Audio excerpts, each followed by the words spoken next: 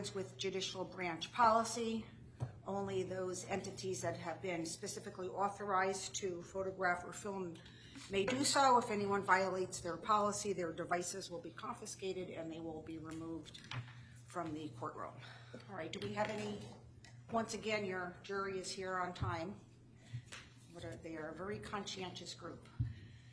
Do we have any housekeeping matters before we get started? No housekeeping matters that we need to deal with now, but just to give you on a heads up of something we should deal with at some point today, which makes sense, and that is, I understand that Mr. Jones is considering whether to testify most likely tomorrow. We've had discussions with counsel about that. It's our view that there should be an offer of proof in light of the various, as to what he intends to testify about in light of the various rulings, the default, and some of his conduct outside the courtroom during the course of this proceeding. I don't want to speak for Attorney Pattis, but I believe that he agrees that that would be an efficient way to understand precisely the scope of testimony, if any, that Mr. Jones would be permitted to offer. So I think we can deal with that. We should deal with that today so that Mr. Jones can consider that and so that the court can kind of prepare for that testimony, if any. Generally, I resist offers of proof as the court's interfering with the presentation of a party's case. And I think that if we did have that discussion, there would be some use in it, although, you know, I have an argument as to why it might not be necessary. So I think we should argue whether it's necessary. If the court orders me to get one, I'll get one. That might, you know, certainly the law of the case is complex. Mr. Jones was advised of it prior to his cross-examination. I certainly wouldn't oppose another advisement of that. I don't think there have been any rulings since his last testimony to add to that. But I think it would be helpful to address his testimony later in the day, Judge. All right, you just let me know when it's a good time, okay? And may we approach briefly just on a quick housekeeping? Absolutely.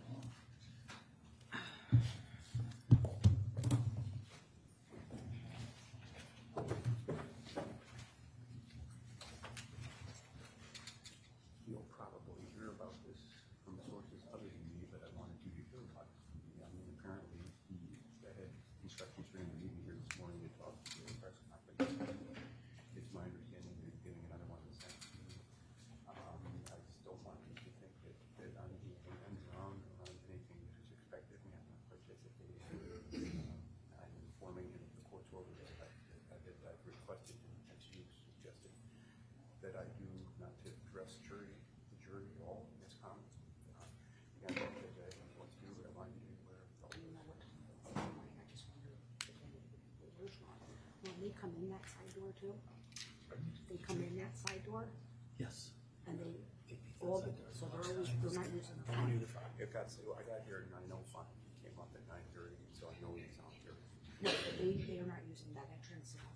Okay, and you didn't get any notes, right? I haven't seen the jury yet today. Oh. I just got a text from Chief Marshall. There's a press conference going on right now. There you go, as we speak. I understand that what Mr. Jones said in substance this morning after promoting his book was that the default is a lie, and also described a history of false flags. I didn't see it. This is what was relayed to me. False flags. So, Is it a trial?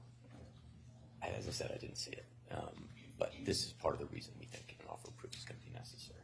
Well, I'm not. Texas Council faces a sanctions hearing on grounds that ask questions designed and intended to hold stories. I don't intend to do that. I didn't imagine it would. No. It didn't even occur to me. No, but I just really so. I don't think I'm going to get permission to lead him to avoid that. I know what the rules are. I think candidly, I know what the rules are, and with my client, will make his choices, and the court and counsel will do what they think justice requires. I have made it clear what the court's position is, and candidly, in my view,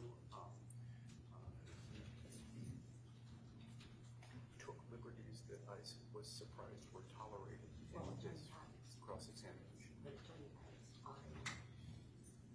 Did not have a contempt hearing when he started I know. the plaintiff's ambulance chasers, and that I was gonna raise that as an issue before he testified, so that he didn't read into that I'm gonna tolerate him for behavior, so I would have been well within my rights to hold contempt, no contempt. Judge, you can imagine a universe in which a cautious lawyer might have said something like that. Right. Your Honor, I think one of the reasons, though, why we need an offer of proof is because we need to, I mean, there's some other issues here in terms of, as I understand Attorney Pattis, there's a door opening argument, and the scope of that, I think, is something that needs to be addressed. I believe that part of the door opening argument may depend on the testimony of the corporate designee, and we would have a response to that, which is the corporate designee binds the corporation. So I do think that it's something that we need to spend some time on. I also wanted to say, Your Honor, that I may duck out before the jury comes in, and I just didn't want to, I won't say anything over there, but I didn't want to be rude. Okay. When do we get the jury room?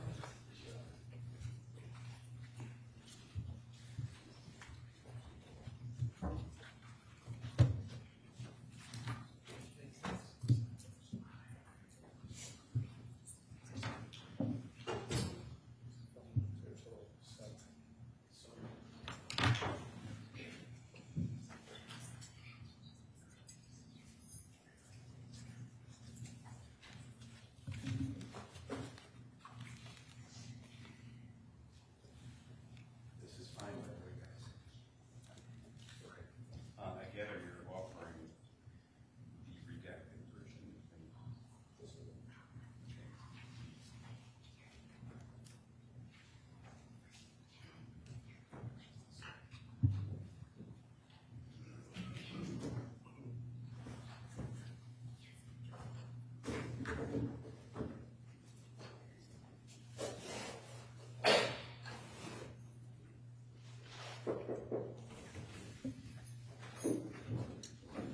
Good morning. Good morning. Good morning on this rainy Tuesday day. Welcome back, everyone. Good morning. Good morning. Council will stipulate that our entire panel of 9 has returned Yes, Your Honor. Yes, Judge. on time as always. We appreciate that. Please be seated. Make yourselves as comfortable as you can when Ron hands out your notepads. Ron has not brought to my attention any notes from any of you, so I will continue to assume that there have been no issues. But if and when you have any issues with anything that you've encountered that needs to be brought to my attention, I know you'll follow the rule that I set out, and I will deal with it appropriately. All right? Whenever you're ready, Attorney Maddie. Thank you, Your Honor. Please call Francine Wheeler. Very well.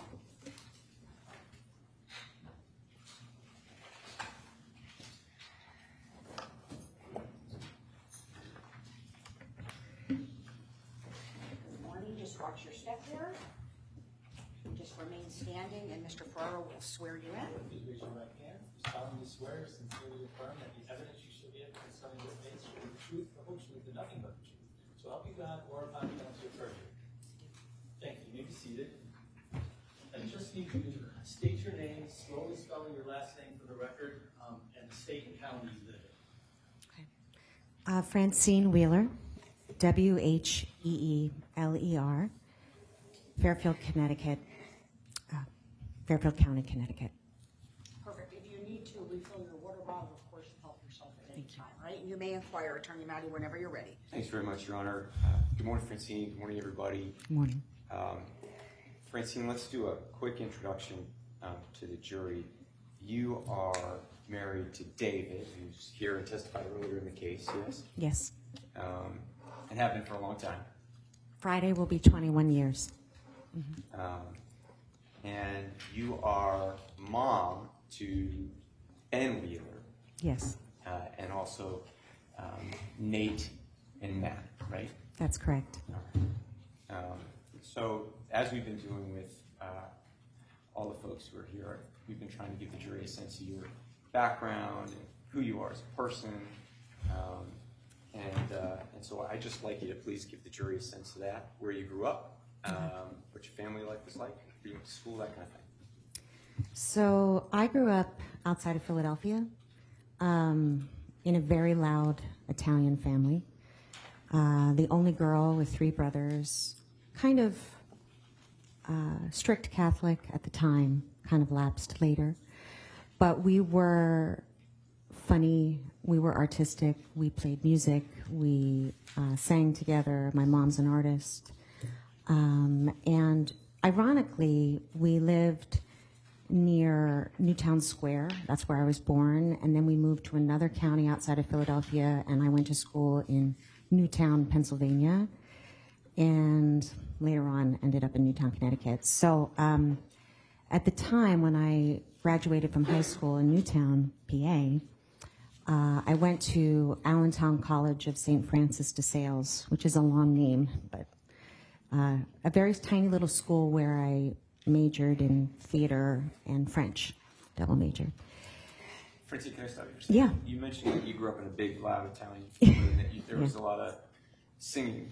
Tell the jury a little bit about singing, because I understand that's a large part of what you do. And how did you get into that? Well, when kids learn to talk, when they're like a year, I was learning to sing. I have always sung. I have been a singer my whole life. I've done other things too with singing, but singing is kind of the core of who I am. And I was about 5 when my mom said, I think you're going to be a singer, because that's all I wanted to do all day and night. My older brothers, much to their chagrin, were listening to me sing Annie over and over and over and over again when I was 13, forever. And then, you know, I got serious about it. I learned to play piano, and I was just wanting to be a performer. You said you had 3 brothers. Mm-hmm. Is your family all still down in the Philly area? They are all still down in Philly. My parents are still living, and my brothers are all within an hour to 15 minutes of them. And they think I live in like Utah or Europe because I'm so far away from them. But I see them a lot. So tell me again, you went to St. Francis de Sales? Mm-hmm. It's now called DeSales University. In Allentown? Right outside of Allentown. Okay. Yeah. And when did you graduate? 1989. Okay. A long time ago, yeah. And when you graduated, did you try to make a go of it in singing and the arts? Yeah, so my mom redid my bedroom curtains thinking I would move home. But I said, my friend got me a singing waitressing job at Mrs. J's Sacred Cow on 72nd and Broadway, so I'm going to move to New York. When you say singing waitress, are those 2 different jobs or is it the same job? Well, it was 2 things that I had to do, not at the same time. I didn't like serve the food and sing, but I served the food and then I would get up and sing a song and that kind of thing. I got an agent that way, and it kind of started my career in New York. So This is in Manhattan? Manhattan, Upper West Side. I lived in a lot of different apartments because I would leave the city and go and do a job.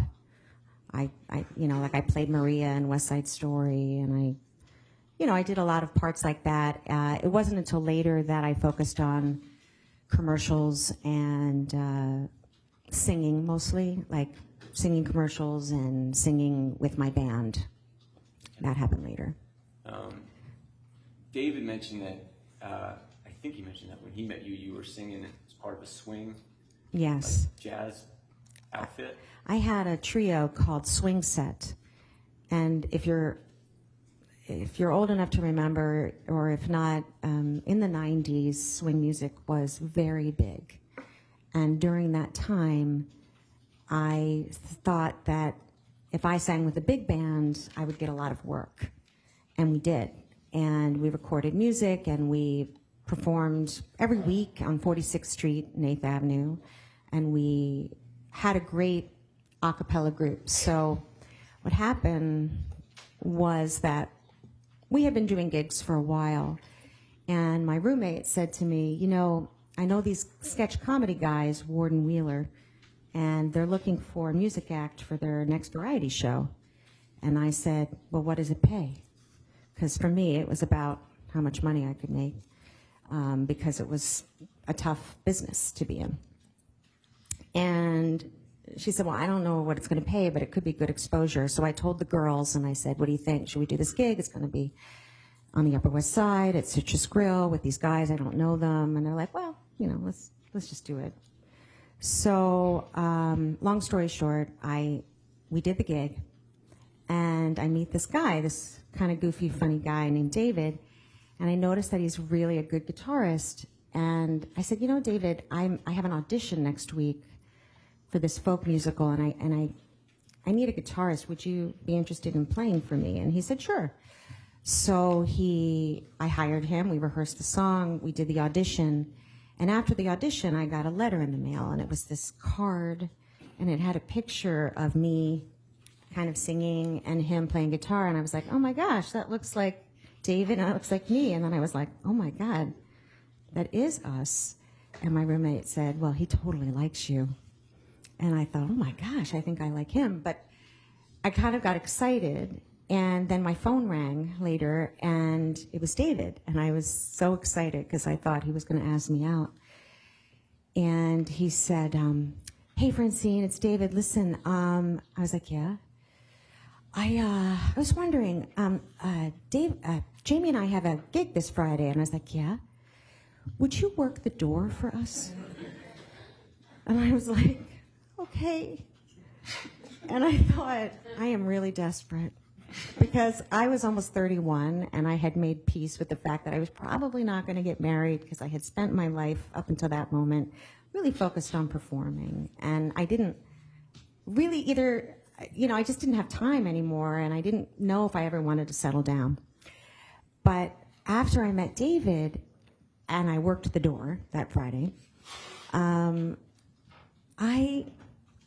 kind of knew. It was a weird feeling, and it makes me kind of happy, sad, but I hadn't even kissed him yet, and I knew I had fallen in love with him. And it was kind of a magical time, because we were so busy, we didn't even go on our first date for a couple months after that, but I knew I was going to marry him. I didn't tell him that because I didn't want to scare him off, but I knew. When he was testifying, he said that, you know, once you and he, and it sounds like you came to this realization very quickly, but once the two of you realized you wanted to be together, he described it as just looking at green lights all the way down for the two of you. How did you see it once the two of you decided that you were just going to be together? It was probably with about 6 months into our relationship, I knew that we were going to be together. Well, he knew by then. And the way we looked at it was the timing was right, because we were not just in love, but we were both kind of tired of the business, and we both wanted to have marriage and kids. Like, it was just something that I knew I wanted to do. And I didn't before that. I just could see us being a family. So it was kind of like we just made it happen, and it was easy. It was always easy then. And over time, as you guys were thinking about getting out of the business, I figure that's why you ended up looking to move out of the city to somewhere else. Well, I always say I left the business, but I never really did, because I had this kids band at the time, too. A lot of things happened. I did a lot of different performing, and we were going to try, and we were looking near Philly to be near my family, but I said to Dave that I kind of want to be near New York, you know, just in case I still want to sing sometimes, you know. And he said, sure. So we kept looking near New York, but we were struggling performers, and we couldn't afford any place. And we had these friends who had moved to this place called Sandy Hook. And they said, you know, come up here. It's only like an hour and a half from New York. And it was the first place that we could afford to settle. And it had really good schools. And I'm kind of skipping ahead because we had kids in the city first before we moved, but... That's Nate and Ben. Nate and Ben, yeah. When did you move? We moved in 2007 in April, And then by July, we rented a little tiny house, and then by July, we bought our house in Sandy Hook. And Nate was 4, and Benny was about 8, 9 months old. Okay, all right. So let's go there then. So Nate is Ben's older brother, separated by a little over 3 years. Is that? Yeah, a little over 3 years. And how old is Nate now? Nate is 19 and a half. Okay. So you all move out to Sandy Hook. Tell the jury about Ben. You know, I mean, we heard a little bit about the teeth from David. Oh yeah, the biting. But I want to tell the jury from your perspective about Ben growing up, what he was like. Well, he had a Lobus face. That's my maiden name, Lobus. And he had this big, bright smile and rosy cheeks. And he was funny. He was such a funny boy. And he was kind of my koala bear. Like, he was my kid that if I left the room, he'd be like, "Where'd you go? Come back," you know. But he also showed signs early on that he was musical. I tell this story that we were leaving the doctor's office one day, and we were in the elevator, and we left, and we go in the car, and he said, "Mama, what's that C for in the elevator?" And I said, "Oh, C is usually for like center floor kind of thing." He said, No, not that letter, but and he hummed a C, which I'm not perfect pitch, but it was like, And I said, "What?" And he said, "Yeah, the C, And so I went home with him, and I started saying, "Sing me a G," and he could sing a G, and he just could sing notes out of the air. And during that time, he was also very obsessed with lighthouses. So he had to visit lighthouses whenever we moved somewhere, or whenever whenever we went on vacation. We had to visit, we had to tour lighthouses. He had to have a lighthouse on his birthday cake. We had lighthouses all over his and Nate's room. And he was so busy, he never sat. So he would just run. Right before he died, he had started to settle down, but we had a sticker chart, and one of them was no. You get a sticker if you do something good. Yeah. Okay. So he had like one that was like sitting fully in a chair. That was his biggest accomplishment. He finally did that, but no kicking, licking, or biting was like a 2 out of 5. Like, he really couldn't. He did that a lot. So. Let's see, can we show a picture of Ben? This is, Your Honor, Exhibit 560. It's a new exhibit. 560, sir? Yeah, I believe it's without objection. No objection. So you're talking about lighthouses. So this is. That's Nauset Light in Massachusetts. And that's Ben. Yeah. Do you know when about that might have been taken? I think that was 2011. It could have been the summer of 2012. I'm not sure. It was either 2011 or 2012. He was 5, so it must have been 2012. What do you like about lighthouses? He liked getting to the top of them and seeing out into the ocean. I'm pretty sure that we saw a whale when we were in Massachusetts, or, we were at the top. He liked hearing the history and how people would bring in the boats safely. He was loving that captain feeling, like being the beacon, the one that could,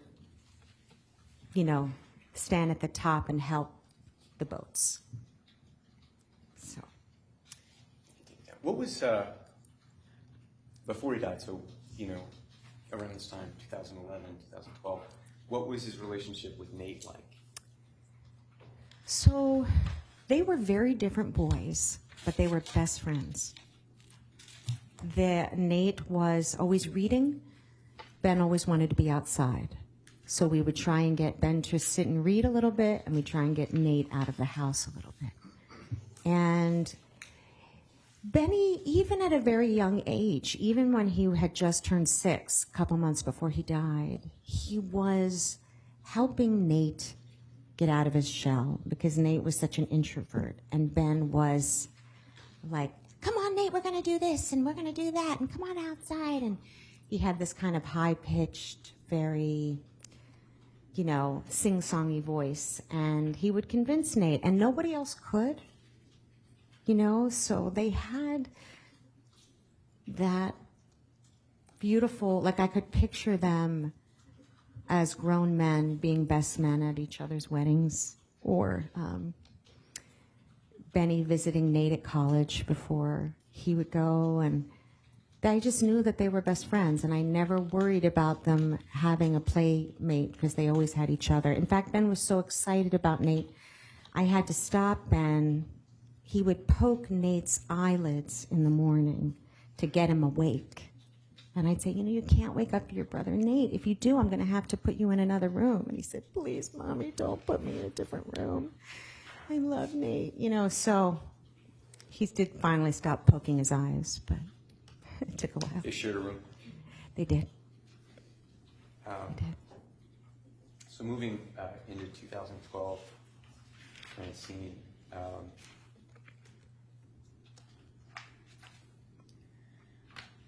I want to show you another picture just so we can orient the jury in time. This is 3:15. This is by agreement, Your Honor.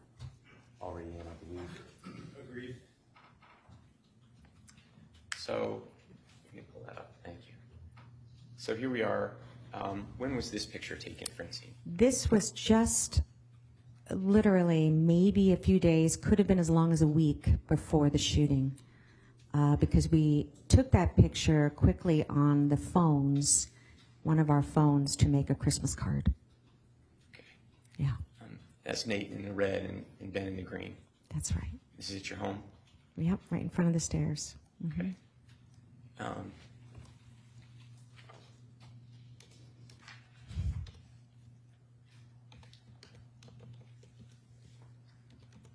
Thank you for seeking. Francine, I want you to tell the jury about that morning of the shooting, Okay. And the time that you spent with Ben that day before you sent him off to school. So usually Nate and Ben would get on the bus, like a normal. And that morning, David and I were rushing, and I said to David, you know, Benny has a little bit of a cough. Should we send him to school? What do you think? And he said, oh, he'll be fine. So David left. And unbeknownst to me, he'd taken Nate and Ben's backpacks with him because we were switching cars that morning. And when the boys realized that, I said, don't worry, Ben. I'm going to write to Mrs. D'Amato and I'll tell her, you know. And then I said, oh my gosh, guys, I forgot Nate has book club. We've got to get Nate to school. So I quickly cleaned up, and as I'm stacking the dishwasher, Ben turns to me and he says, Mommy, what does forgiveness mean? And I was like, I don't know, Ben, I'm so busy. No, Mommy, what's forgiveness mean? And I said, I don't know, Ben, it's like when you do something wrong and the other person forgets about it, and I'll come home, we gotta go. So we pack up the bags, we get in the car, we drop off Nate at Sandy Hook. And I said to Ben, okay, so what do you want to do? Do you want to go home and wait for the bus? Or do you want to go to Starbucks for a treat? He said Starbucks, of course. Nate was in third grade? Nate was in fourth grade. Fourth grade. And Ben was in first. So we go to Starbucks. He orders a chocolate milk. I get my coffee. We sit down. And he literally turns to me and he says, you know what, Mama? I'm going to be an architect when I grow up. And I was like, wow, okay, that's great. He said, no, wait. I'm going to be an architect and a paleontologist because Nate's going to be a paleontologist and I have to do everything that Nate does. And I said, well, you know, you're your own person. You don't have to do whatever Nate does. And he said, oh, no. No, I'm always going to be with Nate. I love Nate. And I love you, Mommy. And I said, I love you too. You know, it's so nice we never get to be here together, you and me. We were always rushing around. And then he said, Mommy? And I said, yeah. And he said, can I have your iPhone? So I gave him the iPhone. A few minutes later, I said, all right, buddy, come on, we got to pack up everything and go to school. So it was about 9 o'clock. And he was so excited to go into school. When I was dropping him off around the front, he left the door open. And I said, Benny, close the door. And I don't remember if I said I love you, but I remember saying, close the door. That was the last thing I said. And then he went in.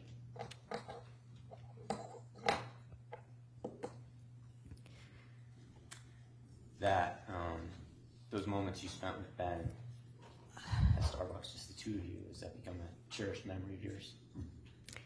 Yes. Everybody knows that story who knows us.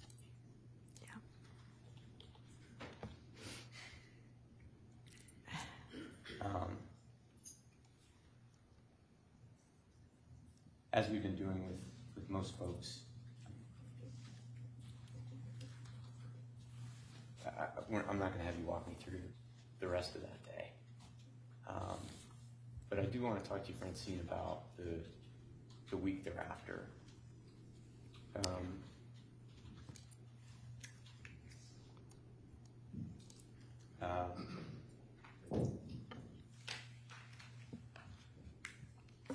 Nate was obviously in school, though. Nate was hiding in a box of T-shirts in the supply closet in the gym, listening to the murders. He heard everything.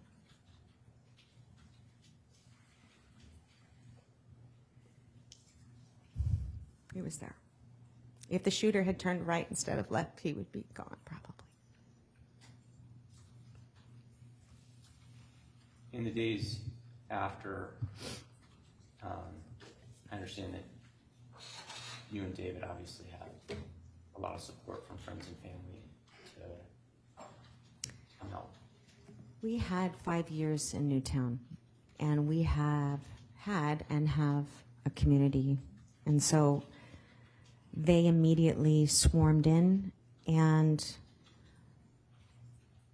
helped us kind of get through. I mean, I think press was there by the end of the day before I even officially heard that Ben was gone.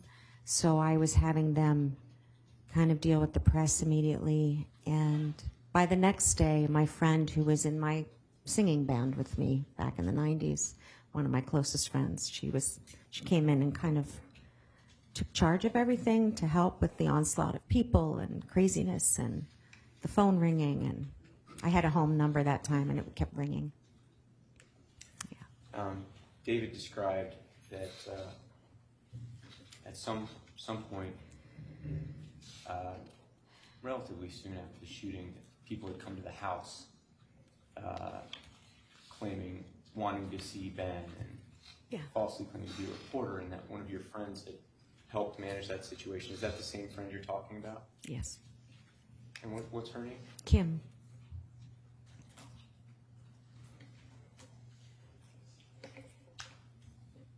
When did you, in the days after the shooting, when did you first learn that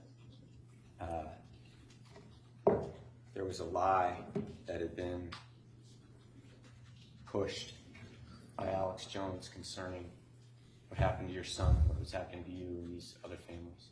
Uniform compound. Overruled. Benny died on Friday the 14th. By Monday, Kimmy came to us and said, one of the dads of one of the kids who died, his name was Robbie Parker, and he did a press conference, and they're saying things about Robbie that aren't true, and there's this guy out there who's saying that Sandy Hook didn't happen, and now they're bombarding Robbie, this dad, with this stuff and on his page, on his daughter's page. But it was probably a few weeks of Kimmy talking to us about it, and I pretty much said, stop. I don't want to know. I can't handle anything right now. So, but she did say it very early on, and that she was working behind the scenes to try and keep it away from us as much as possible. And when you heard this, it sounds like your response was just to say, I don't want to even know. I don't want to know. I didn't want to know. Also, I didn't want to know anything about the crime. And I didn't know if I could handle the next minute. So I just wanted to deal with the minute. And I didn't want to know anything outside. I didn't look on the television. I didn't look on the internet. I created a kind of, I think even David knew more than I did. I just kept a very small room for things.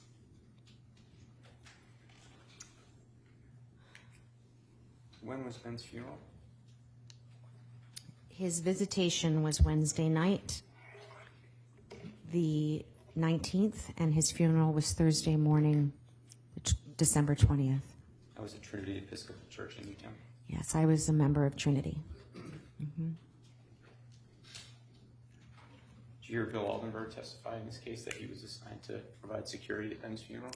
Yes, but I didn't know.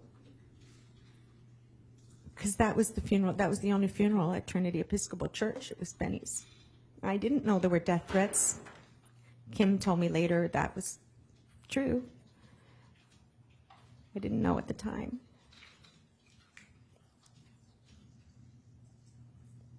Moving forward into the first months of 2013,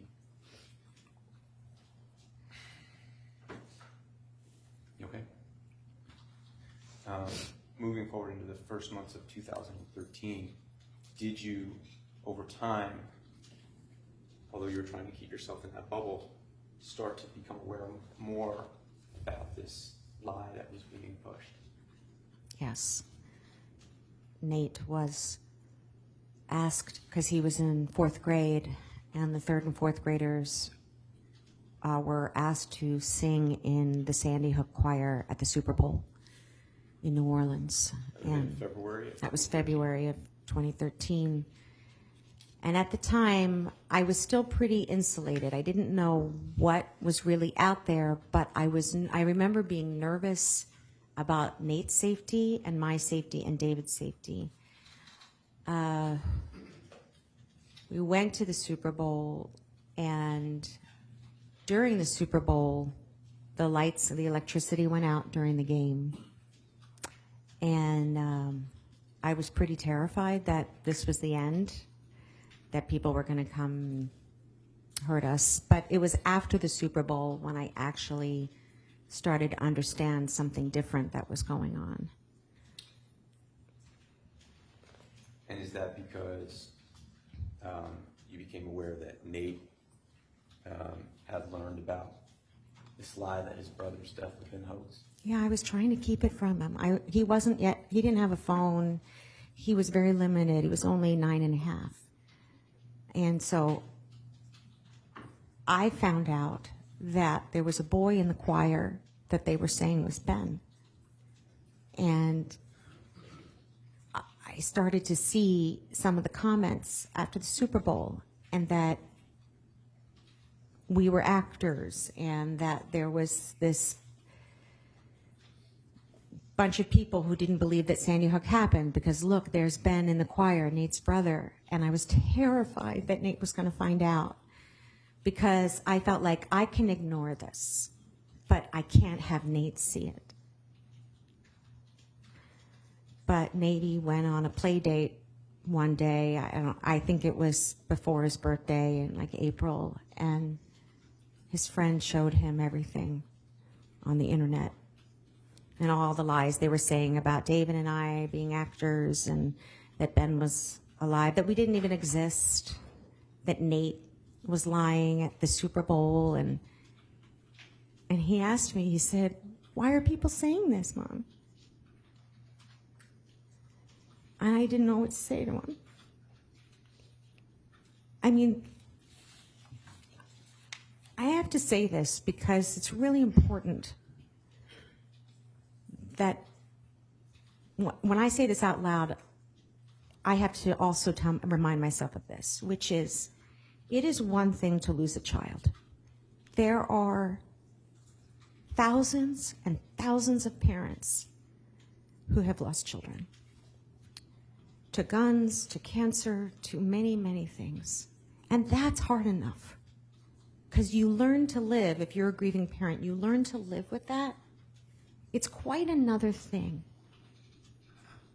when people take everything about your boy who is gone and your surviving child and your husband and everything you ever did in your life that is on the internet and harass you and make fun of you. Because that's something I can't fix. I can't make that better for Nate. I can't do that. Forever he has that. Francine, I want to show you Exhibit 297, which is in evidence as a photo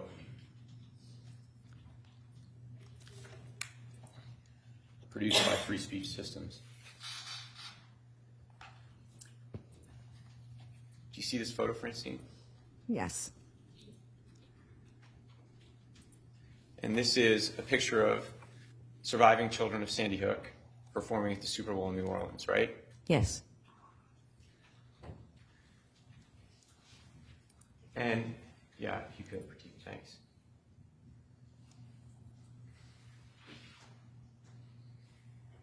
I'm going to go, Your Honor, may I go over here? I just want to jam in over here. So you can look at your screen, Francine, but you see here, this is your son, Nate. Yes. Okay. And here it says 10 Sandy Hook children found alive and well. And they describe another child here, Owen Wright, a.k.a. Ben Wheeler, right? Yes. Who had died 3 months before. That's what it says. And you can pull out of that, please.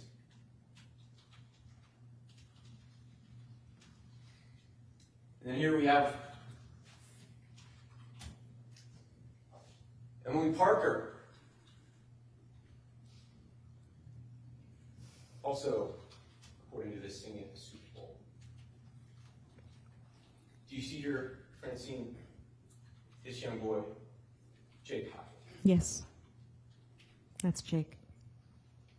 Dylan's brother. Yes.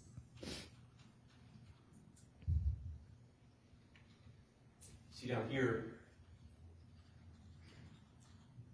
Jesse Lewis, right? But That's Jesse Lewis was killed in Sandy Hook. That's right. That's not Jesse.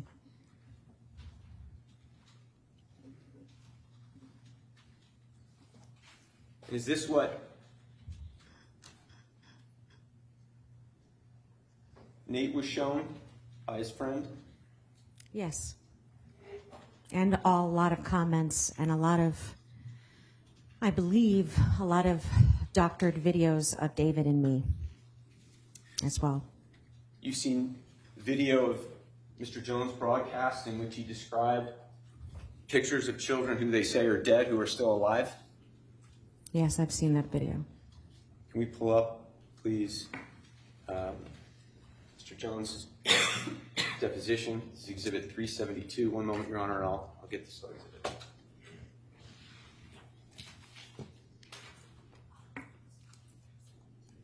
This will be 372H, Your Honor. Offered as part of Mr. Jones' deposition testimony, page 317, 318. Pull it up, please.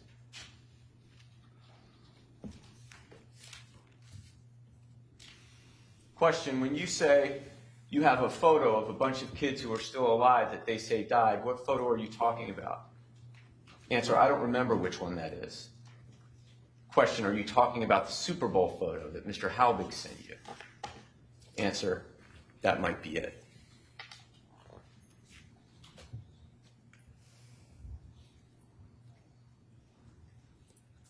You said that, you take that one.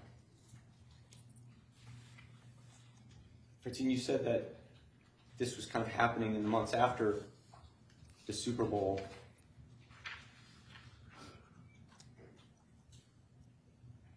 and that Nate asked you why this was happening, right? Yes.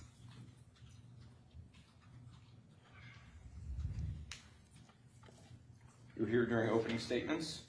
Yes. You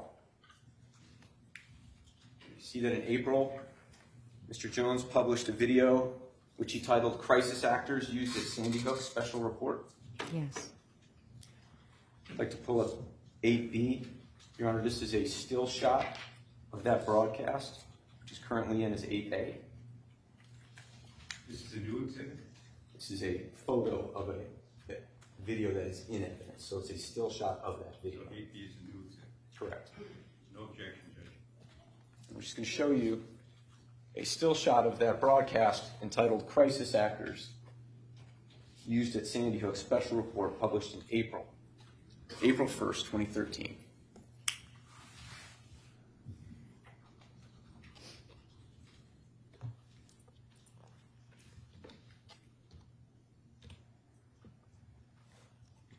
Thank you.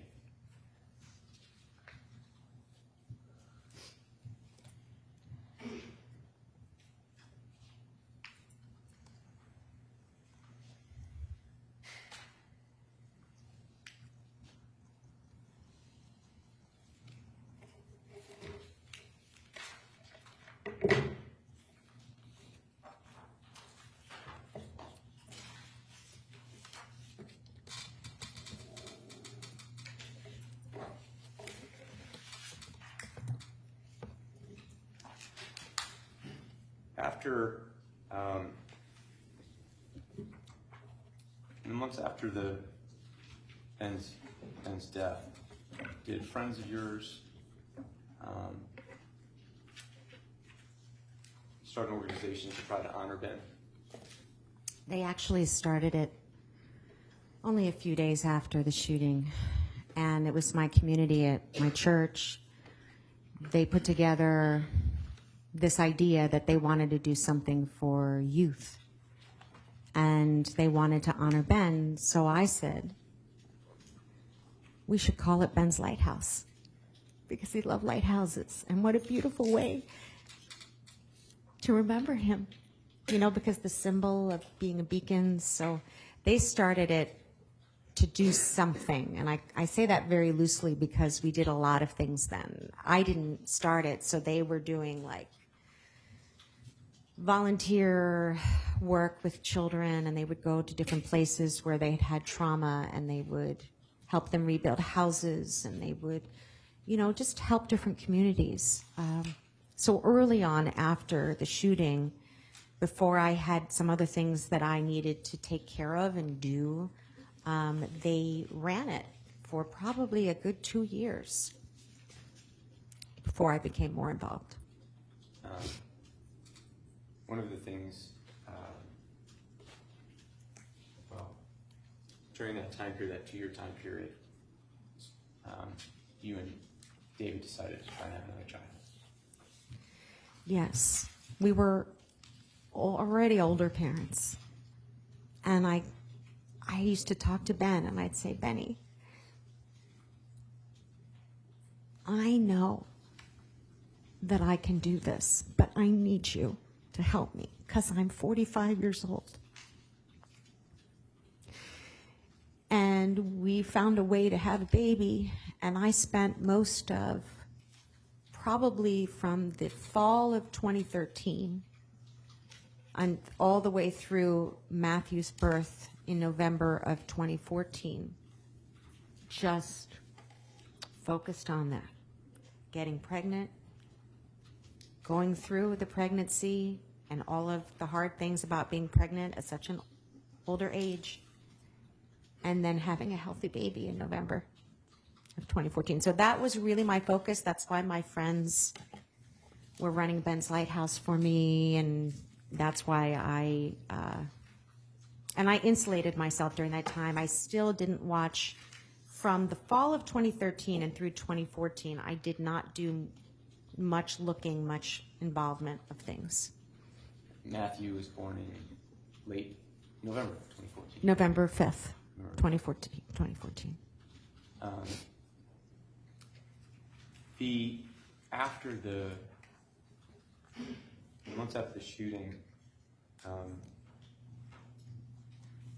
as part of your coming to terms with what happened, did you participate in a radio address? Yes. What was that? It was in April of 2013, and during that time between January and probably May, June, I thought that if we had a moment, because I thought people were going to forget about Sandy Hook, so I thought, I want to tell the public that I don't want other parents to go through what I went through. And so I was asked by President Obama to do his radio address before a vote for expanded background checks in the Senate. After the shooting is one of the things that you felt it's important to do is to help protect other children if you could? Yes. And so you supported background checks? Yes. After you had Matt, Mm-hmm. and going into 2015, is that when you decided that you wanted to take a more active role in Ben's Lighthouse? Yes. I sort of, with this new baby, I felt like I had a renewed energy to kind of go back into the world a little bit and start to figure out I call it kind of like not erasing what happened, not forgetting Ben, but actually learning to live with my grief and with my joy of having this new baby and my surviving son, and that I could create a new life that was different. Kind of like being born again, but not in a religious sense, more in a living sense.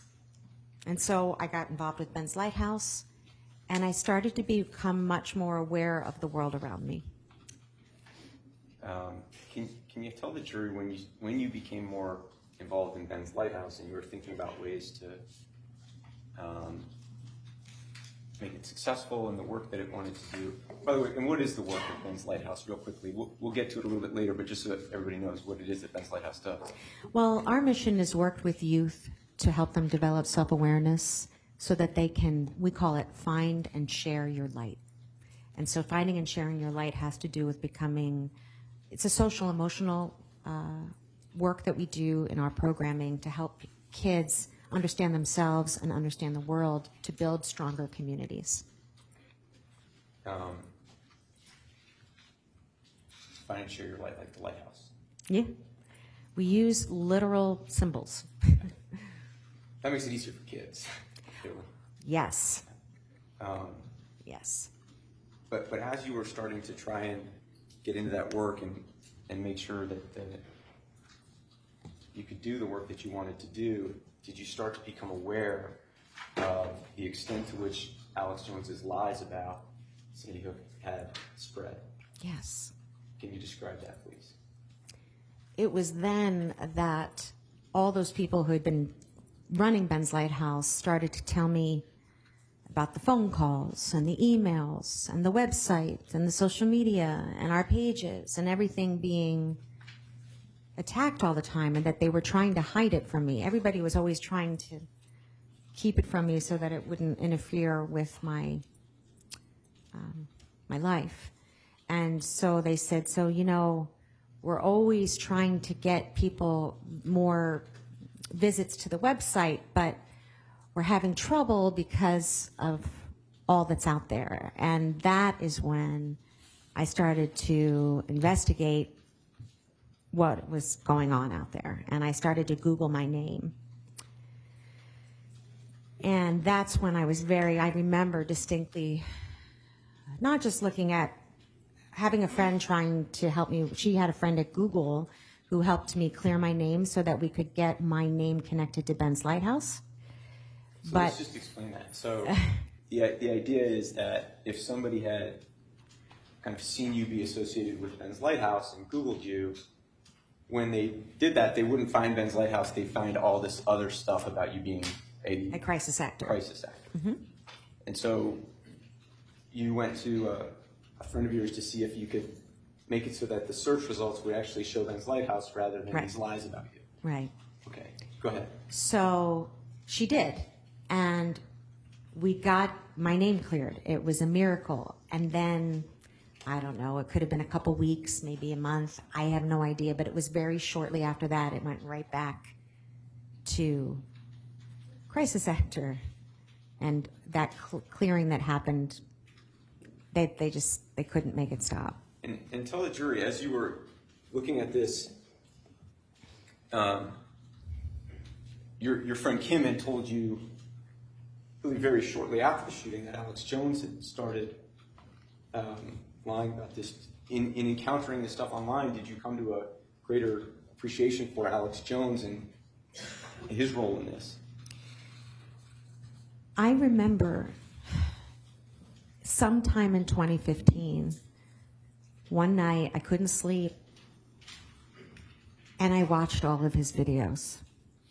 I wanted to know what he was saying. I wanted to know how he was describing Sandy Hook, why he was saying it, what his show was about. I wanted to know because I couldn't figure out how this happened. And so I watched them all. I've seen all the videos.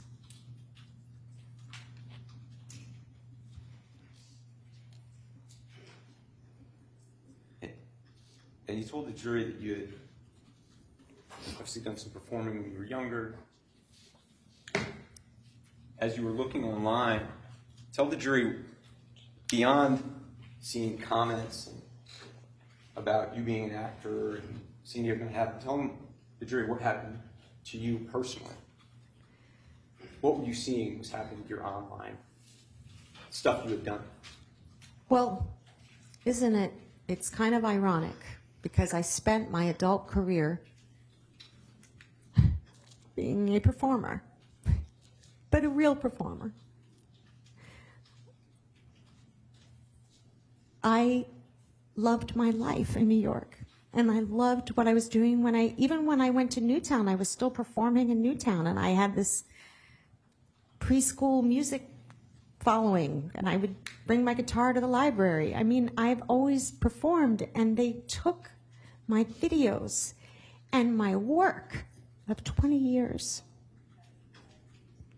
and they doctored them, and they made fun of them, and they said, look, see, she's an actor.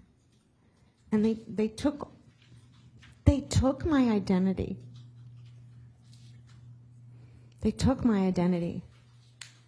And then they took my husband's identity. They took my surviving child's identity who was hiding in the gym.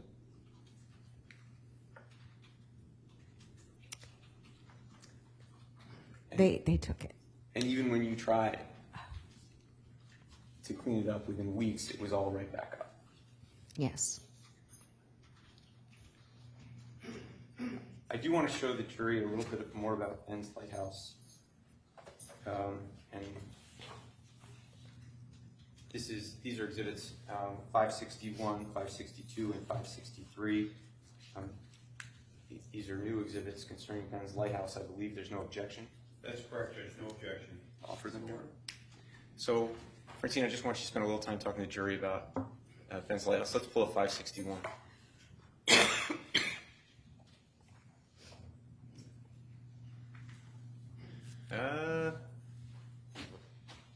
Try 562. I might have given you the wrong order for tea, sir. I'm trying to get to the main page. 563, yeah. I gave you the reverse order, sorry. 563. Okay, here we go. All right, so is this the main page for Ben's Lighthouse? Yes. Okay, the Isle of Skoo summer camp. This is what it looks like right now if you go to it, right? Okay, so tell the jury what this is. So during 2015, 2016, 2017, I thought, now that my friends have to kind of hand it over to me, what are you going to do, Francine? So I took our mission and I said, well, finding and sharing your light, maybe I could make it more Ben-esque. Maybe I could take that probably perfect pitch boy who could play the piano and add music, because I know that. I know how to do that. So I wrote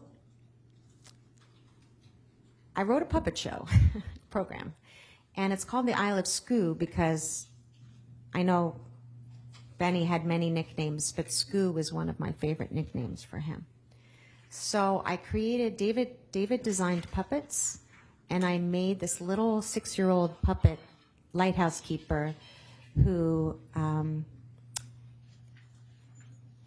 his name's Scoo, and he meets all these friends on this isle. And I kind of say that all the friends are different personalities, kind of like Winnie the Pooh or Sesame Street, where you have somebody who's kind of grouchy and angry and somebody who's shy and somebody who's a perfectionist.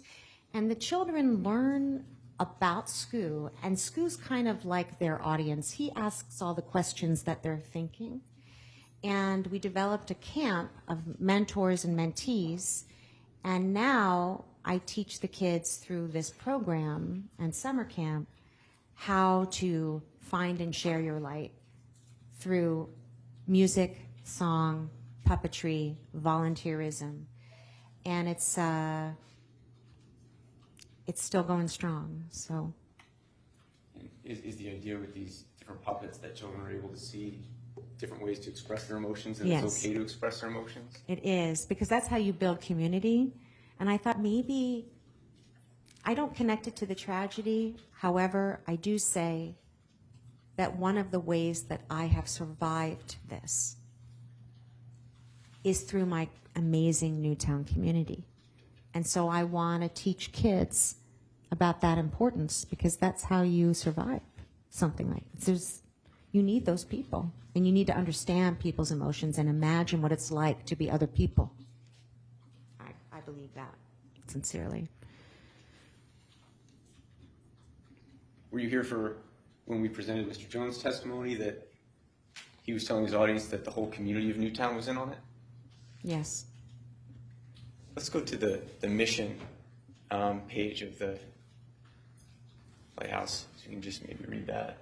That would be 562, I think. Just pull up the mission and vision. Yeah.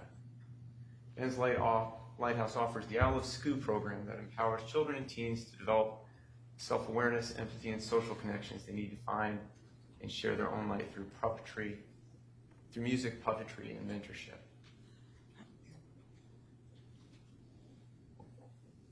We help young people find their unique ability to make a difference in the world, to be beacons of hope and change, to stand tall and shine bright. And this is something that you found as a way to honor Ben. Yes.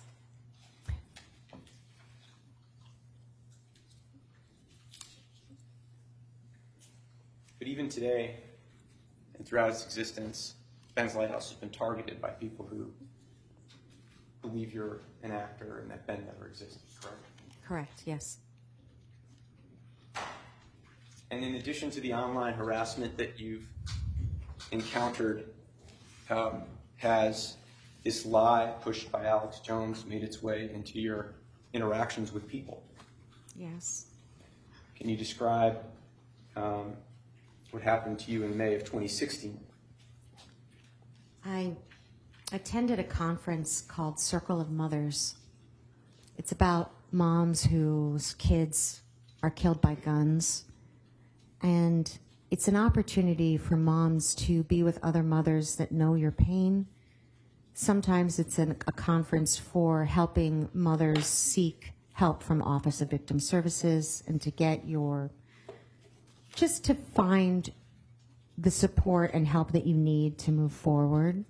And so one of the moms from the 26 families said, you might want to consider going. So I did. And the second day of the conference, I was in the elevator, and there was this other woman standing there, and she was sobbing.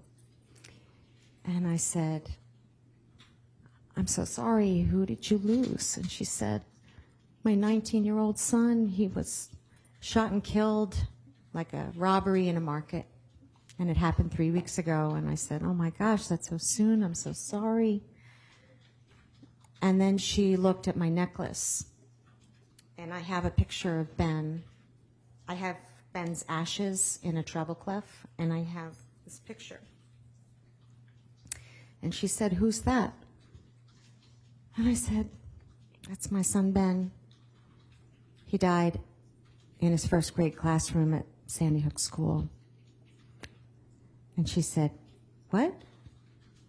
And I said, "Yeah, he died at Sandy Hook." And she said, "You're lying. That didn't happen." And I said, "It did happen." She said, "But they said it didn't happen. They said it was all a lie." And I said, "Who said?" She said, "They said." And I said, "No, it happened. It really happened." She couldn't talk to me after that. I don't know. I don't know what she thought in that moment, but I told her it was true. And this was a conference for mothers who lost children to help counsel one another through Yes. their loss. Yes.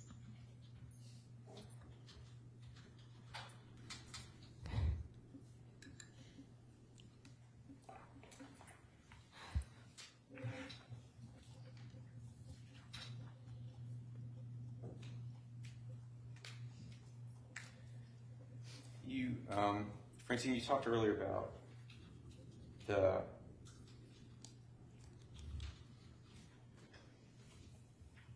loss that you suffered with losing Ben.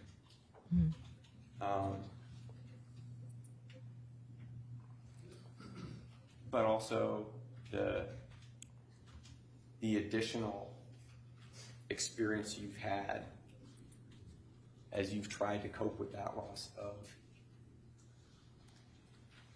living in a world where Alex Jones' lies have spread to such an extent. I want you to tell the jury what have you done? How, in response to this, how have you dealt with this phenomenon out there of people believing that you're an actor, that Ben never existed, that Nate's experience isn't real?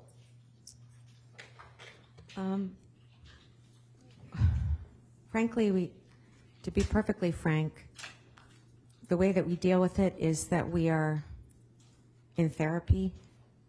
We have to have security in our house. We have to try and ignore. We have to be vigilant in our social media posts.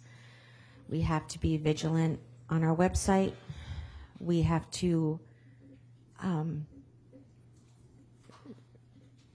I get support from my community, whether it's emotional support, but it's hard to really describe because I can never solve it. I can just I think of it like plugging a hole where there's a leak, but I can't solve it, so I just have to work through it all the time, through my emotional work and help support and also because my son, who's going to be 8 soon, he just found out how Ben died, and I don't yet know how to tell him what's probably going to happen to him at some point, because I don't know. When people find out that he's Ben's brother. When they find out that he's Benny's brother, and he starts going online someday, whenever that is, he's going to have to handle it too. And sometimes I worry, my son Nate is at college and he remains as anonymous as he can be. Because he doesn't want people to know. Have you tried to hide your identity as well? I often now use my middle name, Francine Lobus Wheeler, so that it doesn't get as many bad hits as Francine Wheeler. You said you got home security. Why did you get home security? The security system found it. Security system in our house, because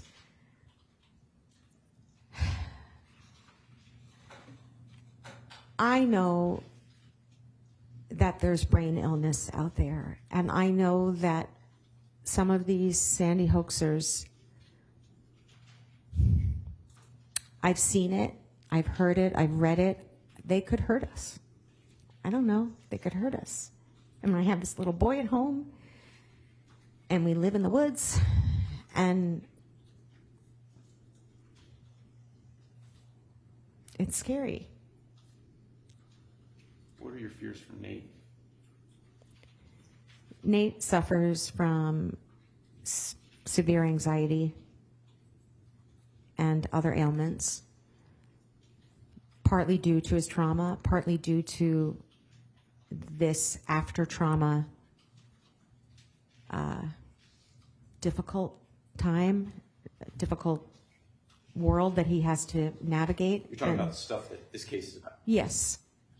So I worry about him finding his own identity and what that looks like, because I worry that he's never really going to know how to really trust the world. And that's really sad. If they tell him that his brother wasn't real. His best friend wasn't real. His best friend who was killed wasn't real. His best friend that he heard get killed wasn't real. That is, that's devastating. And I'm worried for him. That's all I have, Your Honor. Thank you. Attorney Pattis, One moment, Judge. take your time.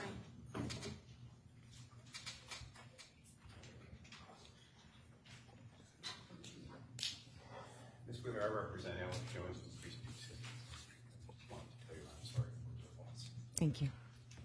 Did you say you viewed all the videos that you could find? I presume this was in 2015 or 16. My notes maybe.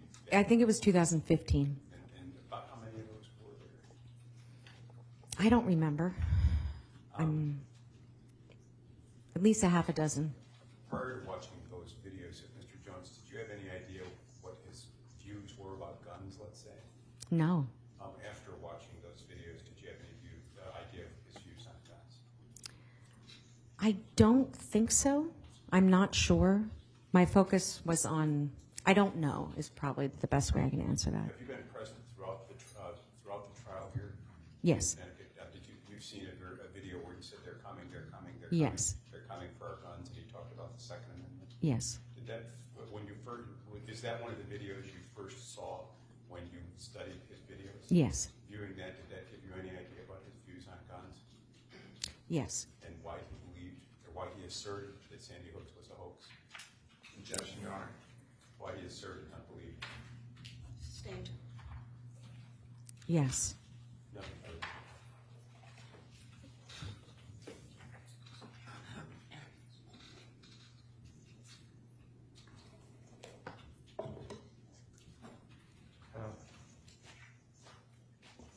Ms. Wheeler, are you, did you bring this lawsuit because Mr. Jones lied about you, your son, and these other families?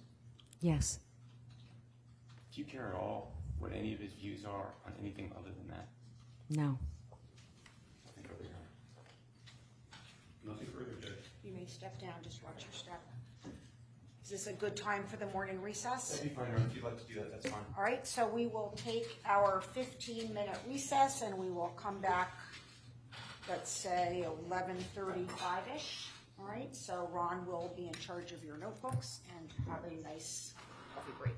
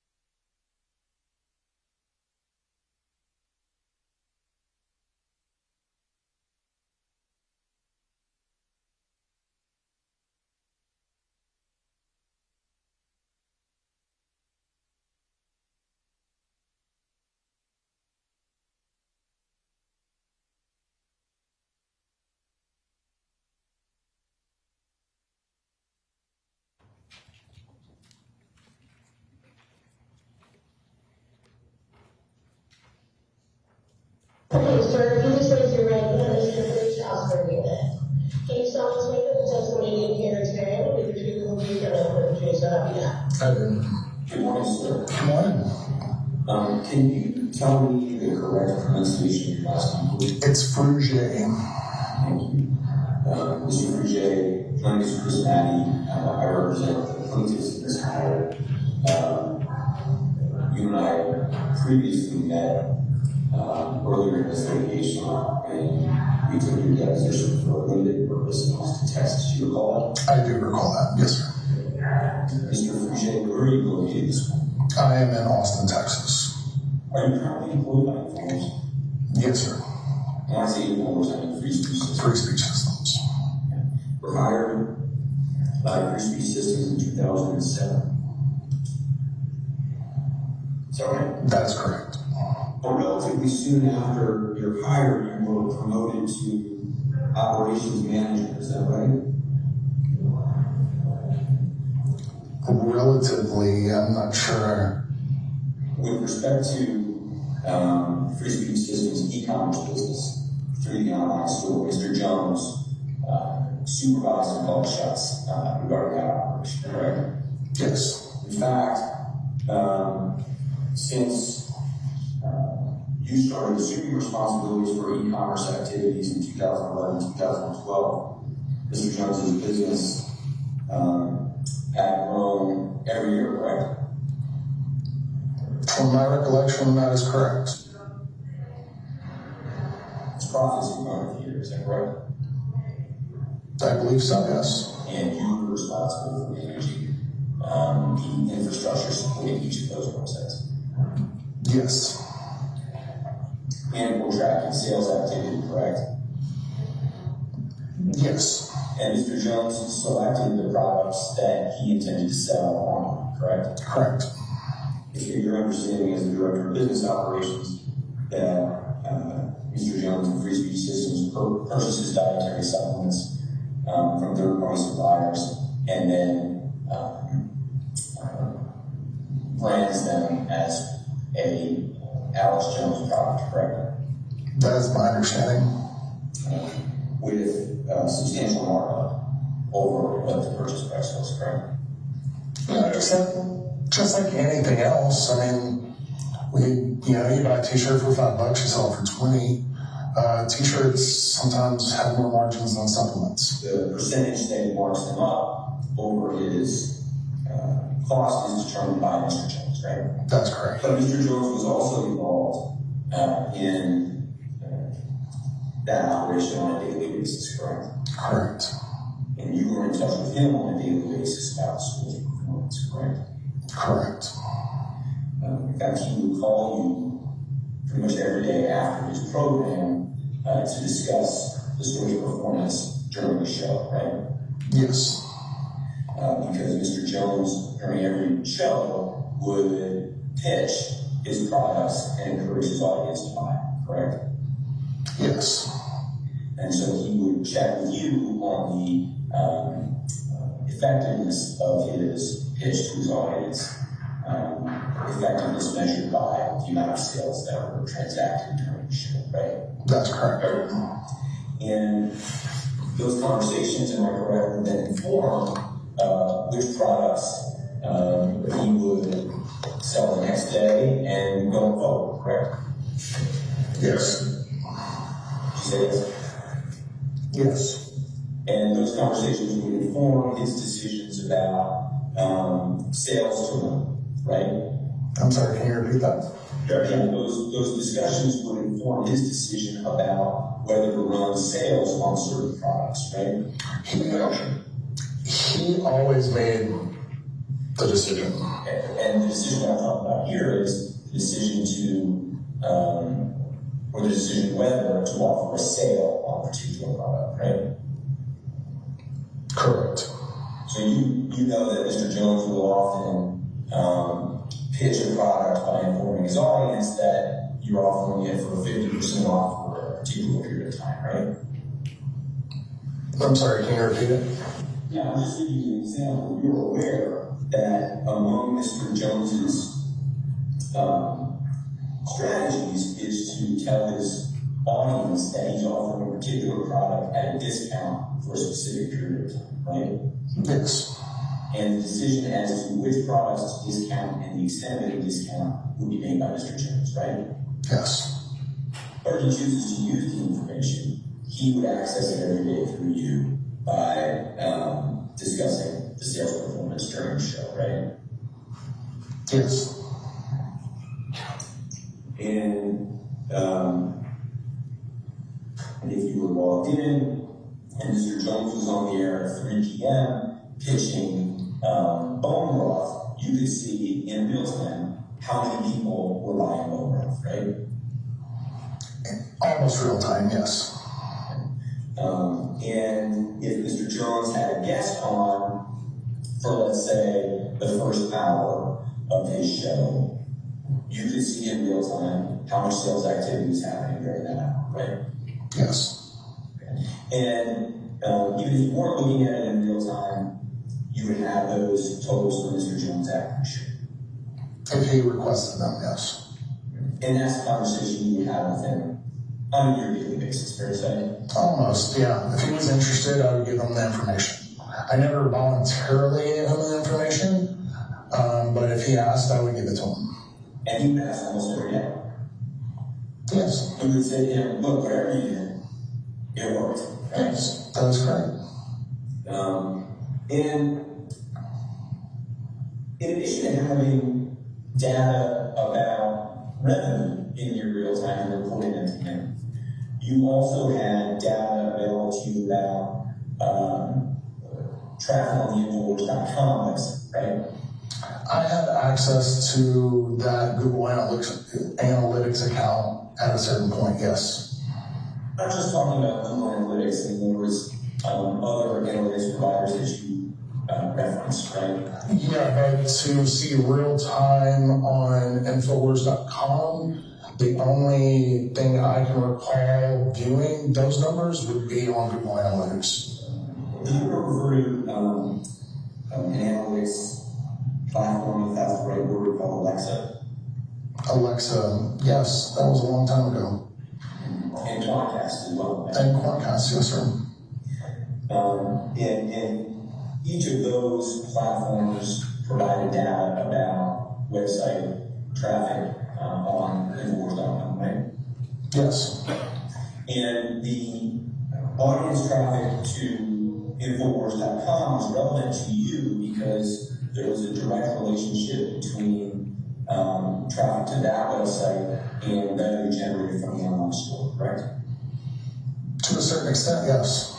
The more people visiting Infowars.com, the more people buying stuff at the store, right? Yeah, I mean, it's, more people in town square, the more people go to the shops. Yes, that's correct. And you were aware that that was one of Mr. Jones's objectives in generating audience traffic to his site was to convert those audience members into paying customers, correct? He would say to him, look, whatever you did, it worked. Right? Yes, that is correct. And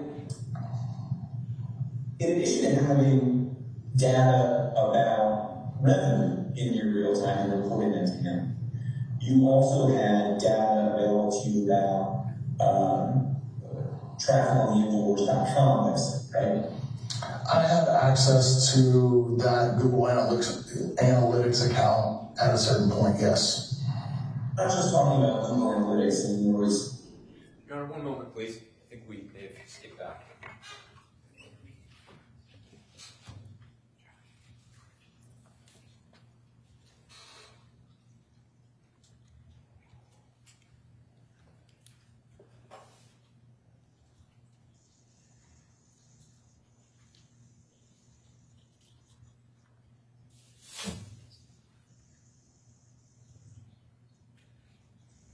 Your Honor, just one moment. Oh, I'm take your sorry. time. That's all right.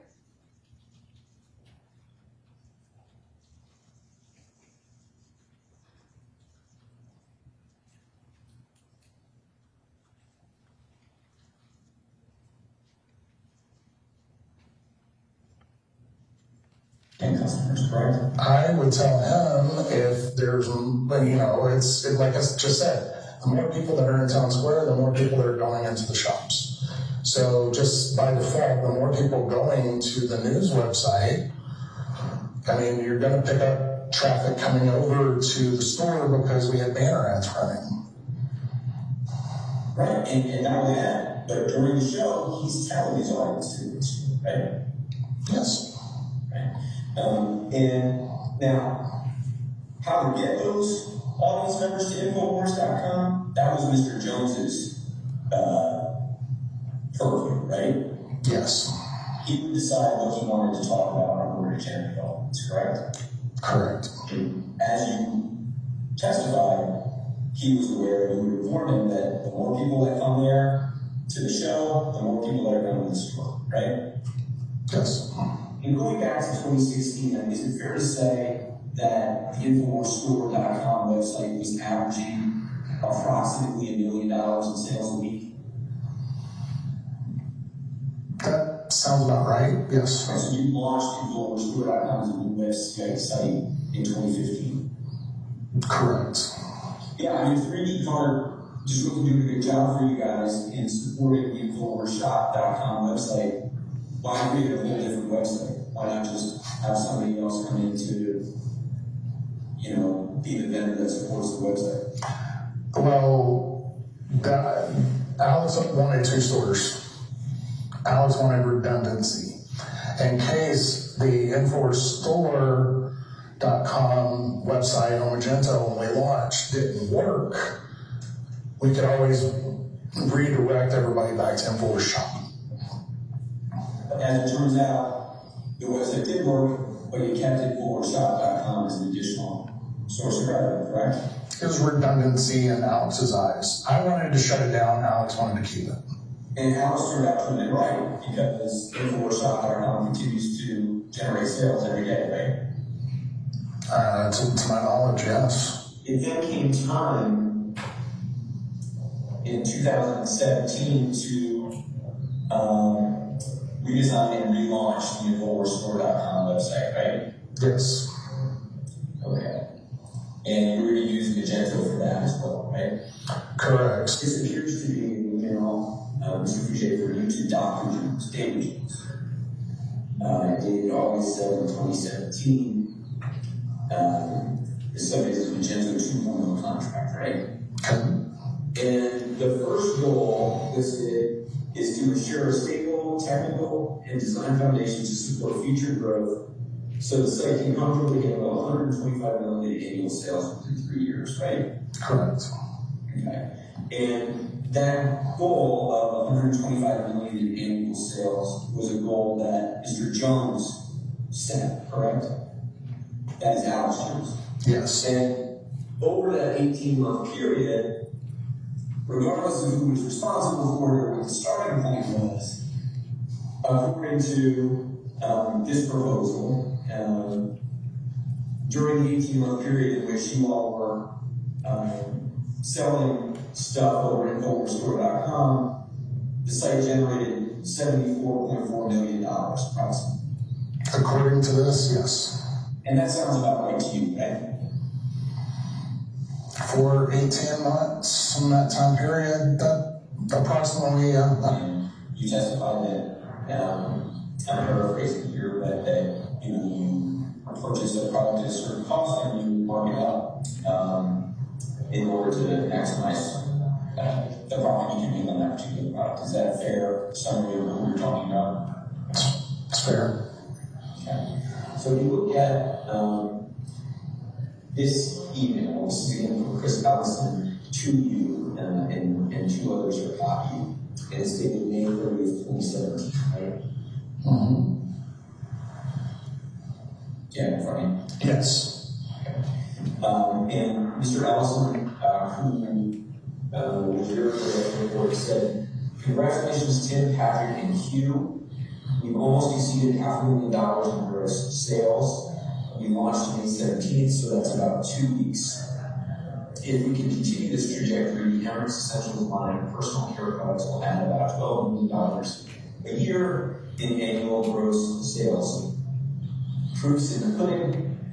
Attached is the report with all the numbers by CC, Patrick, and Q. I'm sure they're bouncing up and down as well. Way to go, team. That's a 400% profit on that particular line over those 2 weeks, right?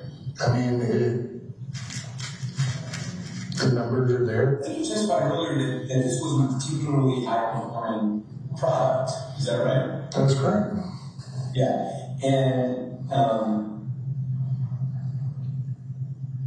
it seems to me, and this is, I guess, more of a standard question, which you can either agree with or disagree with, that the products that Mr. Jones is promoting is almost invariably his dietary supplements. The majority,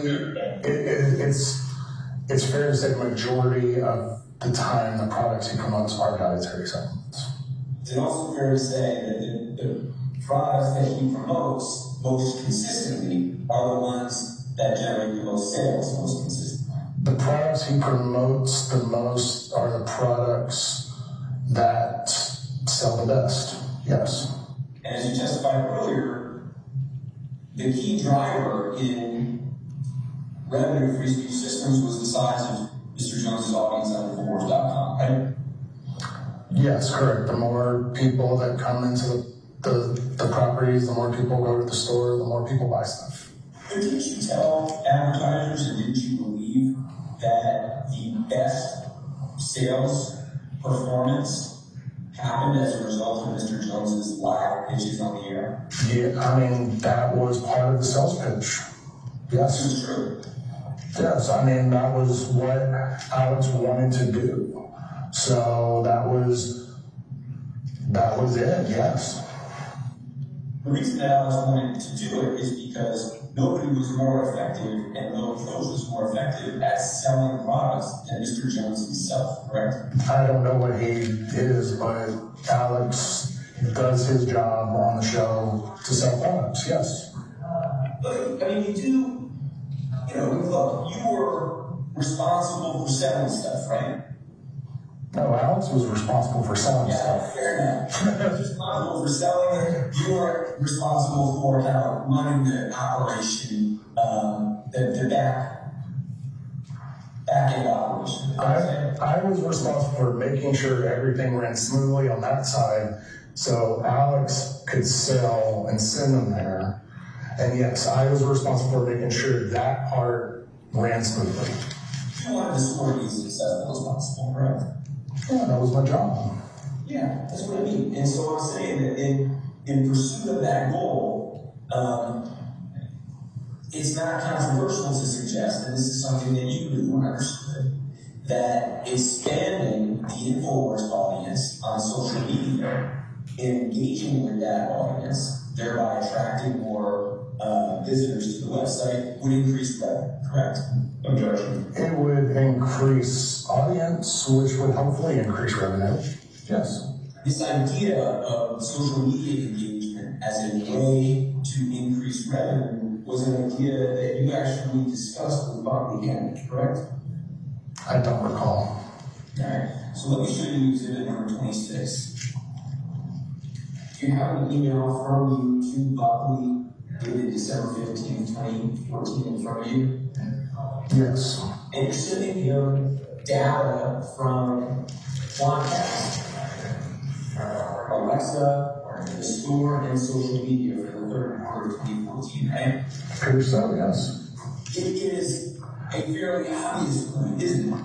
That the more your audience engages with you on social media, the more likely they will be to visit your store and evaluate your business, right? That's correct. Yeah. Part of what you were highlighting for Buckley is the fact that you all should be endeavoring to increase your social media engagement with your social media audience, because that will result in increased revenue for the business. That is what is on here, yes, because it was received from Quantcast. That appears to me. You know that during the years, let's just say from 2012 onward, Mr. Jones's social media audience expanded dramatically year over year over year, correct? That makes sense, yes. And as we've been talking about throughout this deposition, that expanding audience led to expanded revenue for free speech systems, Mr. Jones. That's correct. And I'll tell you that you personally never had any doubt that 26 people, including 20 children and 6 educators, were murdered at Sandy Hook on December 14, 2012, correct? Never a doubt in my mind. Mr. Jones, as far as you knew, was the individual who made decisions about what to publish on his show for the purpose of attracting audience, correct? Correct. Objection. Is that correct, sir? Correct. Yes. You know who Don Salazar is? He is one of the writers, yes. Yes. Do you know that he was the author of the article concerning the FBI's report on deaths in Sandy Hook? I was not aware of that.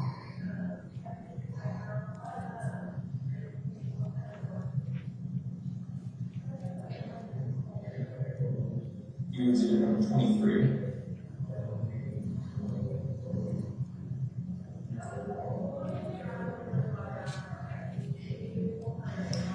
You see an email before you dated October 14th, 2014, Yes. 10:23 p.m. This is you sending to Don Salazar screenshots of Alexa and Google Analytics data, correct? It appears so, yes. So if you scroll down to the attachment and you look at this, this is data from Alexa, correct? It appears so. Okay. And what it shows, Mr. Fouget, is a spike in traffic around September 24th, 25th, and 26th, correct? Yes. Okay. And it's a noticeable spike from the rest of the line on this graph, correct? Yes, it is. And so if we scroll down to the period of time we were just looking at, there was a spike in traffic to Infowars.com, and we scroll down to the same date range of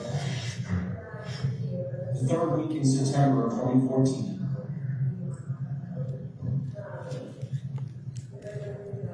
Seeing that beginning on September 24th, you would agree with me that that is a 2-day spike in revenue, correct? It's a spike, yes. I agree with you. And when you're having your daily call with Alex Jones, and you see a spike in revenue like that from $48,000 to $232,000, you're telling them about that, right?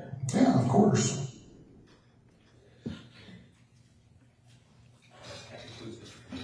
Right, so I wonder if I can make the same request for this Transcript. Yeah, because I could hear the questions, I could hear the answers very clearly, but the questions, it was sort of a struggle for me to, there was like an echo and some background noise, so if you could perhaps file as an exhibit the corresponding transcript like we did for the other one. We will do that. I appreciate that. We definitely will. Thank you, Your Honor. Okay. Alrighty, you may call your next witness. Hang on. Your Honor, before we do that, we have one other video that we would like to play. This is a video that has been marked as Exhibit 592, aired on September 4th, 2018 by Infowars as an episode of the Alex Jones Show. We're showing a clip from that. This is Exhibit 592, September 4th, 2018, concerning Google Analytics. Still objection. So ordered. I tweeted it out, and I went and showed you on the interface in Tim Verget, one of the manager's offices, because IT wasn't in yet. All the IT, and I walked in, and I said, pull up Google Analytics. Boom, highest traffic ever. The last month. Showed you a 2-year, 3-year graph. Even back towards the election. Now, there it is. Now, this is what we're talking about here. And of course, Periscope doesn't show you a full shot, so you guys have to click on the video. It won't show it. Yeah, there it is. Highest traffic ever. That peak right there is right now. So, this is what we're talking about here. And they know this, and I told the New York Times this, and I told them all that, but they don't care. They want to lie to you. It's what they do. But I want it next to, because I know the team's over there. I'm going to go to rebroadcast. I'm going to walk over. I'm going to get, I'll do screenshots myself. I'll do it myself. I'll do it all. Don't worry. I'm not laying down and dying to love it. It's not happening. So I'm going to show you all that coming up too. Maybe go to rebroadcast for a while. I'll be back. So Infowars.com, NewsWars.com. This is an incredible time to be alive. Unbelievable things are happening. And these people are just your enemy. They hate America. They are congenital frauds. They literally have been trained to hate the country, to hate you and your family. They are the enemy of the American people. Call Jackie Jobin Barden. Very well.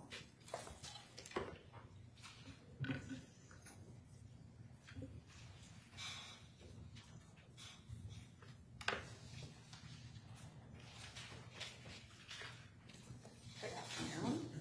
Just be careful when you come up here. And just remain standing if you would. Please raise your right hand. You solemnly swear or sincerely affirm that the evidence you shall give concerning this case shall be the truth, the whole truth, and nothing but the truth. So help you God or upon penalty of perjury. Thank you. You may be seated. I just need you to state your name, slowly spell your last name for the record, and then the county and state you live in, and just keep your voice up a little bit, please. Jacqueline Barden, Barden, Fairfield County, Connecticut. Thank you. Just one moment. I'm going to wait for Attorney Pattis. Do you need a moment, Attorney Pattis?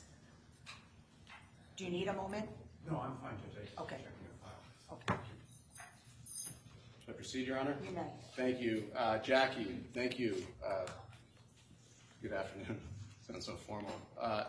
Jackie, can you tell the jury about your background? You know, where do you come from and your lineage?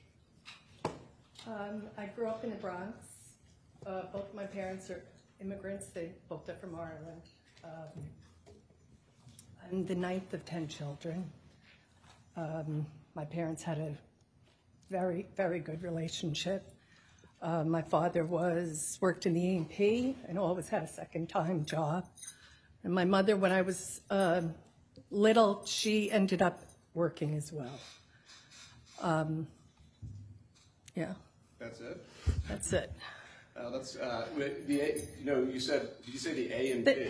That was Yeah, he worked in a supermarket. He then always did something else. He was a garbage collector on the side. He drove a cab.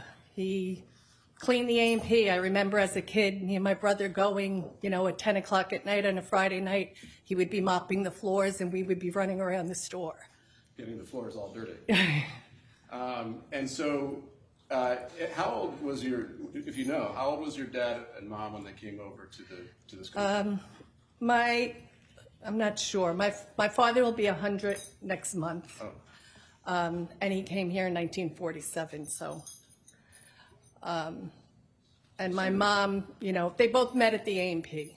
They're from different parts of Ireland, and they met when they were working in the A&P. Oh, so they came over separately, Yes. but they met, and I think that a lot of people probably don't know what the A&P is, because I'm not That's sure. old? Well, it's certain. Ann Page? Vintage. The A&P was a supermarket chain? Yes, yeah.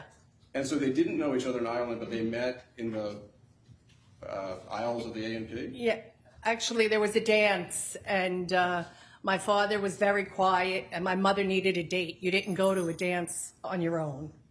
So my mother asked him to pick her up and bring her to this Irish dance. At the A&P or somewhere else? No, at like an Irish hall, and he did that, and they went together, and they, didn't hang out together. He just had to bring her there.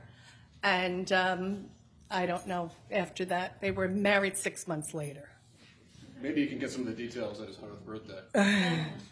He's turning 101? He'll be 100, yes. We're having a party for him at my house. He has nieces coming in from Ireland to celebrate with him. Great. And so your dad and mom were both Irish immigrants. They got married. They certainly had a run with children. They had 10 children, is that right? 10 children, 5 boys, 5 girls. Okay. And where do you fit in the whole I'm number 9. Number 9, all right. My mother had 9 children in 13 years, and then 8 years later, when she was 46, she had my little sister. And so you got to be the baby. I was the baby for a long time. Okay. And your dad and mom, did your dad work at the A&P forever, or? For 35 years, No kidding. yes. Okay. And other odd jobs? Yeah, a lot of odd jobs. He was always working. That's why he's living to 100, because he doesn't sit down. He doesn't. He still doesn't sit down. He's gardens, he bakes, he cooks. He's amazing. And what about the kids? What type of environment did you grow up in? Was work part of your Crazy, life? you know. Crazy. I know Francine was saying crazy 4, it's crazy 10. Very close. Our family was very close. You know, everybody lived at home. My oldest sister moved away when she was 21, but other than that, everyone's lived in our house. My parents bought a 2-family house because the only way they could afford a house was if they had renters over them. And we had bedrooms in a basement. You know, we just all managed 1 bathroom, well, 1.5 bathrooms. My father put a bathroom in the basement to help us out. Did you have to take a number? Because, like, you could have brought the thing. I would infer that you shared a room with your siblings your entire childhood. Yes, 7 different siblings. You know, I had a room with my sister Madeline. I had a room with my brother Jerry. I had a room with my sister Christine. We would switch it up. And in terms of your, I assume you went to high school where, in the Bronx? Yes, my parents were very serious about us all going to Catholic school. We all went to Catholic school, and then pretty much after high school, it was, you know, you made your decision. My father was on his own when he was 15, so I think they felt like after high school, you decided what you wanted to do. If you wanted to go to college, you know, that was up to you. So, you know, some of my brothers were police officers, and one brother was a fireman, and somebody else worked for the MTA. I decided I wanted to be a teacher. I always loved children.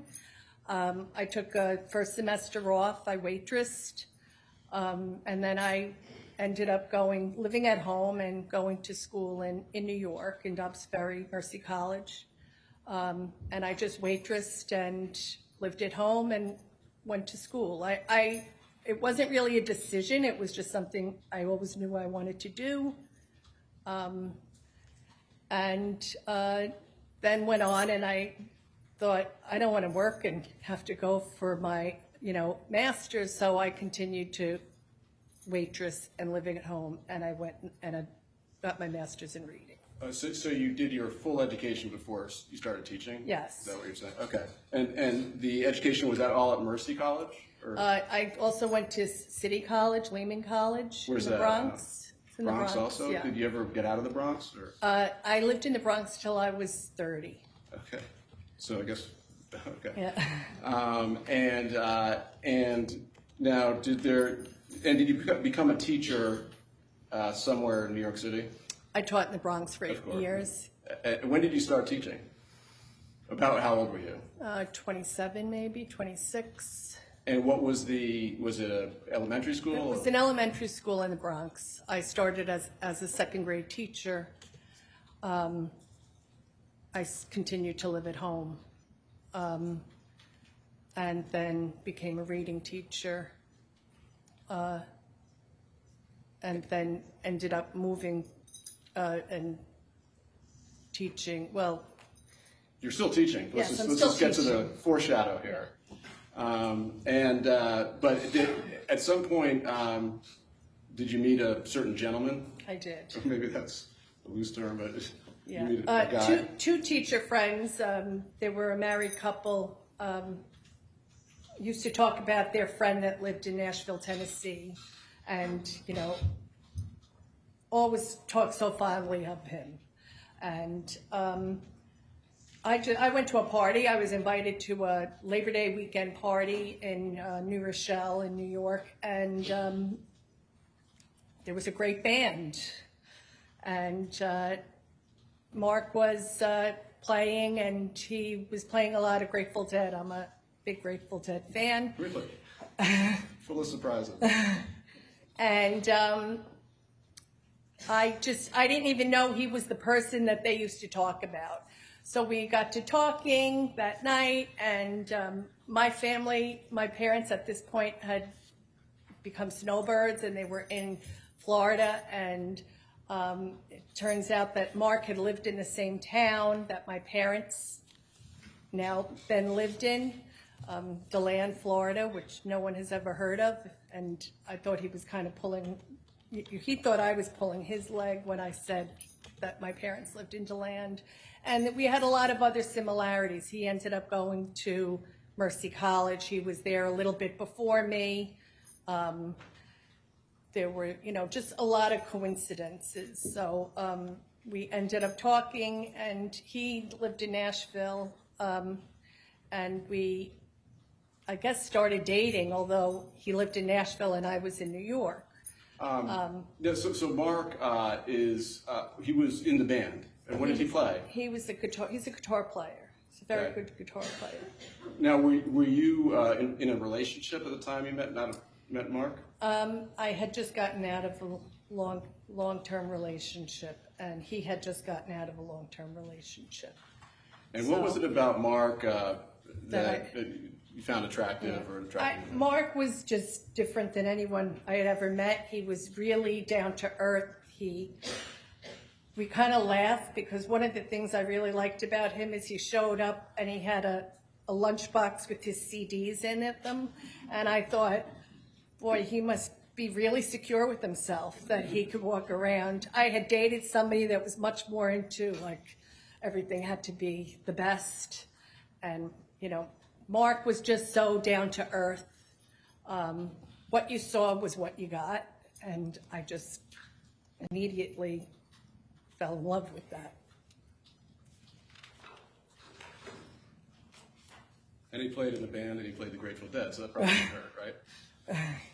So tell us, you had a long-distance relationship with Mark for a while? Yeah, we dated for 2 years. It's funny because I just told my daughter this, like, in the last few months. We dated, but we probably saw each other 10 times because we would talk on the phone all the time, but he would come home maybe once a month or once every 2 months, and his father had passed away right when I had met him. So he would spend a lot of time with his mother to just be with her. So I might see him for 2 hours or, go out to dinner, and he'd have to go back, and he really was attentive to his mother. And my daughter was like, he was in Nashville, and then we decided we wanted to get married, and he moved back to New York, and she said, you married him and you hardly knew him. But we had spent hours and hours on the phone. I mean, he would call me after his gig. It might be 1 a.m, and we would talk till 5 a.m, and then I would go to work. Which probably was like 6 a.m. But you stayed up to talk to Mark. For hours. So you got married. Where'd you get married? Well, when Mark moved back to New York, we ended up moving in with my brother and his family in Yorktown Heights in New York. We got married in Yorktown Heights. And how long did you live? How long was it between then and having your first child? We got married in 98. We met in 96. We got married in 98, and then we had our first child, James, in 2000. By that time, we had moved to Pauling.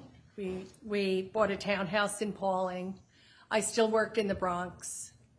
Is that a long commute? It was like 60 miles. It was a long commute. It's Dutchess County.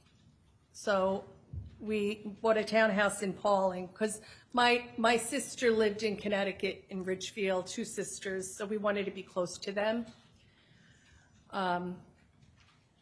And how many, when you moved out to Pauling? Pauling. How many, it was James is the oldest. We had James in 2000. And then we had Natalie in 2001. And then did another. And then we had Daniel in 2005. Daniel was born. What was Daniel's birthday? September 27th.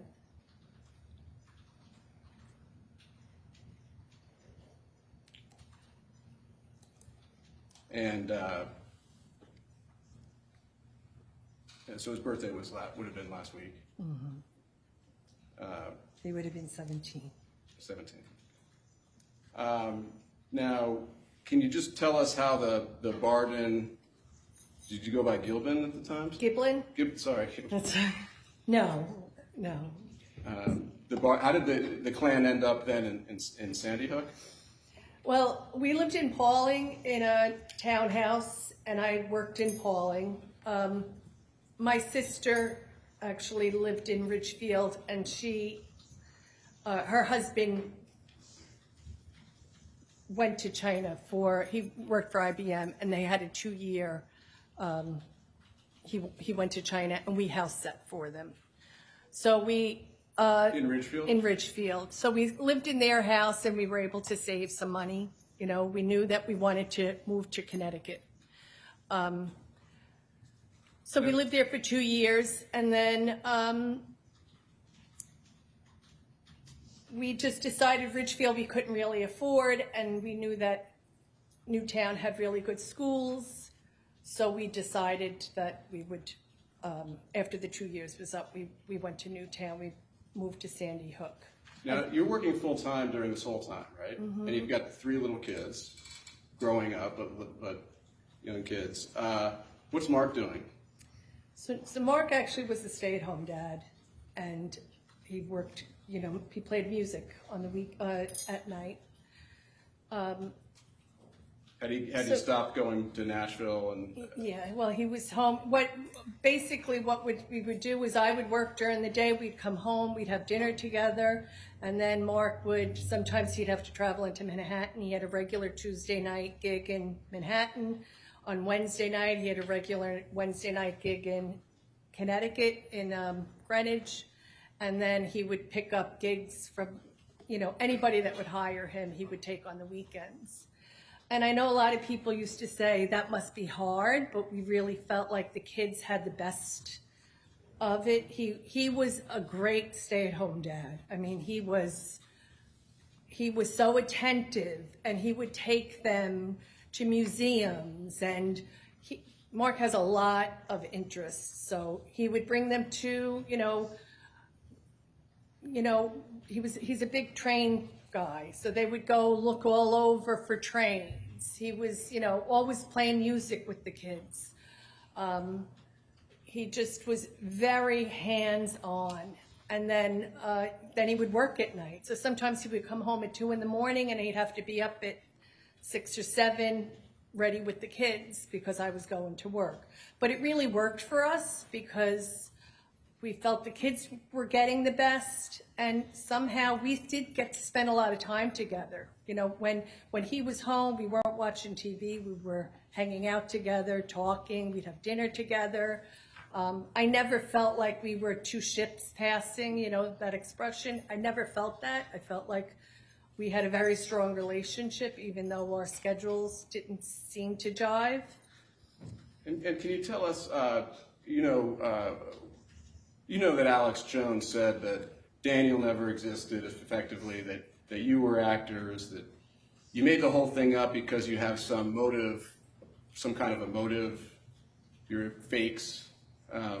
So can you just tell us a little bit of some stories about Daniel? Let's tell the jury a couple things about Daniel. Well, go ahead. Daniel was our baby, and because of it, he got a lot of attention from James and Natalie. And I think because of that, he was he was definitely a rough and tumble. He was out there playing with the big boys. He'd get a bloody lip. He didn't care. But yet he was so compassionate and thoughtful and so aware of others. It was sometimes Mark and I would say, like, where did that come from? It was strange, the way he was. Like, an example would be first day of, school when he was in first grade. They would come home. You would talk to James. How was your first day? How's your teachers? Danny, you talk to James? No. I would ask them. I would ask them questions about their first day. It's their first day of class. How were your teachers? What are you thinking?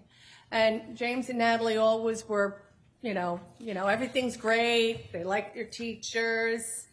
So in first grade, I asked Daniel, so what do you think of your teacher this year? And he says, I'm not sure. And I said, what do you mean you're not sure? And he goes, there was a little girl that was playing with her barrette, or she had it in her hand, and the teacher said, if you don't put that away, I'm going to take it from you. And I said, and he goes, don't you think that was a little threatening, Mom? He said, I just feel like she should have given her a warning. He said, I really didn't like the way the teacher talked to her. And I said, who's the little girl? And he says, I don't even know her name. But he really was, and I just thought, what kid thinks like that? He's 7, and he's worrying about some little girl that he thought was being threatened. And I had to explain to him, I'm a teacher. I said, Daniel, everyone's a little nervous. The teacher's trying to make the rules for the year, and, don't be so hard on the teacher. And he's like, okay, but he really, he felt that. He felt what that little girl, he didn't like that. He was always like, there would be a little bit of milk, he wouldn't finish it. I have to save some for the next person. He was always worrying about making, he would never go out the door first, you first. He was always trying to put people ahead of him. Can we show the jury some pictures of this young gentleman? Let's show first I'm going to move to admit there's no objection. 584, 585, and 586. These are all just photos. Correct, Judge, no objection. Can we show 586?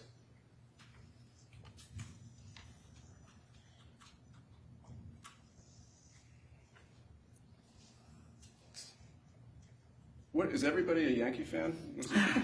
Oh, it's the Bronx, right? So tell us who we're looking at here. It's James, Daniel in the middle, and Natalie. Okay. And you know roughly when this picture would have been taken? I think it was in Stone Harbor. It was probably 2011 in the summer, Stone Harbor, New Jersey. And can we look at 585?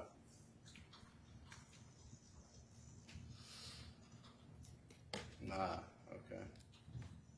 So that's you and Mark and...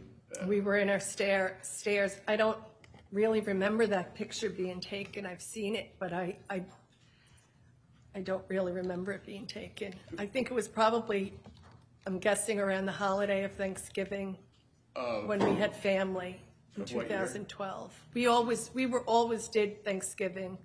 We hosted Thanksgiving.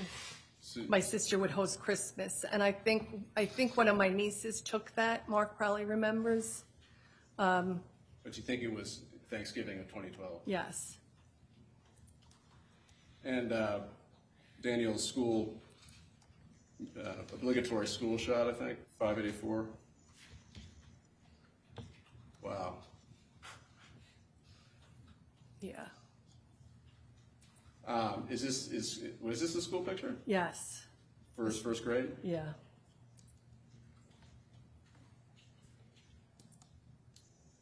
All right. Now, Jackie, we're going to cover this very lightly, okay?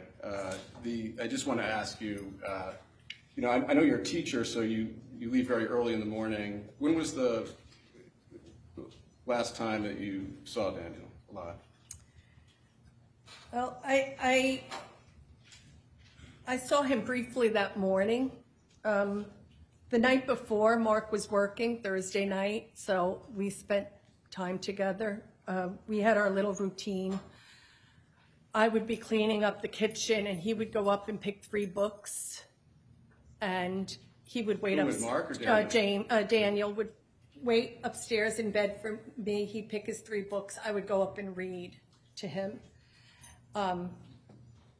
So that Thursday, he went up to get his books, and I got distracted, and I got up there late, and it was like close to 9 o'clock, and I would really try to get them in bed much earlier than that. And I said, Daniel, I don't think we're going to have time to read. And what he would always do every night was he would hear me coming, and he would stick the 3 books under his pillow, and he would lay there and wait for me to come in, and I would say, where are your books? And he would say, I forgot to get them. And then I would put my head on the pillow, and I would feel them, and he would bust up laughing. He did this every night. So that happened. I said, I don't think I'm going to read to you tonight. It's so late. And he said, okay. And I said, I'm so sorry. And he said, that's okay, Mom. He would never argue or never get mad. And I just said, okay, I'll read 1 book. Because it was so, when he was sniffling, okay, Mom, you don't have to read to me. So, of course, I tried to pick the shortest book. And he said, I read that while I was waiting. And so I read him The Principal's New Clothes, was the 2nd shortest book. And we read the book, or I read the book to him, and I remember hugging him that night, and it being, I'm usually very distracted and trying to get everything done, and I'm thinking about lunches tomorrow. And I used to always be envious of Mark because he could really be in the moment and he could really take the kids in. But that night I do remember thinking, this is how it feels, because it was really the first time I don't know why, I hugged him, and I thought, this is the way Mark feels every time he hugs our kids, because I don't know what's weird. So that was the last night I had with him, and in the morning I would get up earlier, and usually I'd go downstairs to blow my hair because I didn't want to wake the kids. We had a little bathroom, and that morning he did come into me in the bathroom. He really liked the heat, and he would want me to blow him with my hair dryer. So he sat on the toilet while I was doing my hair, and was telling me about his new reading partner that he had at school. They had just changed reading partners. And what were the plans for that weekend? Was he scheduled to go to a birthday party? Daniel had a birthday party to go to.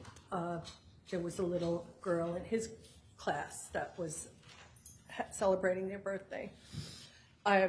Again, Mark was much more involved with the school, and he knew the kids and he knew the parents, and I didn't. Right. So I remember that Thursday before asking Daniel about this little girl and saying, like, so what do you play with? What do you do with her? What do you talk about? And he said, oh, Mommy, she doesn't talk. And I said, what do you mean? And he said, she doesn't talk, but she's really good at listening. He says, I talk to her. I know she hears me. I mean, he just didn't think that he just accepted what somebody was. I'm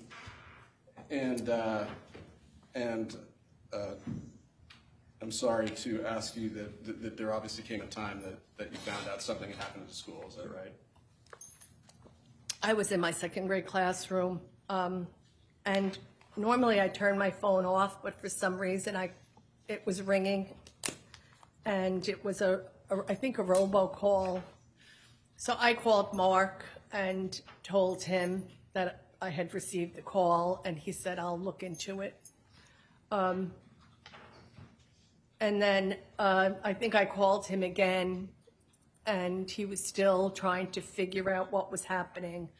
And then at that point, I was taken out of my classroom, and I sat with my principal.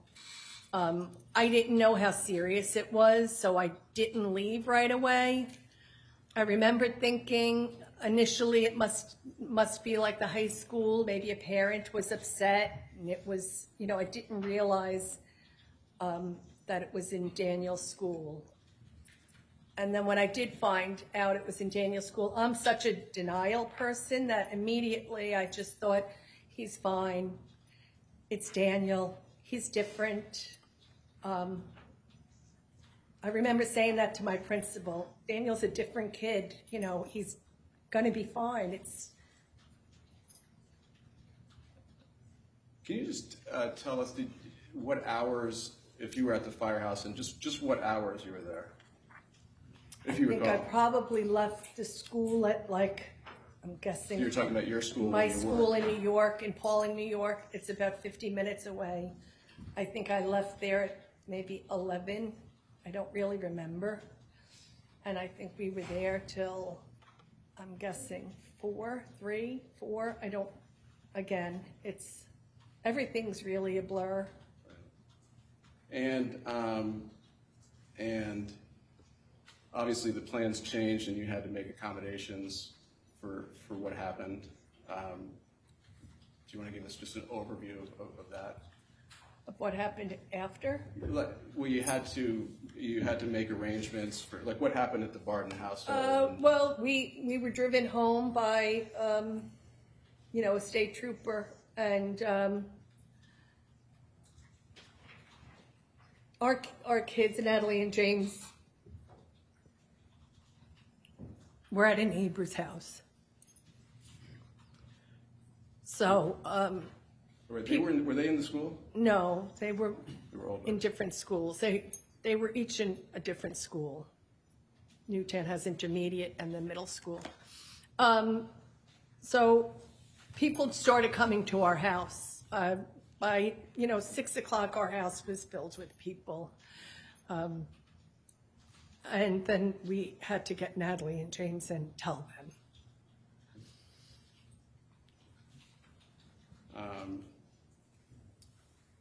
Now,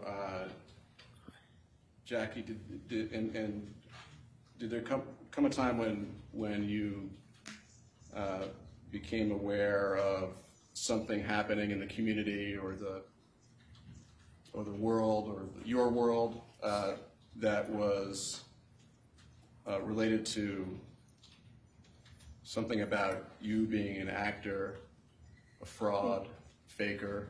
Well, something along those lines. I don't know the sequence of events. I remember when hearing about Robbie being attacked, Robbie Parker. Who told you? I don't remember. I was aware. I don't know if I saw it on television or I read it or someone told me. I just remember thinking, how can that be? And you know, at least from being in court, that Infowars was on the air on the 15th attacking Robbie Parker? I don't really remember. You never knew that, right? I just remember someone attacking Robbie Parker. I also remember Mark had Mark being a musician, he had a markbarden.com. It was his music post. It was basically if anyone wanted to find out where he was playing, or he would put snippets of music on. And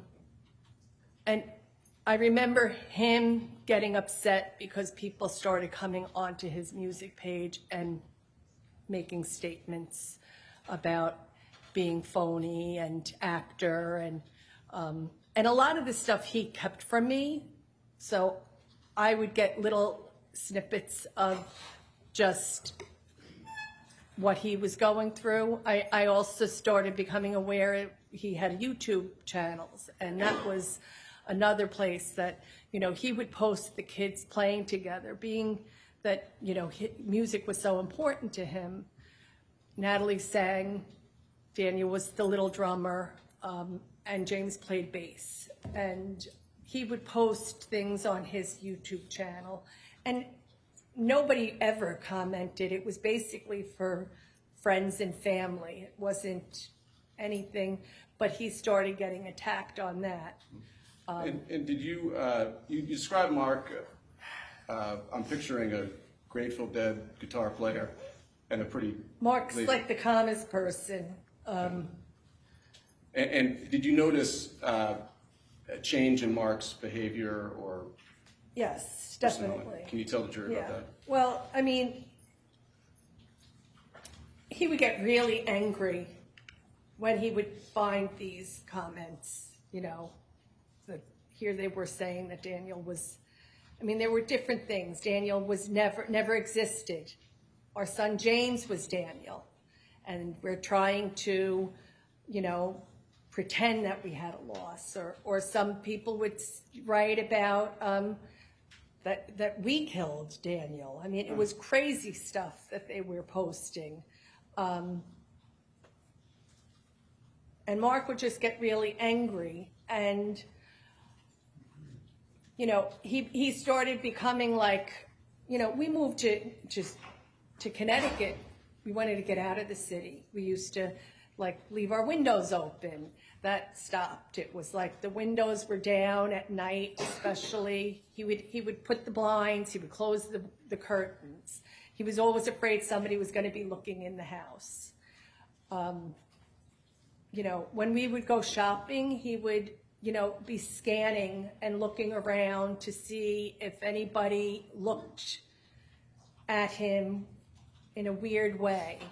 You know, I used to, you know, we used to kind of, I mean, not get into a fight, but I'd say, like, we need to go and buy this. Like, you're preoccupied. He would become preoccupied with worrying about who's around him. Was this like him, or was this something that you hadn't observed before? He was, like you said, a Grateful Dead, peace, love. I mean, he's very protective of his family. I mean, very protective. So I think he felt like he had to protect us. And he was always, especially if he was with James and Natalie, like, Natalie would even know, because she would say, like, oh, I don't want to go to the store, or I don't want to do this, because she was afraid that he might be, she could tell the difference in him too. So the kids, or at least Natalie, you say, started to notice a difference in...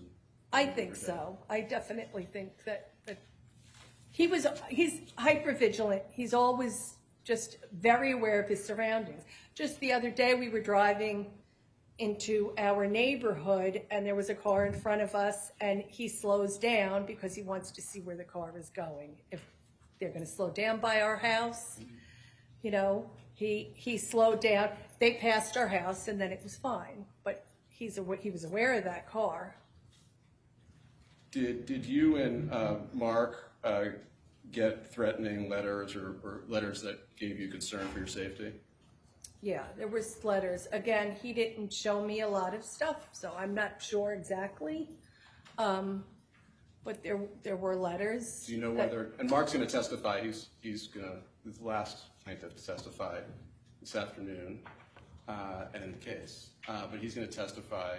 But to your understanding, was Mark engaged in law enforcement in relationship to threats he was getting online? Or did he keep that from you? No, I mean, I know that he did show me one letter, and it talked about, he showed me maybe two, I'm not sure. I remember one saying that they were at Daniel's grave and they had peed on his grave because they didn't think anybody, you know, they didn't believe that Daniel was buried. And another letter. These letters came to your home? What's that? These letters came to your home. And then another letter was that they were going to dig Daniel's grave up because he wasn't there to prove it. So those were two that I know. I don't know other stuff. I know my sister has gone to Daniel's grave, and has pulled up, and people will. Say, Judge. Okay. Not you. You can continue, Jackie. She has pulled up, and people will leave his grave, and she'll say, you know, she had a bad feeling. She would share with us that it was an uncomfortable situation.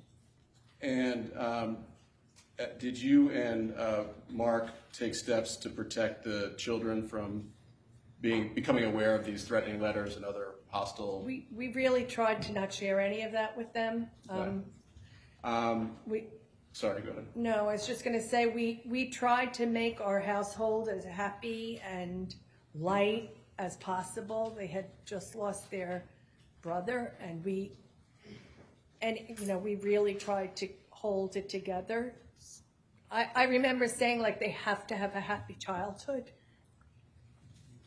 We had worked so hard at that, and we didn't want that to be taken from them. So we really kind of protected them from a lot of stuff. And so the shooting had occurred, and now you had to protect them from this other forces out there, people infected with these lies who believe you were so despicable that you would fake your own Right. death. Yeah, it was enough that they lost their brother, that they didn't really need to know then that their father was being attacked and that we were being accused. I mean, I did remember looking on, and I don't know what the webpage was, but there was a webpage that, it was pictures of the three of them, and they would circle James and say, this is, really Daniel. And there was another picture of my sister and her husband and Daniel, and we would go to my sister's house for dinner, and they would, this person isn't real, and that was another website that I remember coming across. Can I ask you about, and so I think I'm getting the impression that you're not don't have as much of an online presence as some other people. No, I mean, I have Facebook, but that's it. My niece started a page for our son Daniel. What would Daniel do? Probably like in January of 2013. And tell us about that. Are you actively No. review that? Yes, it started with her. My niece has at the time her daughter was 16, and the daughter was in high school, and there was somebody that was kind of a loner, and her daughter said, what would Daniel do if he saw somebody that was alone? So she went up to him and had a very short little conversation, just checking in, hi, I'm Mariah, and they spoke, and she went about her day. And later in the day, this boy came up to her and said, thank you. Thanks for just saying hello to me. It meant a lot. So Mariah went back to her mother and said this, and my niece said, Mariah said, I thought of Daniel, and I kind of reached out. And so Jackie started this Facebook page, and it was all about kindness and including others, and telling stories of Daniel and all these things that he would do. Pictures of him, pictures of the family. It was just, so Jackie started saying that there are some people on there that would make comments, and she was very good about, she would just block them. And she had to block over 100 people. They hit that pretty hard, didn't they? Yeah. There's an awful lot of nice, good, caring people. She would always highlight that to me, Jackie, there's so many good people out there, and right. you just, but it was over 100 times that she would had to block. And that was people. back then. At some point, you got that count. Is What Would Daniel Do still up and running? Yes. And, Yeah. and does that give you comfort in terms of being a memory of Daniel? Sure, yes.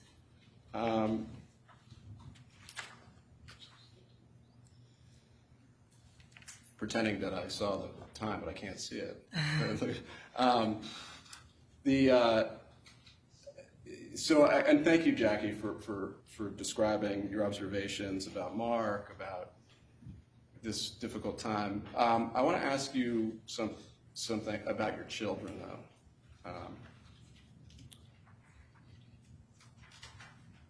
You said Mark was very protective. I'm guessing you're a close second.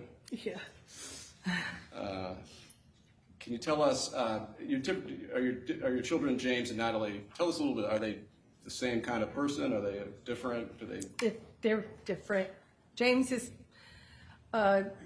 he's in his last year of college now.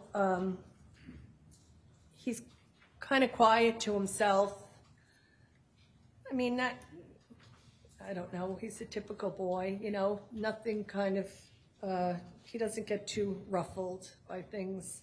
Although he did get a phone call from someone late at night on his phone when he was in college, and it turned out to be a hoaxer in Utah. We don't know how they got his phone. So he called Mark. I'm not really even sure how what went on, but he called Mark. And What's that like as a parent? Was that distressing? Terrifying. And for them to, and they spoke to him, and he didn't realize even who they were. They were trying to, they were asking him questions, and he being polite, he was answering questions. And then he called Mark and said, it was kind of strange. Somebody called me late at night. They said that they knew you, and I think Mark kind of found out who they were. And so Mark dealt with that. So Mark dealt with that. Now, you have, Mark has a relationship with both James and Natalie, but when Natalie calls, does she? She has a very good relationship with Mark, but she definitely comes, she tells me more of her personal things. And how old is Natalie now? Natalie's 20. And so so she would have been like 10 or 11 at 10, and she's in college, right? She's you don't have to say where, by the way. I know that you're anxious about that. Yeah. But can you tell the jury, from your observations as Natalie's mother, how she does?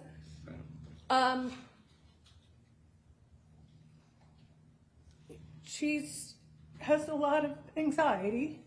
She has a lot of fear. When she's at home, going back, while she was in high school, when she would be at home, if Mark and I went out to dinner, she would be calling us, when are you coming home? When are you coming home? If she's home by herself, she's really, really stressed.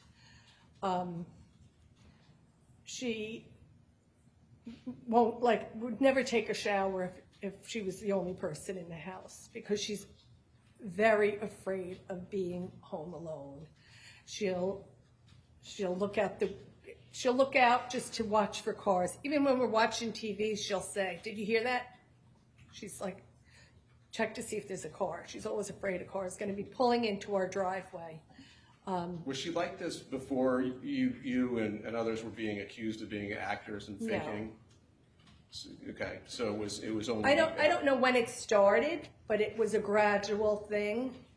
One time we had a light out by our driveway, and somebody was coming in, pulled up, and they thought the light was shining too brightly and it was distracting, and they just wanted to let us know, maybe you should move that light.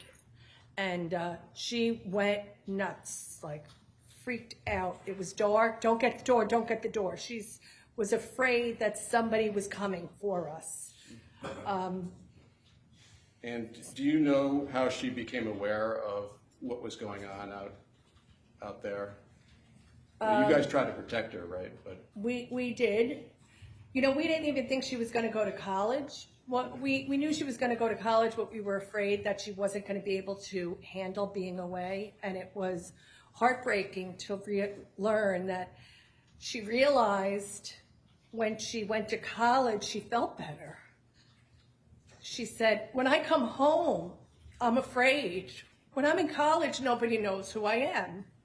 And we felt terrible. We thought we should have moved, because we didn't realize that. We really didn't at the time and I don't think she realized that. She didn't realize until she went away that she was better in college. She'll say, I feel better when I'm at a friend's house because nobody knows who I am, but when I'm home, I feel like I'm a target. And we did think about moving, but the kids really wanted to stay in the house. But it was like we didn't know what to do. So she's not as comfortable in her own home as she is No. at college because she can be more anonymous and Yes, definitely, yeah. And so is that hard on you? It's terrible. It's terrible to think your 20-year-old daughter is so afraid. Or that when she comes home, she's so afraid.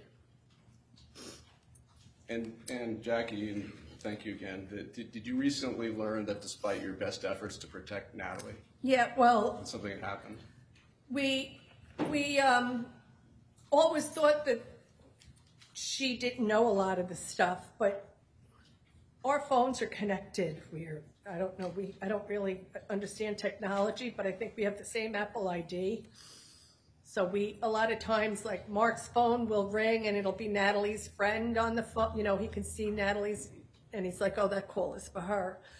And she just told us a few weeks ago, she said, I remember seeing Mark took a photo of the letter saying that they wanted to dig Daniel's grave up. And she had seen it on her phone, on the phone. And we didn't know. She never told us. But she said, I knew that Dad was getting threats. But we didn't know that she knew. You didn't know that until 2 weeks ago? Yeah. She kept that? Yeah. We didn't know, but she just kind of matter-of-factly said, oh, yeah, I knew that he was getting threats. I remember seeing it on the phone, about that letter. And she kept that from you for years? She didn't tell you? No. We were both shocked when she told us that she knew about that letter. As a parent, were you? Oh, heartbreaking. That's all you want to do is protect your child. And she was trying to protect you? Yeah. Okay. No further questions. Thank you, Jackie. Attorney Pattis? No questions, Judge. All right, you may Thank step you. down, just watch your step. So this is good timing. We will take our hour lunch. You will return at 2 p.m. If you are going out, I don't know what the weather is like out there, but boy, it looks pretty windy. The trees are blowing. Just be careful to avoid the front steps of the courthouse. There may be media or press coverage there, and I certainly want to make sure that you don't overhear anything that you shouldn't be overhearing, so we can avoid any problems like that. I know you have the entrance that you come in and out, so try to steer clear of the front steps of the courthouse. You'll continue to obey your rules of juror conduct, and Ron will collect your notepads, and I hope you have a nice lunch. Recess? All right.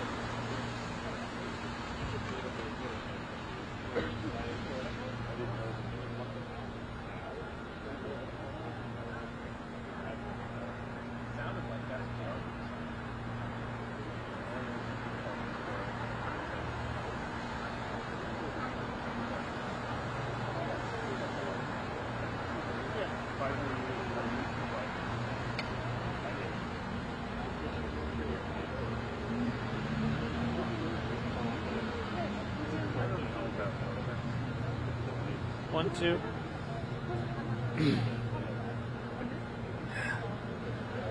I'm an American. Remember, he has a hoarse voice. He has a very hoarse voice.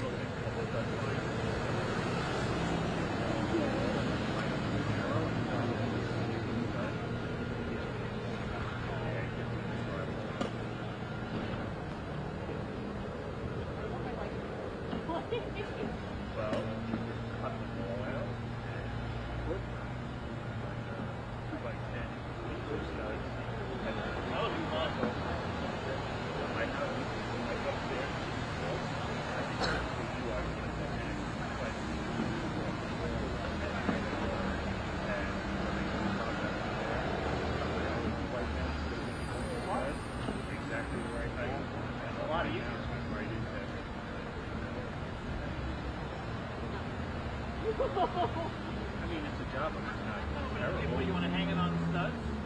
Hang a bike rack? Go into your 2x4 studs.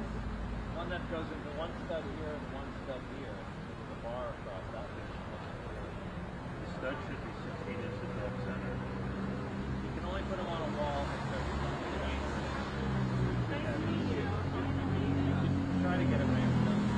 I just go through the wall and then open up on the side and that's close to get it. You have to get a really, you hit the one that has to drill a hole about that big, and then that will hold a lot more like a follow you today.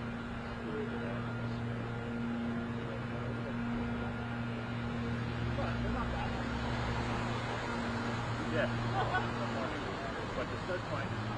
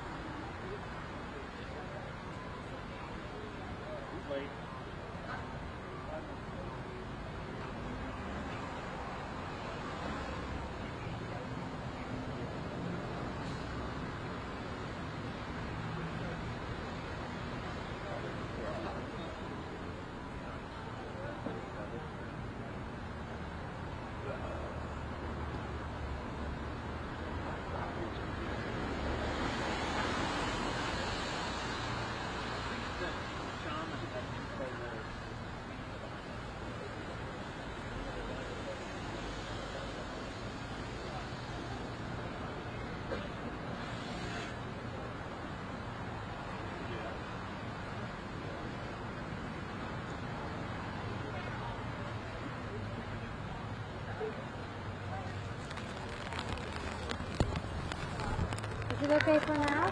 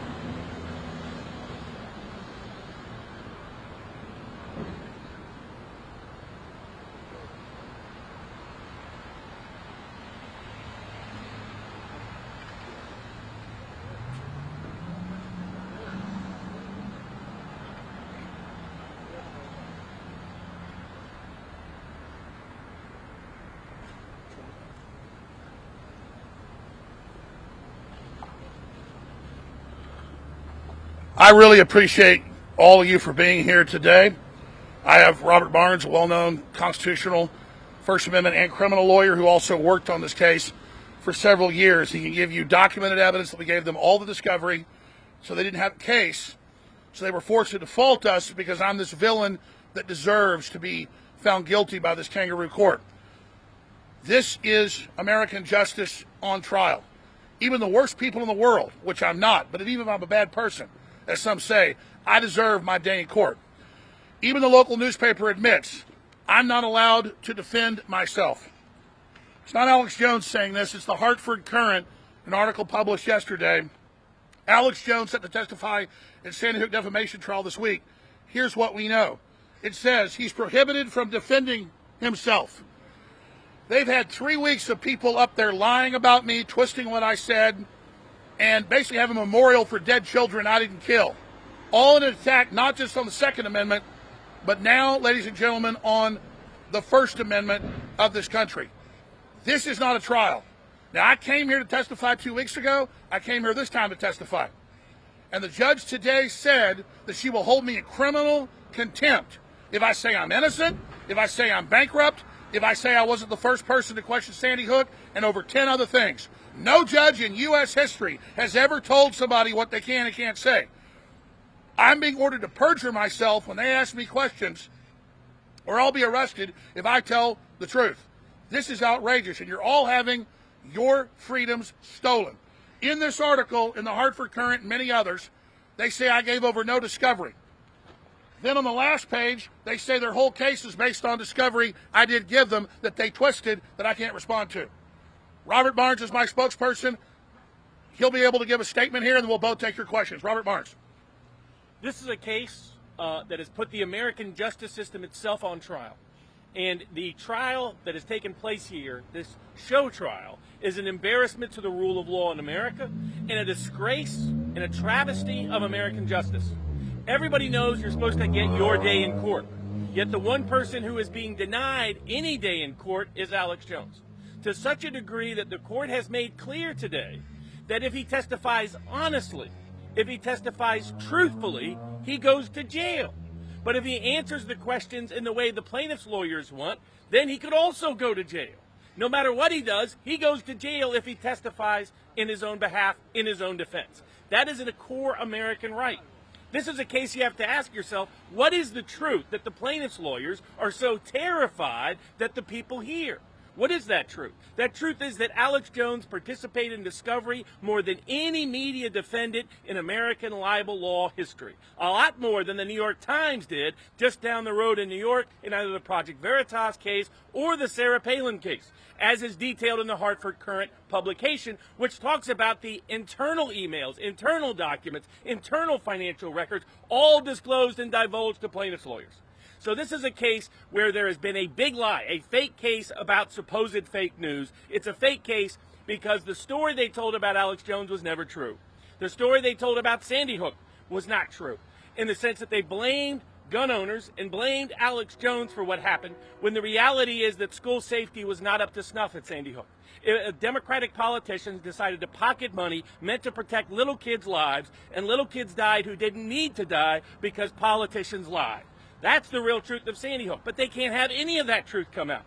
They can't have the truth that Alex Jones and Infowars had nothing to do with promoting and instigating and originating those who had doubts about Sandy Hook. That came from media professors and school safety people and people completely outside of Alex Jones and Infowars.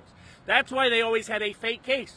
And they won't allow them to tell the truth, because the truth would let the world know that their case is based on a lie. And Bob, make the point you've made. You were involved in the first 2 years of the case.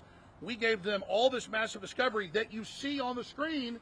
Then they sit around and say we didn't give it to them, so we're defaulted, so we can't defend ourselves. Absolutely. And throughout the entire time frame, I challenge anybody out there to find any media defendant who has produced as many emails, as many documents, as many internal policies, as many as in all the broadcasts that were relevant here, that has ever been defaulted. This has never happened. Default is now being used and politically weaponized to take away people's right to trial by jury. And here you're seeing it live. You're seeing it reported in the Hartford Courant. If he gets up and testifies, truthfully, he goes to jail. How is that consistent with the American legal tradition at all? How is that consistent with what we view as American law? You can hate Alex Jones all you want. Don't you want all of us to have the right to our day in court? All of us to have a right to trial by jury? Because the moment that is taken away, this is no longer American justice. This looks like Soviet-style show trial justice. This looks like justice that even Castro would have been ashamed to do in the show trials in Cuba in 1961. That is what is taking place here in Connecticut, the heart of part of the American Revolution that established these founding principles that all go all the way back to the Magna Carta. Your right to trial by jury, your right to your day in court. And Alex Jones is now being told, if he asserts that right, he goes to jail. If he testifies truthfully, he goes to jail. That is not American justice. Not allowed to say I'm innocent because the judge says I'm guilty. Absolutely. Not allowed to defend himself about anything. Not allowed to tell them he almost never talked about Sandy Hook. Not allowed to tell them that more than 99% of what Infowars reported about Sandy Hook said Sandy Hook happened. And these plaintiffs' lawyers have said here and in Texas they want me silenced, period. Well, even somebody on death row deserves their free speech. So think about that. They want me off the air because they want to shut down the American people.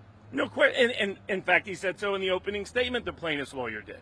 Why are they so scared and terrified of the truth? Why are they so afraid of the people hearing the truth?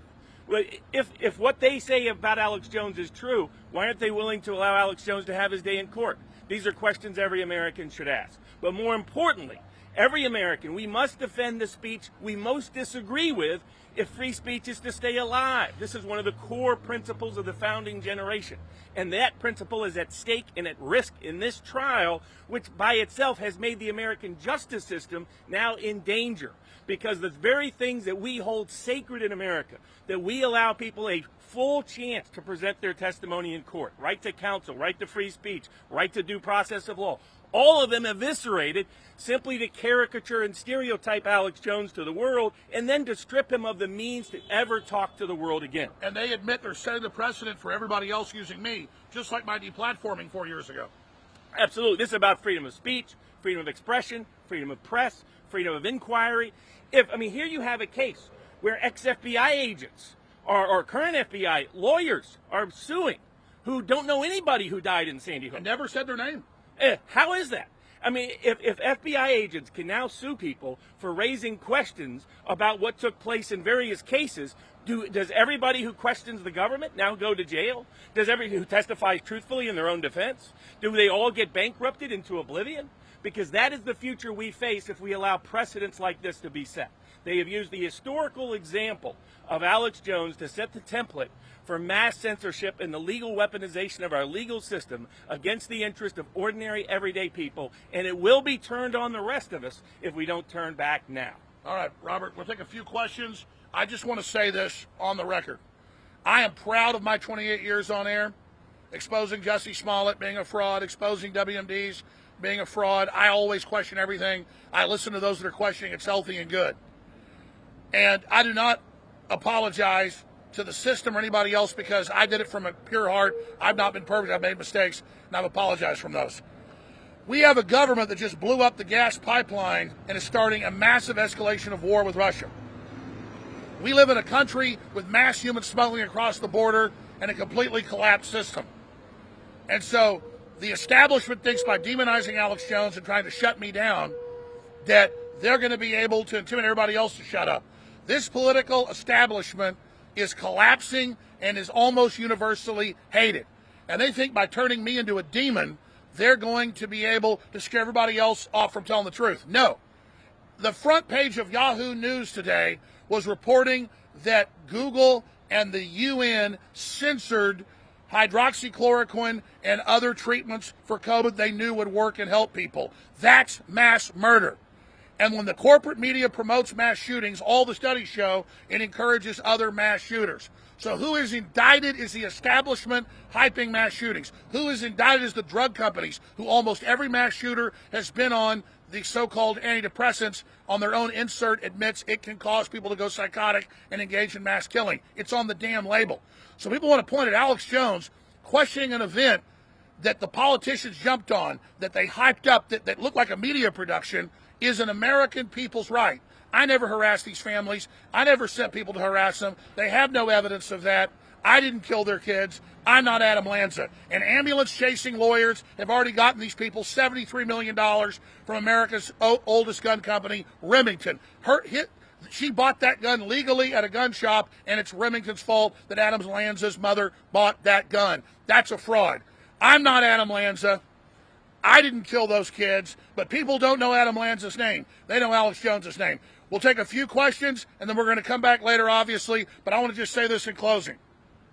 I am strongly considering tomorrow, when I get put on the stand, looking at the judge and saying, you've barred me from saying I'm innocent, this isn't a real court, so I take the Fifth Amendment.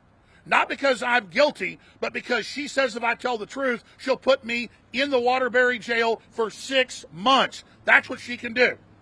Never before in a civil trial is the Fifth Amendment needed. But top lawyers have looked at it and say, no, she wants to put you in jail if you tell the truth. Well, I tell this judge and all the rest of the New World Order, I am innocent and you are guilty of tyranny. And so if I go on that stand tomorrow, I'm not going to bow to what they say. I'm not sure if I'll even go on the stand tomorrow because it's a trap. It's a spider's web. It's a fraud. But this isn't a trial where a judge finds you guilty, won't let you put on evidence or defend yourself. It's in the newspapers. When I first told the media when this case started, when this trial started 3 weeks ago, when I told you that she wouldn't let me put on evidence and that I can't say I'm innocent, you didn't believe me. Now she said it on the stand 3 times from the bench. You have heard them say that in America you can't say you're innocent. Even if Charlie Manson was guilty, he had a right to say he was innocent. Think about that. You're being robbed of your freedoms and of due process, and it's dangerous. Find out what Alex Jones really stands for at Infowars.com. Hear the show for yourself. Find out what the establishment's so scared of.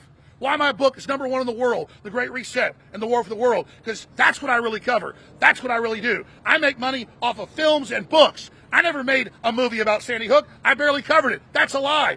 And I did wrongfully say it was staged, and I apologized years and years before I was sued.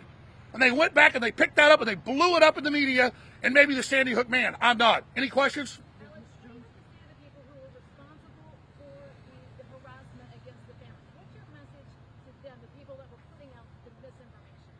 The original people were professors that questioned it, former CIA operatives and others, and I believed them.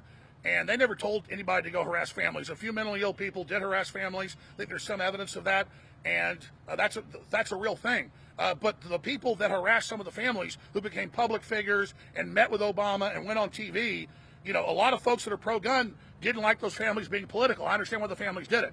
And so, yes, nobody should harass the families. I've not sent anybody ever to do that. They have no evidence of that. But that's all they bring up constantly. Go ahead, sir.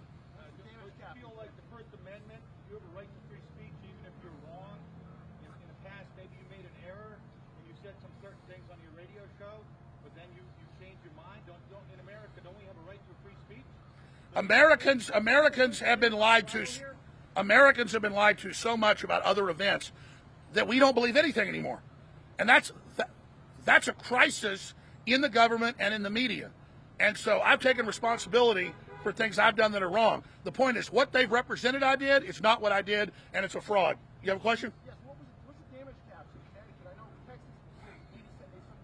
Yeah, no, it's all fake news. 50 million in Texas. It's only like 5 million. There's damage caps everywhere here except on one thing, and none of it matters. I don't lose sleep at night about them giving them $1 billion. I don't have $2 million. But I can't show my finances in here. I can't show them in bankruptcy. They just misrepresent how much money I have. It's a total fraud. Aren't you misrepresenting what's happening here? You say you lost your right to argue that you're innocent, but you lost that right because the judge found you in repeated violations. Okay, so we hear this thing. The judge found you didn't give any discovery. All you see is my discovery. Up there, they're using, that's a fraud, that's a lie. They're weaponizing the judiciary. Another question? You said you might not testify tomorrow. Is that something you're really concerned? I'm not going to tell a lie. I've made mistakes in my life, but I'm not a liar. I don't read off teleprompters. I don't give it scripts. I just tell the truth. And that judge, again, admonished that I would go to jail tomorrow if I give any other answer of yes, no, or I don't know. So when they get up and say, isn't it true you made money off this? No. The judge says I'll go to jail. She says I did. It's a lie. She says, since you didn't give us evidence, I say you're guilty when we gave her all the evidence, but the evidence doesn't fit. Do you understand? This is a kangaroo trial. This is a fraud. This is a danger. All right, listen, find the truth at Infowars.com. Find out what I'm actually covering. God bless and good luck.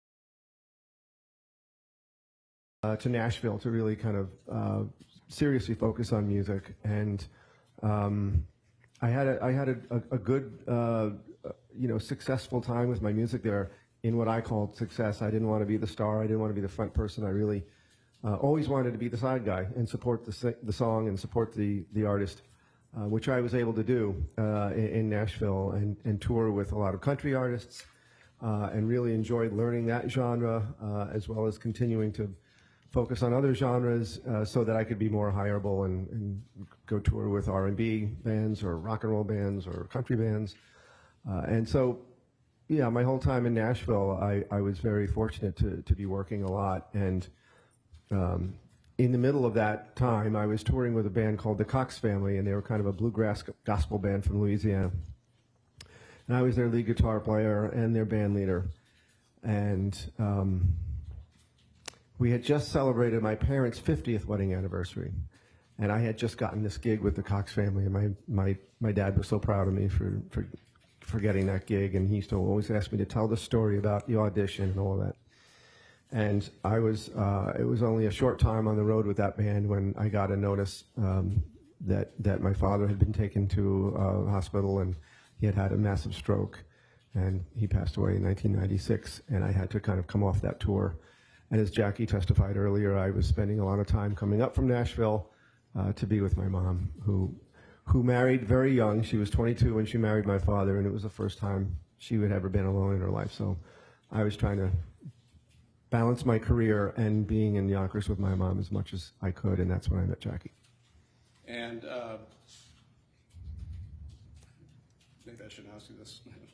Was it love at first sight for you as well, or not? And if you don't want to answer, that's okay.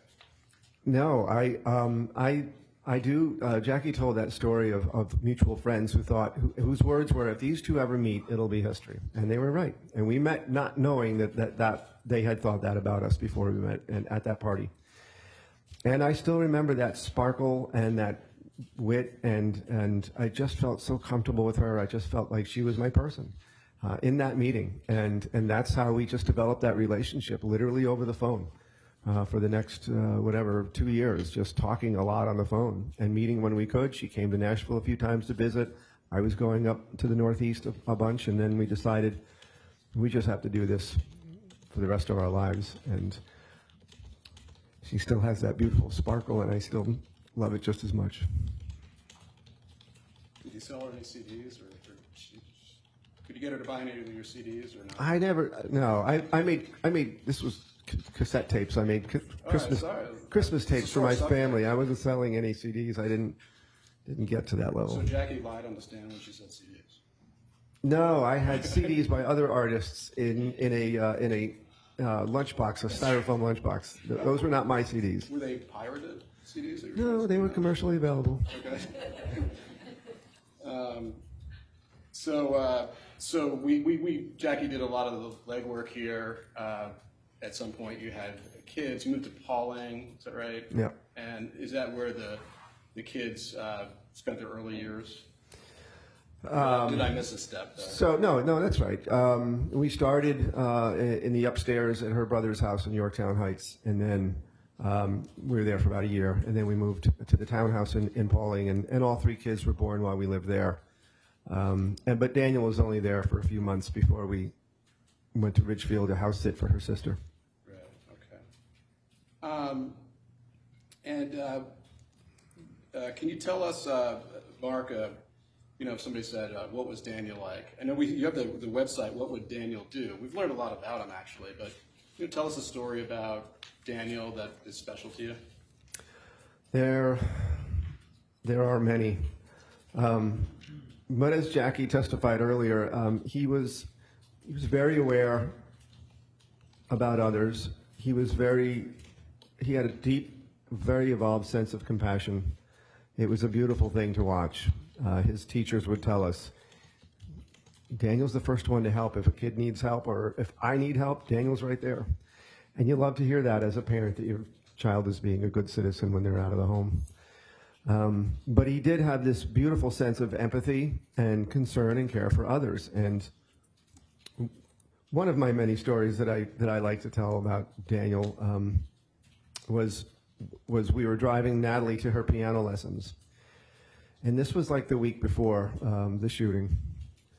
And we were looking at the Christmas lights and listening to Christmas music. And Natalie and Daniel, James was not with us on this trip, but we were in the minivan listening to Christmas music and singing along and having a great time on the way to Natalie's piano lesson. And this song comes on, and you've probably heard this song. It's about a young little boy who's in line at a department store to buy shoes for his mother, who's in the terminal stages of an illness, and Christmas shoes, and he wants her to look pretty when she goes to meet Jesus. And I noticed as I'm driving, that song is playing, and I'm just thinking it's one of the Christmas songs you hear at that time of year, and it's very quiet in the back. And so I look in the rearview mirror, and there's little Daniel just staring out the window with tears rolling down his cheeks because he's listening to the lyrics of this song, and he's feeling for that kid and that family. And as Jackie says, and we used to say this all the time, like, what 7-year-old kid thinks like that? And it's heartbreaking, but it's beautiful that he had such an evolved sense of compassion for other people, and his life was filled with those moments of deep, genuine compassion where he was really feeling for other people. Can we show a picture? I would love to share a picture. No, you have one. We can show. No, I know. I mean, I'm reaching for my glasses, which I guess. Oh, I thought you were reaching for your. No, stash. I haven't admitted anything of my own. Stash. 596. Full exhibit one? Yeah. 596 is not. We offer it. I don't believe there's No objection, Judge. Very well. It was a very typical moment. He was a very affectionate little boy. And about what year would you say this was, Marco? I'm going to say probably 2011. Can you tell by the hairstyle, your hairstyle, or? I'm like constantly reinventing my hairstyle. I don't know. I'm going to say 2010 or 11. I think that was when we were visiting Jackie's sister Christine and her family on their vacation. I'm sorry, Your Honor. That's not the description I have for 596. Oops. What did you have, Ron? I have Daniel Barton and his siblings as 596. Well, that's a scandal. All right, so we'll we adjust. We can swap deal those with out. that. Sure. Thank you. I apologize Thank you, Ron. for the bad side. And actually, now that I'm looking at this, it doesn't have an exhibit sticker on it. That's my bad. All right. Oh, it does. So we probably have two 596. Or just a bad description. We'll fix it later. Yeah, okay. I can change the description. Just so the record This is 596. the record is clear, Attorney Pattis, you had no objection to this exhibit. Nor the other. Okay. Nor the other, Judge. Okay, thank you. So, Mark, we heard that you. We can take this now. We heard that you were essentially the caretaker of the children while Jackie was teaching for a period of years. Is that right? Yes. How many years was that up until December of 2014? It was probably the whole time that I was playing music at night, as Jackie testified earlier. I was doing my gigs at night and on the weekends, and so yeah, I was up with the kids early and with them throughout their day, and as they were going to school, taking them to the bus, and I was just the kind of the Mr. Mom, the stay-at-home dad during the day with the kids, and Daniel as the third, as the youngest, he was the last one to be home during the day, and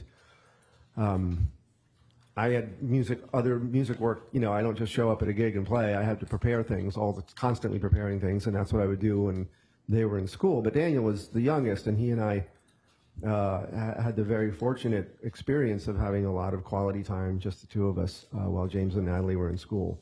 And we used to do all kinds of fun stuff. And we used to play cards and read books and play music and go see trains and go see airplanes and play soccer and play foosball and just go on and on and on. And I used to tell him, I used to say, I really enjoy your company. He was just fun. He was smart. He was articulate. He noticed things. He appreciated things.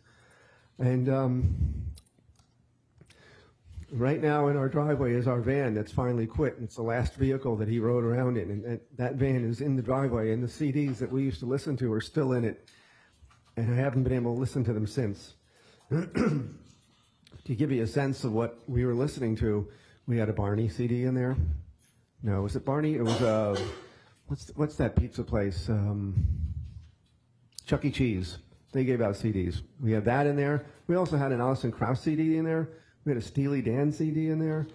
And when I go through the radio dial, I would say, "Stop me when you want to listen to something." And I go through all kinds of music, and invariably it would be symphonic music. Stop there. I want to hear the ones with all the instruments. And I'm sorry, I could just go on and on. It's okay. I cherished every minute, not knowing what was coming. Just having that opportunity to spend that kind of quality time with all of my children. But for Daniel and me, we had a special thing. James and I had a special thing. Natalie and I have a special thing. But Daniel, because of logistics, he and I spent a lot of time in those last few years, just the two of us. Can you tell? We heard a lot about Natalie and how she's been affected by all of this stuff, for lack of a better word. But can you tell us about the relationship between Natalie and Daniel? Excuse me. Natalie and Daniel had a wonderful relationship. They used to play together all the time. I remember, Jackie will remember this, when they came down from upstairs dressed as a bride and groom. Natalie was the groom and Daniel was the bride. And they were doing a wedding thing, and they were probably they were very little, and they used to have their little secrets, and they used to giggle about us. And I remember Daniel saying to Natalie about us. We would sing a little song to illustrate a point, and he'd say, "They have a song for everything." Yeah, it was a really happy little house. We used to play Big Fat Daddy on Saturday mornings and do Saturday morning living room dancing, and we had it made. Jackie had told us about the night before and Daniel's little stunt with his 3 books. That was their thing. But she left early in the morning. Can you tell the jury what was happening in the Barden household on the morning of 12/14/12? Yeah.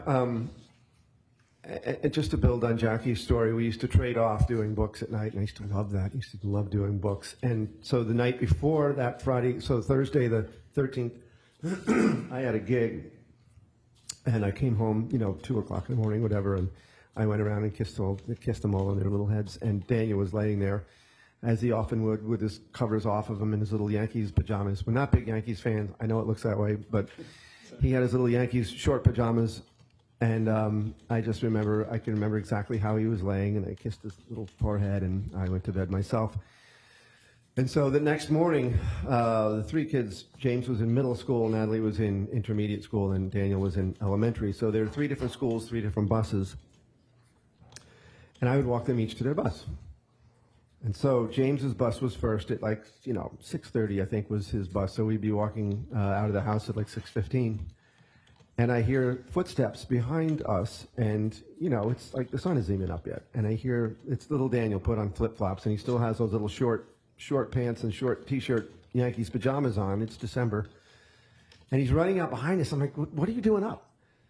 And he said, "Can I come to the bus with you? I want to hug James and tell him I love him." So I put him on my shoulders to keep him a little warmer, and we walked James to the bus, and he did just that. He wrapped his little arms around him and gave him a sweet hug, told him he loved him. And Daniel and I walked back to the house, and Natalie wasn't up yet. And I said, "It's still dark. You can go back to bed." And he said, "No, why don't we cuddle? We have more time for cuddling." So we got on our old red couch, and we cuddled, and we turned the Christmas tree on. And Daniel says, "Look at the window, Dad. You can see the sunrise, how beautiful it is. And our Christmas tree lights are reflecting in the window with the beautiful sunrise behind it." Again, I thought, what kid, 7-year-old, thinks like that? So I ran and got the camera, and I took a picture of the sunrise that morning. I still have that picture. I wish I had taken a picture of Daniel. But he had to walk Natalie to the bus and do the same ritual with her. And we got back to the house, and at some point in this, Jackie was getting ready, and he was in the bathroom getting warmed up with a hairdryer. And then after Jackie left, he had oatmeal, and he said, "Can you show me how to play something on the piano?" Out of nowhere. And he had been watching Natalie's piano lessons, so he knew how to sit. He wanted to make sure he held his little hands just the right way. He was making sure his posture was right. So I taught him how to play Jingle Bells, and he played it beautifully. And I just thought, he's already the drummer in our band. He's already very in tune with music. He's going to be a great musician. And so we walked to the bus, and we talked about how we were having family pizza. We had pizza night on Friday nights with 2 other families in our neighborhood, and we were looking forward to that. It's going to be a great Friday night. And then I put him on the bus, and I know I hugged him and kissed him and told him I loved him. But I had no way of knowing it would be the last time.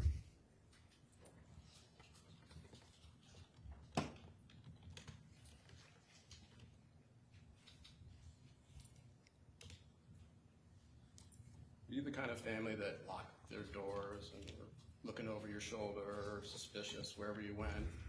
Not at all. Anxious? Oh, Jackie and I were from the city, and we just thought we had hit the jackpot living in this little neighborhood with other families, with other little kids. There was a family down the street that had the same 3 age and gender kids as us. We just thought we hit the jackpot.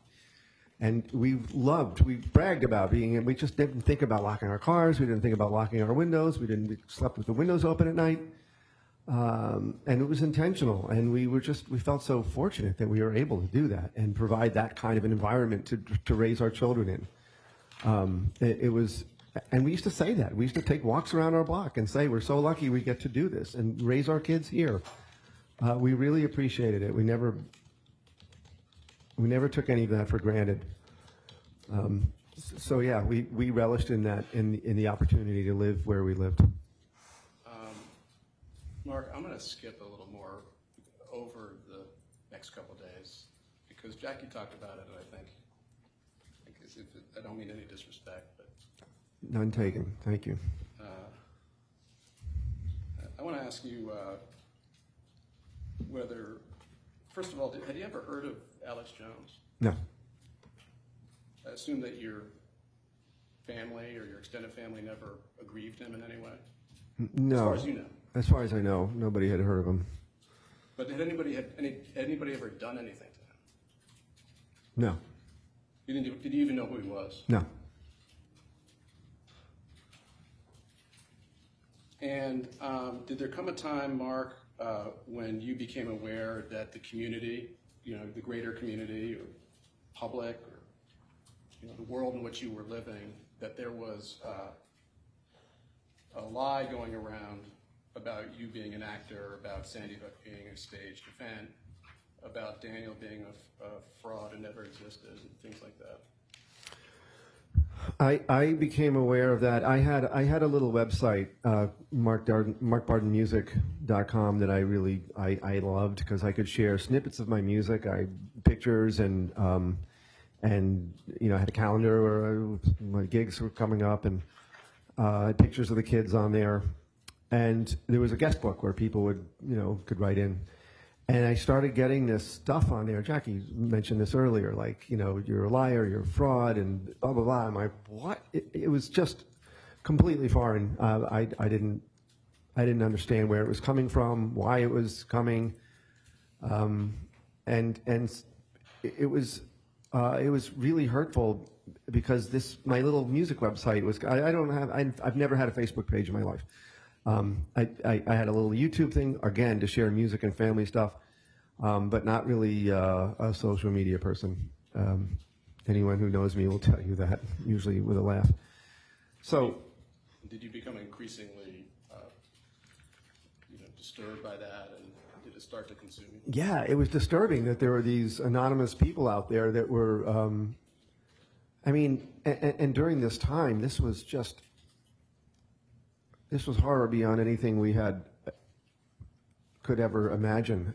Trying to deal with the fact that our little boy had just been shot to death in his first grade classroom, and how to literally manage from 1 minute to the next, like literally manage from 1 minute to the next, and then also still be parents to James and Natalie, and still be strong for them, and still give them some sense of normalcy in what we didn't understand.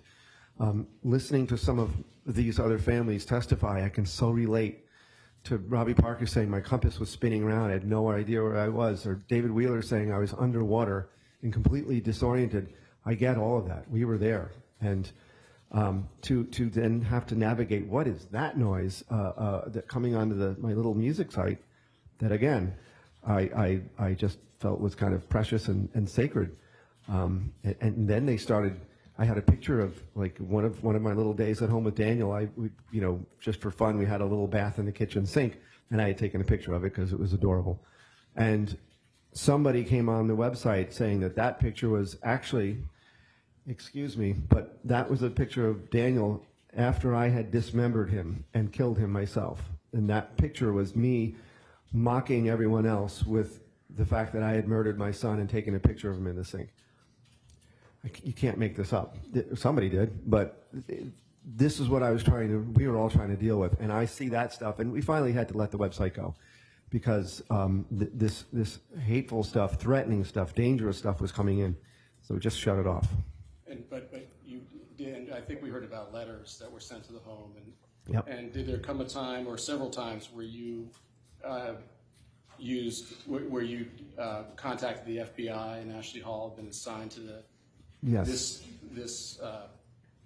These lying, the effects of these lies? Yeah, and I will be completely honest. I have no idea of the chronology of a lot of this, but at some point during 2013, we started getting more attacks, and we started looking for like, what are people saying, or who are these people, and trying to get our head around how large is this, because it was coming and coming, and we were getting letters in our mailbox, and started seeing things online with clearly death threats. And so, yeah, we were sharing things with the FBI. We were sharing things with Newtown Police Department, like, what is this? And it looks scary and dangerous. And at the same time, I was trying to keep it all quiet from Jackie. And some of it I kept quiet from Jackie, and all of it we really tried to hide from James and Natalie. Because, like I said, we were just trying to go from 1 minute to the next to try to support them through this horror without having to expose them to this really scary stuff. And we heard Jackie tell us about the recent news to you that despite those efforts, that Natalie had evidently seen one of these threatening letters. Yeah. Had you tried to protect her from that? Oh, yeah. I mean, that was like, I did not want, I secretly took that to the police and did not, and I told the police, this can't get out because my kids can't know that this is happening. And lo and behold, we just learned that Natalie had actually seen that letter and just to give you a little context. Well, there you go. Fire drill. All right, we'll take a recess. All right.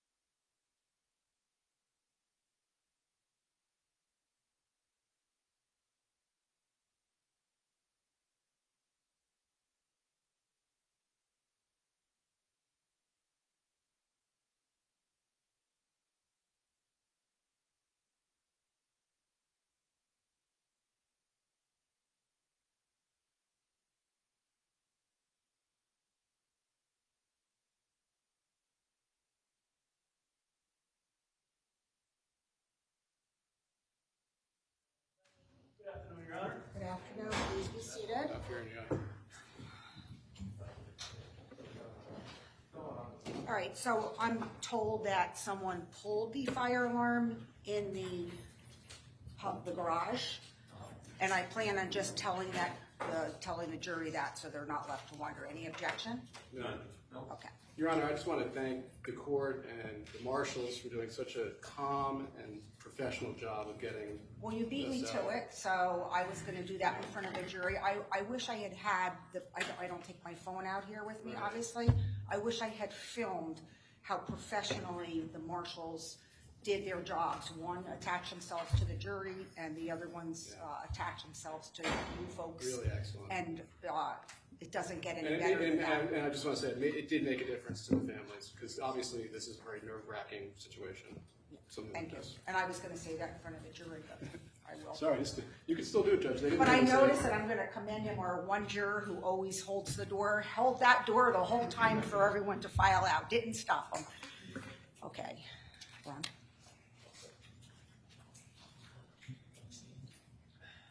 Or do you want to address it first? No, he can come back on the stand now if he wants, or he can wait, whatever you're most comfortable with.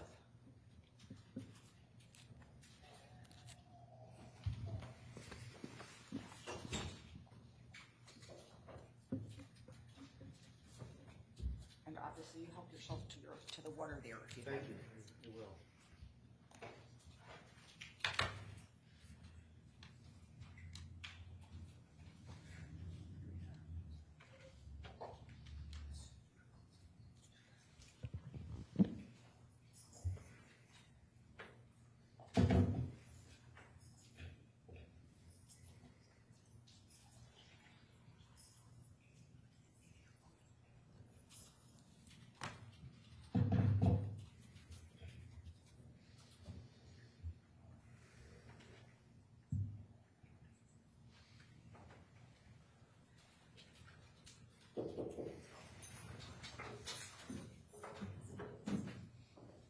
Okay, everybody, welcome back. Thank you.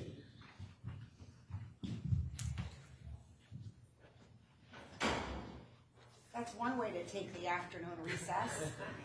Please be seated. Council stipulate that our entire panel is back. Yes, Your Honor. So please be seated. So I told the attorneys already, and I'll tell you now, that was simply someone pulled the fire alarm in the parking garage, in the outdoor parking garage.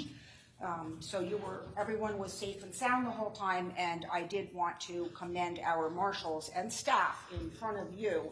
And I said, I wish I had, I don't take my camera on the bench, I wish I had, I would have filmed how they handled it so professionally. I know one of the marshals immediately escorted you all, and Mr. Ferrara went with you, and the other marshals took care of everyone else.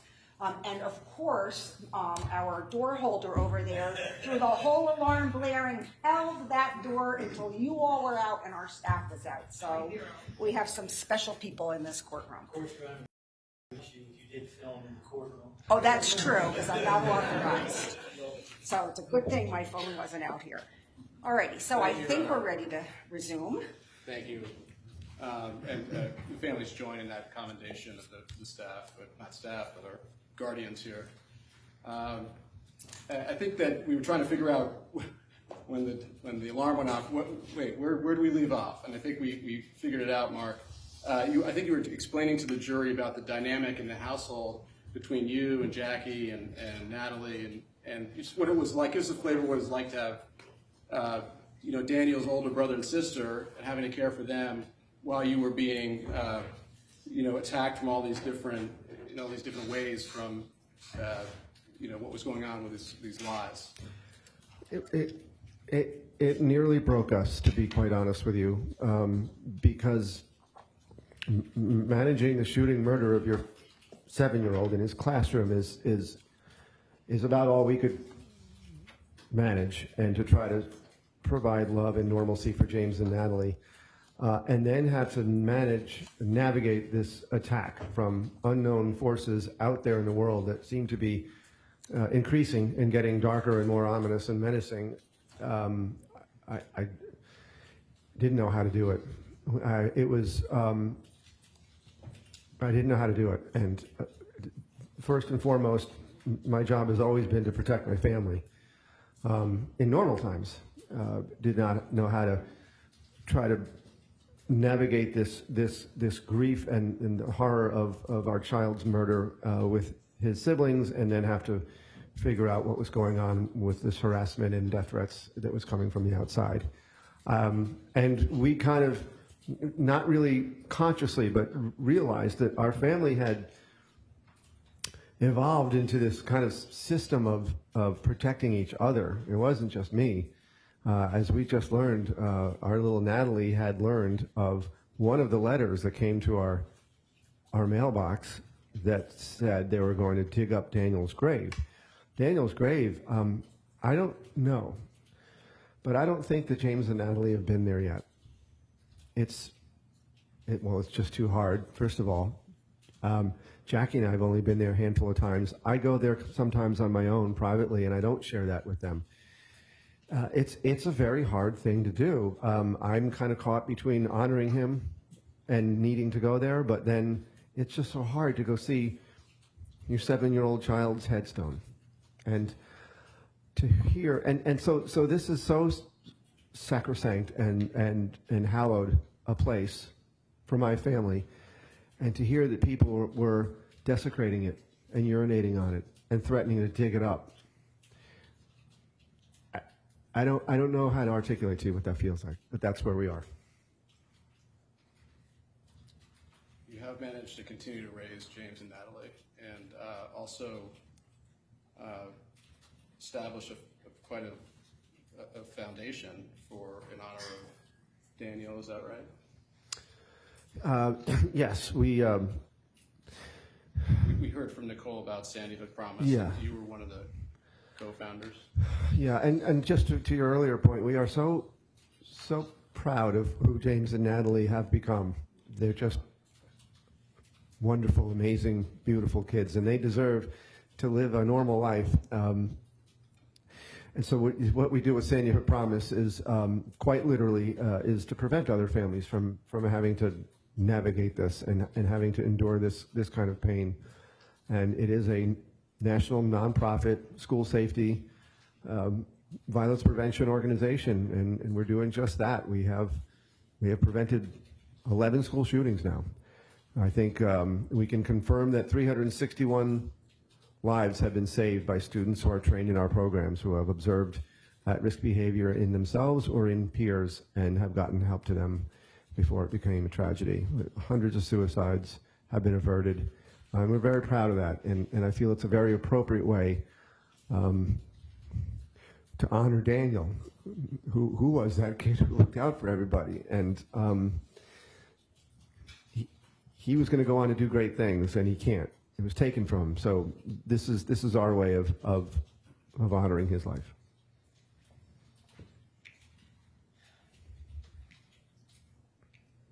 I have to ask you, and we're going to do something pretty difficult right now.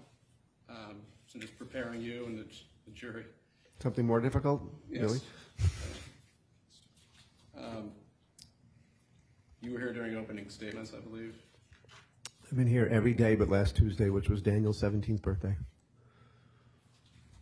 You heard Mr. Jones, through his lawyer, argue that you, along with everybody else, these families, are in fact exaggerating your damages, quote, for political reasons because he, meaning Alex Jones, disagrees with your point of view. Do you hear that? Yeah. So we can't sugarcoat this. So if it's okay, I know it's tough, but I'd like to show the jury first. You said that there was a performance of your children, a band, and you tell us about the band? Yeah, okay. You mean so just almost exactly 10 years ago, it was September 30th of 2012, Jackie's father, the patriarch of the family, and I've really pretty much adopted myself into my wife's family, and her father, the patriarch, was turning 90 last fall, and as Jackie mentioned, he's now turning 100, and bless his heart. But but this video that Attorney Koskoff is referencing was we put together our little family band to honor Papa on his 90th birthday, and the family from Ireland came over. We had a big gathering for him on the honor of his 90th birthday, and we played one of his favorite songs. What a Wonderful World. Natalie sang, James played bass, and Daniel played the drums. And I think it was his first gig, and he kept really good time. But yeah, the family has recorded that. And just we're going to show the video, but there are other videos of Daniel singing on this YouTube page. Yeah, we used to host an open mic in one of the restaurants that I used to play in. We would host an open mic for kids, and James and Natalie and Jackie were there just to watch, and out of the middle of nowhere, Daniel said, I want to go up and sing what I'm singing in kindergarten. So he came up and sang Mr. Sun, Mr. Golden Sun, and we have that preserved on video as well. And I think that the jury get the idea, but just show one. And I don't mean to...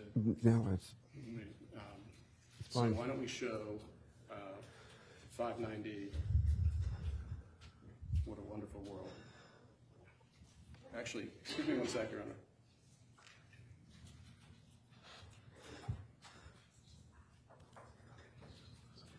Now, sorry.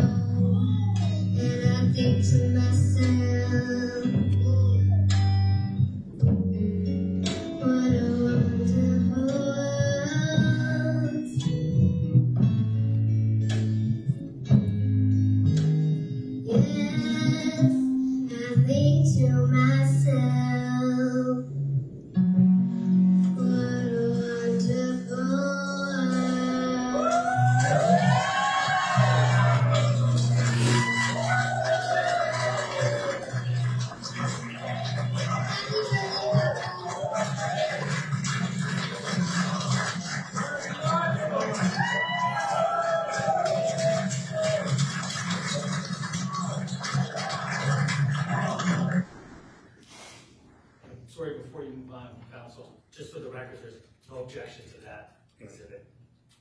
Not now. Thank you. I'd like to offer 565. Let me back up, actually. That video, that beautiful video, was on YouTube at the time of Dana's death, right? Yes. I'd like to offer 565. YouTube comment 8 years ago. And I'd offer it for full. No objection, Judge. You pulled up. Just the top part. I see blue and red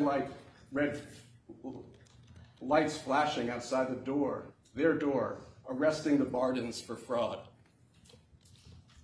That was a comment left 8 years ago. Yeah. 566. 8 years ago.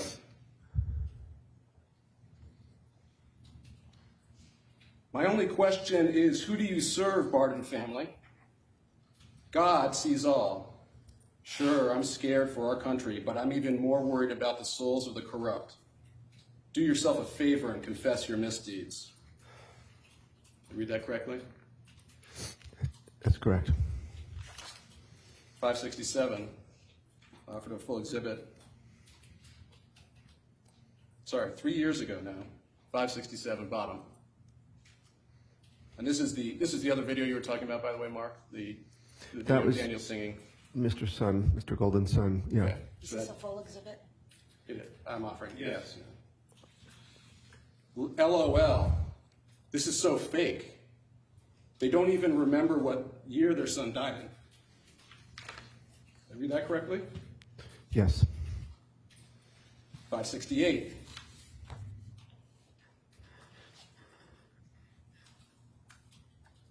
Seven years ago.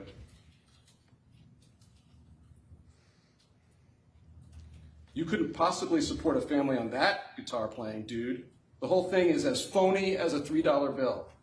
Such a coincidence that so many of these parents are wannabe musicians and wannabe actors. Quote, our kids died, so please give us all money. LOL. 7 years ago. Did I read that correctly? Yes. 569, 2 years ago. Offered as a full exhibit. No objection to any of this series, Judge. Okay.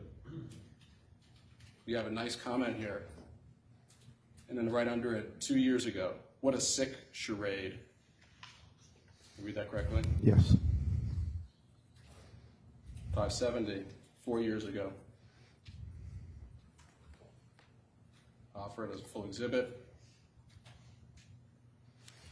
Mark Barden, why was your buddy Robert Parker smiling and laughing live on TV after his daughter was murdered? Did I read that correctly? Yes.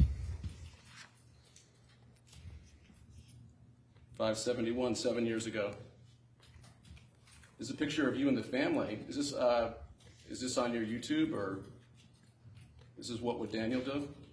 That's on the, that was from the What Would Daniel Do Facebook page. And that's a picture of you and Jackie and the 3 kids, right? Yes, correct. 7 years ago. Major photo editing in these pics. Try asking why the length of James Barden's arm defies the laws of physics in its length at point 20. Evidently, this must have been a video. Probably, yeah. So at the 22nd mark, somebody noticed, made a comment, Barden's arm defies the laws of physics in its length at 20, question mark. And where has Daniel's heel disappeared to at point 20, at 26 seconds? I wonder how James feels about his childhood vid being made into his imaginary brothers. Did I read that correctly? Yes. What's Safe Say Something? The Vision for Safer Schools. What are you referring to? Bring it up, 572. And am I correct, Attorney Pettis, no objection to this Yes, one? Oh, yeah. Do you recognize that? Yes. What is that? It's an anonymous reporting system that we operate in the state of Pennsylvania. Okay. Can we go to the comment? 3 weeks ago. By the way, when did you see this? When did you pull this? Oh, just probably last week. Okay, so it's within this last month. Yeah. Either while the case was going on or shortly before. Is that your understanding? Yes. Yes. FEMA L-366. Look that document up because this lying DHS-owned swamp liar, Mark Barden, has continually profited off of the lie that his child was murdered at decommissioned elementary school. Did you see the video in court of Alex Jones talking about the school being a toxic waste dump? I did. Being closed? Yes. At a decommissioned elementary school that had been closed since 2008 and was only being used for storage. I've printed out the actual property tax documents for the Newtown area that clearly prove that nearly every homeowner, such as Gene Rosen, Nicole Hockley, who's here in this courtroom, Scarlett Lewis, and Mark Barden, was bribed in the form of a forgiven home mortgage on Christmas Day 2009, 1 year after the 1 year after the school had been decommissioned and closed due to the school being contaminated with mold and other biohazards, and was only being used for storage. Was Standing Hook Elementary School a beautiful school? Yes. Was it a clean school? Yes. Did a lot of school pride there? Very much. I was in that school a lot. As a stay-at-home dad, I was in there reading, doing projects with the kids. I was in that school a lot, and it was fully functioning right up until the shooting, and it was a beautiful little place. Homeland Security used younger photos of older children as, quote, victim propaganda. How do I know they were older? I compared the photos to the children singing behind Jennifer Hudson at the Super Bowl just over a month later. One child seen there might have been just a coincidence, but not 8 of them. And to this day, the Newtown School Board has denied sending said children to the Super Bowl. None of these parents, in single quotes, lost a child. Mark Barden and the rest of these players are DHS owned for life. There is an old saying that says that it's just easier to fool the people than to convince them that they have been fooled. The Sandy Hook Promise organization is a confirmed fraud stemming from a government fabricated event that was produced as gun control propaganda. I guess it's a play on President Biden. Biden knows, sorry, I'll just read it. Biden knows these are drills, along with Obama. Obama played us all with these drills gone live in the media as soon as he was elected. The media are in the loop that these events are drills. That's why the media were in Newtown on 13th. Would 13th have been the day before the shooting? Yes. 576, after a full exhibit. I guess I'll just state the names, the numbers from here on in, as I understand they're all in. 3 months ago, this is the picture that the jury saw, is it not? Or maybe Daniel kissing you on the cheek? Yeah. Somebody actually says horrible what happened, which obviously you would agree with. They were paid actors, every single one of them. They even photoshopped pictures. They admitted this. Wake the F up. Did I read that correctly? Yes. 577. Not a single, sorry, I slow down a little bit. 5 years ago, not a single tear and not even a wet eye. A parent losing a precious 6 or 7 year old would have hot, salty tears at the thought of them, period. And that, did I read that correctly? Yes. And that has 22 likes, right? Is that what that is? I can't see the likes. Maybe you can't see it from there. That is 22 likes, correct. Do you know that Alex Jones brought a lawsuit against the Young Turks for something that had 20 likes? Did you know Yes, that? we learned that in the hearing.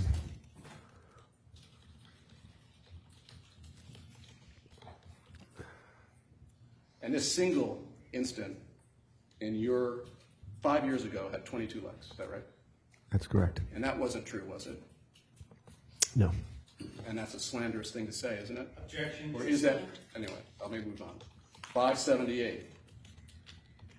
8 years ago.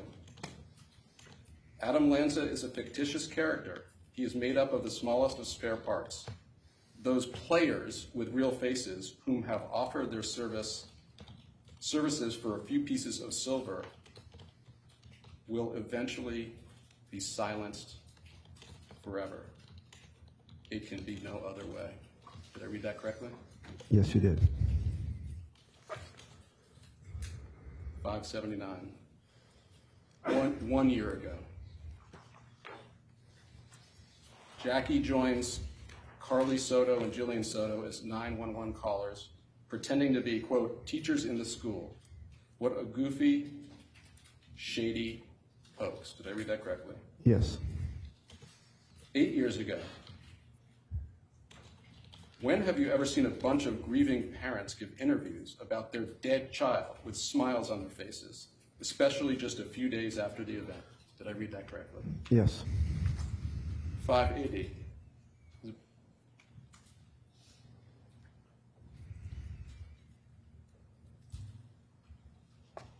2 years ago, I think we may have seen this before, this guy.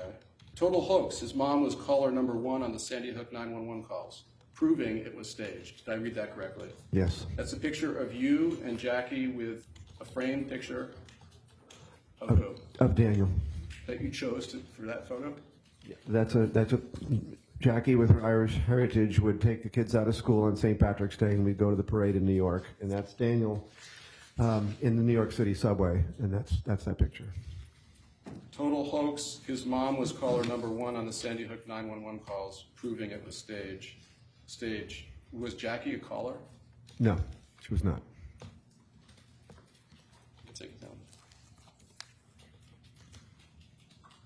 Mark, Jackie told us that you've been a different person since this all happened. Yes. And she said you go into grocery stores and you look around and you're... Objection meeting, Judge. Well, can you describe for the jury what this has done to your feelings of security and safety for yourself and your family?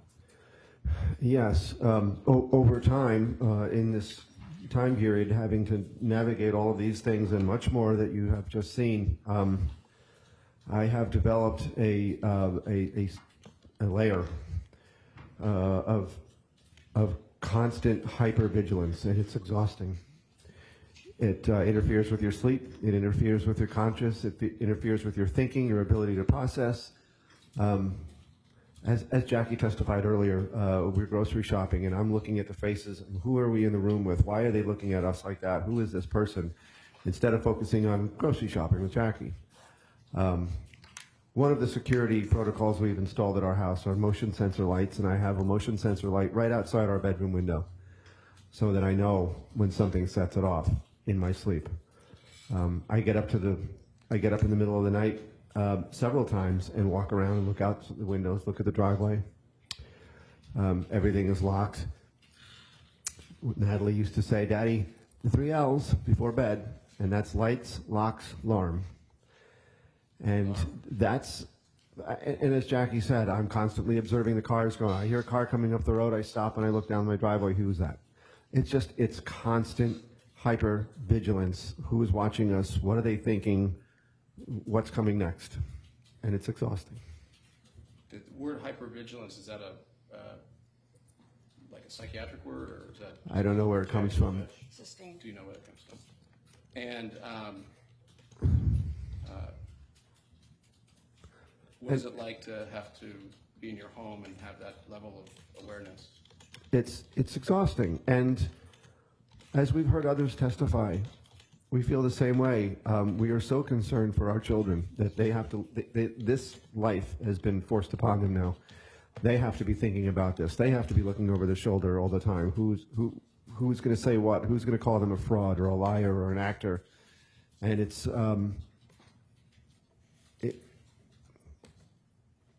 becomes who you are. It becomes who you are. You're constantly thinking about having to defend against that, defending your honor, your integrity, and defend our little Daniel's honor and his memory and his life and his death. It's constant.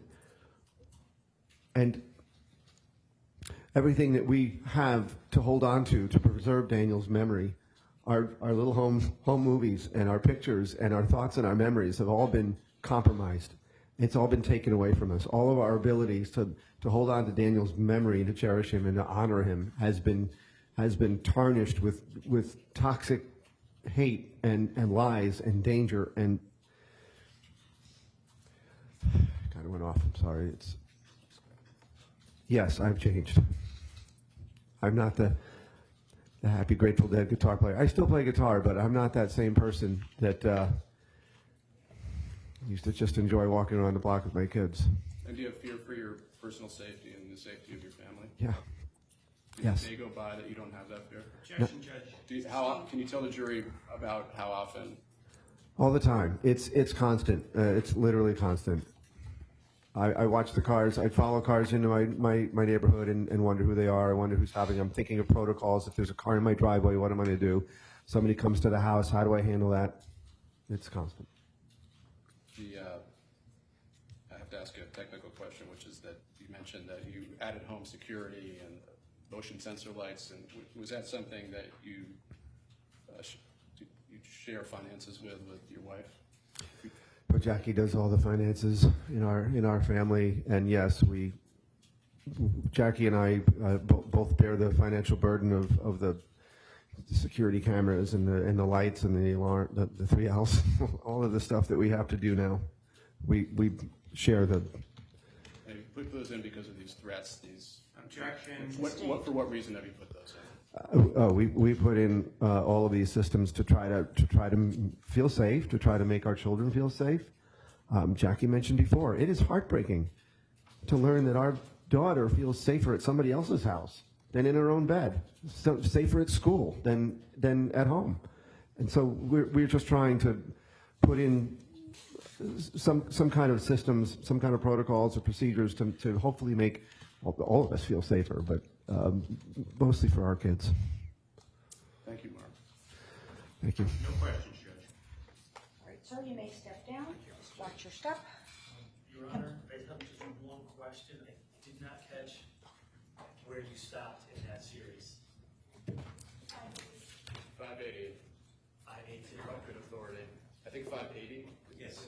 Can I have a sidebar with counsel? Okay.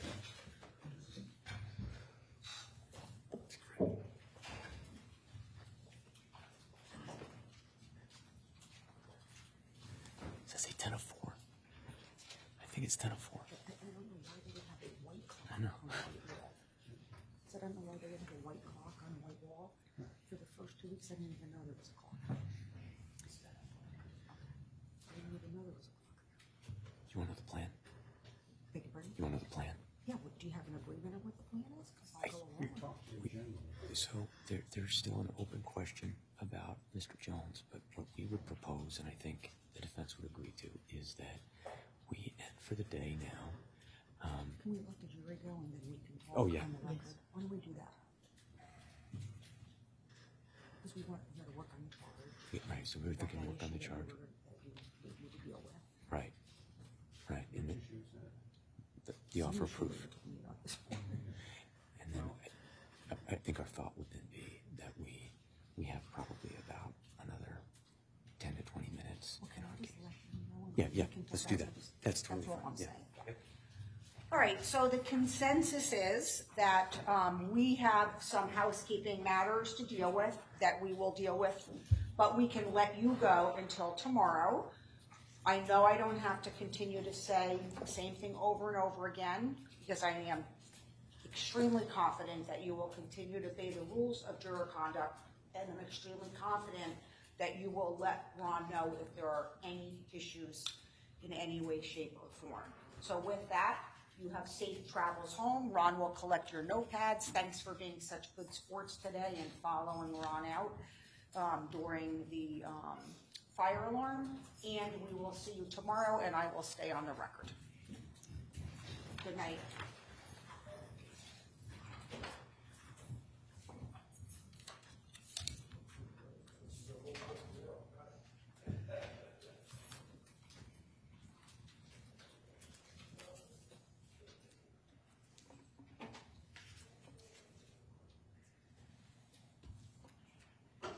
Okay, so please be seated. Why don't you tell me, if you have an agreement on how we're proceeding, just tell me what it is, and I'm sure I'll honor it. Sure.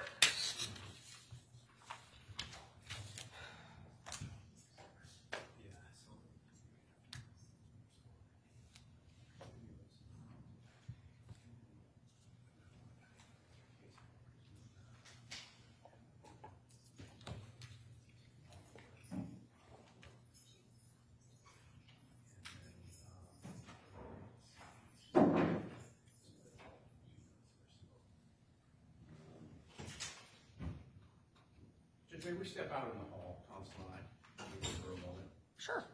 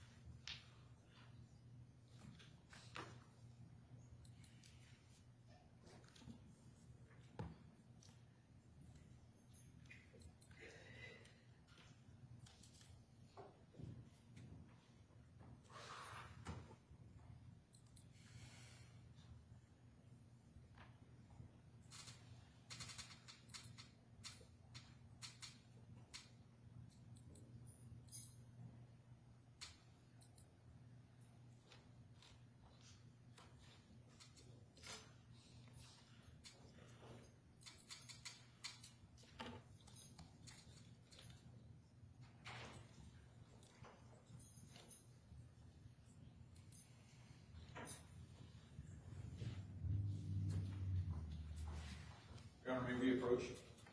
Sure. Thank you.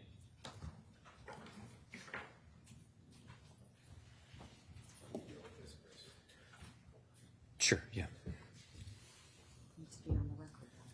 I requested it not be if we can do that for trial management purposes. Will not. Sorry. We have reached an agreement I like agreements. that I would say an understanding. we've reached an understanding for enough. The plaintiffs are not going to call Mr. Campbell out, and Mr. Jones is not going to testify. I knew that it was about an hour ago.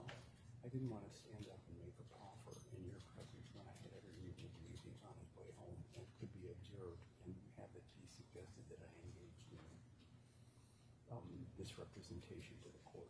Okay. So we've reached that understanding. The question then becomes how the court and counsel uses its time. So I will defer to others. I have my ideas, but I've done all the talking. What are you going to tell the jury since I told him I think 3 times that he was going to testify?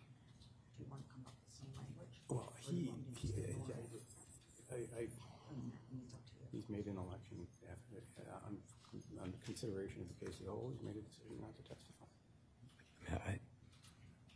Listen, you got me involved in it. If you didn't get me involved, then I wouldn't feel an obligation. Then I you don't can want to say mislead my jury. you guys talk and tell me. I will take the hit. I'm represented. No, you guys talk and just give me some agreeable language. Only because if you hadn't involved me, then I would. But there, I tell them something and I have to keep them advised. So you talk. And you told them that because I said it. I will take that hit if necessary. You all talk and let me know what to say. But In terms of timing, so what we have tomorrow is basically the end of our case, some videos. I'm thinking about 20 minutes total. We're going to play a handful of video clips, not depositions, broadcasts. Then we're resting. Nothing. Okay. I don't really want to bring them in for 20 minutes. Well. So can we just maybe have them come in on Thursday and just go there and then close and charge and we can come in and work on the charge tomorrow? Because we're not going to be able to close and charge tomorrow. I mean, I guess we could try. I'm not going to have the fruits ready. Okay. My preference would be Thursday. I spent a lot of time this weekend preparing to put my plan on. I understand that. I get the logistical issues, especially for Attorney Ferraro. So I think that that's fine if we not close and charge tomorrow. But we were anticipating resting tomorrow. I know it's not great to bring them in for that, but I also don't think it's great for us to end our case right before we close when that's not what we had been anticipating. Pardon me. I understand that too. I'm trying to make everyone happy, but do you want to try to close and charge tomorrow? It just doesn't seem like. Is it impossible? I have to see what exhibits I have, what I'm missing. We're going to have to go through and make sure that I have the right ones. And we still have amended exhibits that we've never really discussed or talked about. Your Honor, maybe you could also, I know there were some issues on the charge that the court was considering. We only scratched the surface on that. I'd like to do a little work on that now that we have an hour. Okay. Yeah. So we need to. Or you just want to do that tomorrow? Oh no, I don't care. The charge stuff I think makes sense to get it done sooner rather than later. Right to 5, but maybe we do like a 45 minutes. Sure. You're going to have a motion tomorrow. Mm-hmm. So we're going to bring in.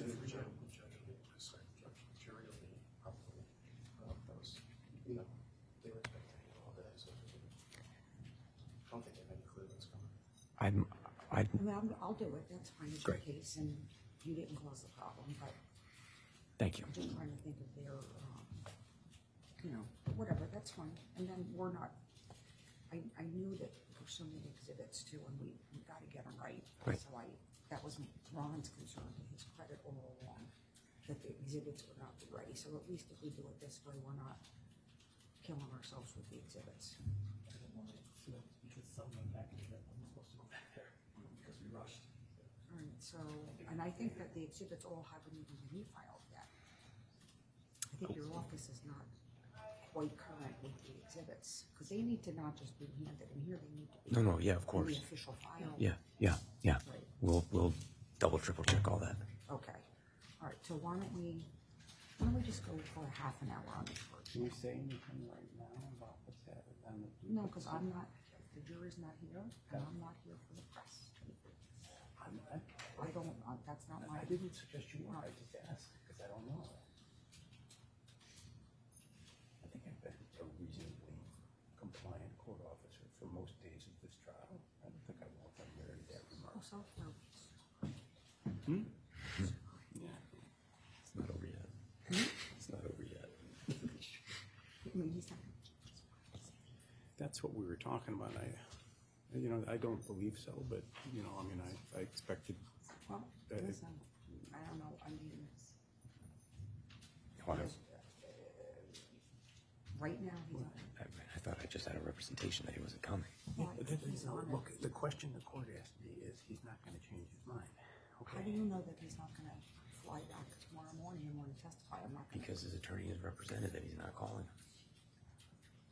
Well, now, wait a minute. I've represented he's left. I have no intention. What if he calls me tonight and says, I've changed my mind? What then? Well, then I guess we're ready to go. No, I don't believe that's going to happen, but I mean, it's a fair response to the court's question. I think we could put off the offer of proof, I guess, in that event, until tomorrow morning. Yeah, I think that makes sense, because I don't think, I genuinely don't, I didn't want to get up and make an offer of proof against him. I understand. Well, at the airport. Well, look it up on the right side. The jury will be here tomorrow, so if he changes his mind and flies back, we'll have a hearing. Let me talk to you. But We don't have a choice, so. He's not playing.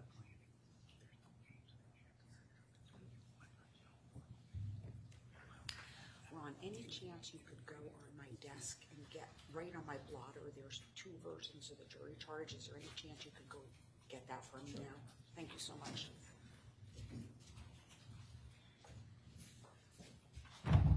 All right, so while Ron's getting our versions of the proposed charge, why don't we just plan on going, since we'll have more time tomorrow, why don't we just go to like 4:30 with the charge today? Yes. Put a half an hour into it. Your Honor, we have a couple of things that we ought to just put on the record. I don't know that we've ever put them on the record when we weren't at sidebar. So with regard, and let me just wait until Attorney Hoax is ready. All right. One moment.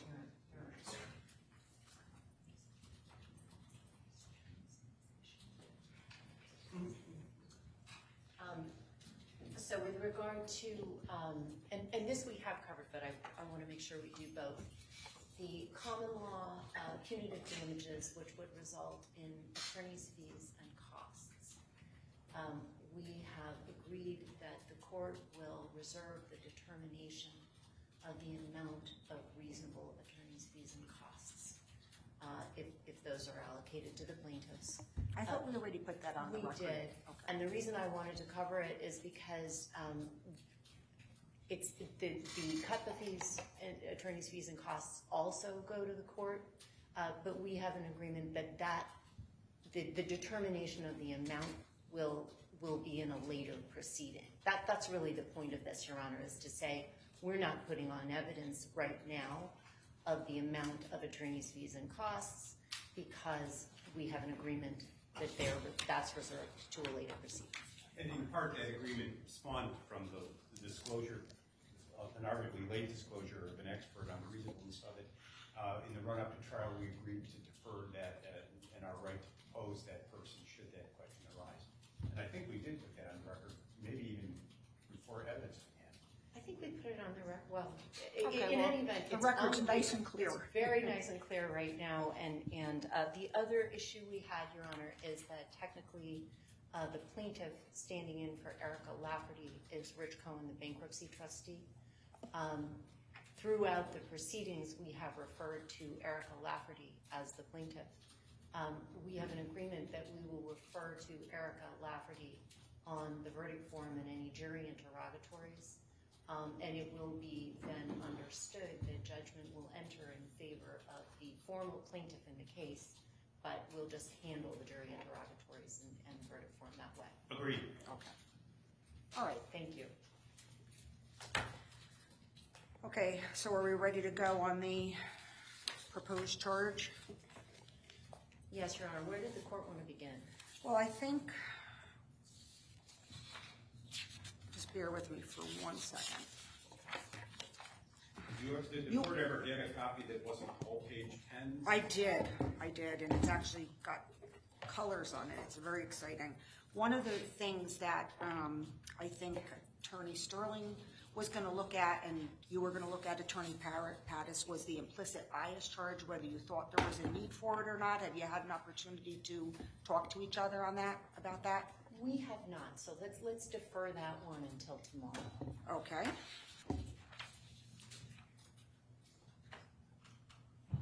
All right, so on the corporation or other entity as a party, I was going to look at that. And I have to say I agree with Attorney Pattis on that. I'm not going to instruct the jury that Mr. Jones and Free Speech System are one entity. I didn't see that in the complaint. Let me pull the allegations of the complaint, Your Honor, then, and go over them with you, and maybe we could do that tomorrow. Why don't we, I don't want to keep kicking the can and everything. Well, Why don't we do, I looked at the. Let me grab a copy of the complaint, just one moment. Well, Attorney Sterling is doing that, Your Honor. May I be excused so that I can inform our clients about the game plan? Sure, and absolutely. They can then get on with their days. Absolutely. Thank you.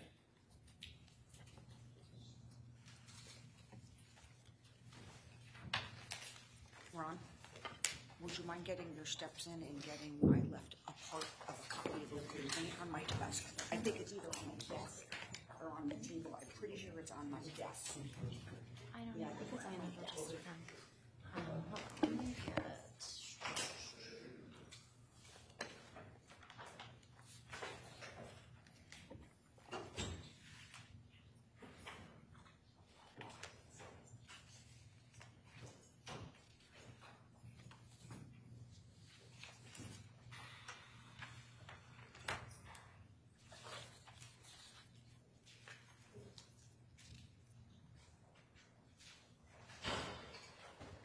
And I worked off Attorney Sterling of the complaint, the operative complaint at the time the default entered. So, and would that be, is that Lafferty or is that Sherlock 1 or Sherlock 2? Because I looked at the Lafferty. Lafferty, Operative okay. complaint at the time the default entered. So, I'm not sure which complaint this is. I'm looking in the first set of allegations that go to this issue at paragraph 34. Thank you very much. Of course, let's see. You want to just read it into the record and I'll just listen to you rather than try to pull it up? Yeah. The above mentioned Texas business entity defendant is owned, controlled, and operated by defendant Alex Jones and employed to hold and generate revenue for him. So that. Well, but what the language that you proposed here is that they're one entity. Yeah, no, I think that's, we did, Your Honor, and it's shorthand. And what it is shorthand for is the fact that there are allegations of agency, conspiracy, joint venture, control, all of those allegations which lead to the same place, which is that they're one actor. Yeah, so I'm not going to charge that they're one entity. Are you making a counter proposal on other language that you want to run past Attorney Pattis? I can, Your Honor. Go ahead, Attorney Pattis. Given the law of the case, I feel that I can't agree to anything. When FSS moved into bankruptcy, the court concluded that Mr. Jones was distinct and a solvent defendant, such that the action could proceed. Well, that's not, but that's a different court. I'm looking at. Here, with FSS moved into bankruptcy, Mr. Jones didn't get the benefit of the stay. We proceeded in the bankruptcy proceedings. We agreed to a lift of stay, but we never agreed that they would be treated as one.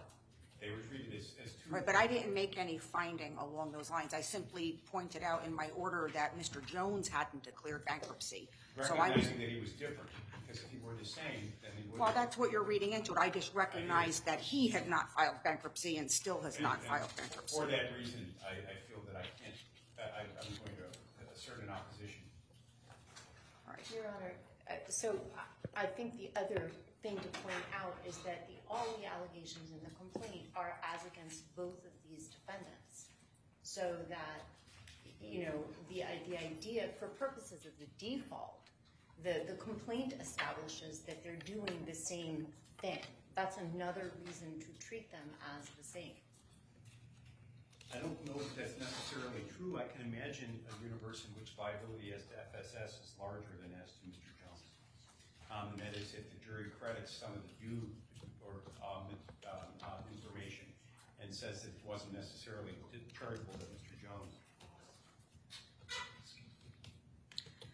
Well, I'm not going to consider the language as proposed. If you want to propose something else at some other time, you can do that. I mean, the only evidence in the case has been along the lines that he makes all the decisions and control. So if you want to make some counter proposal, I'll consider it.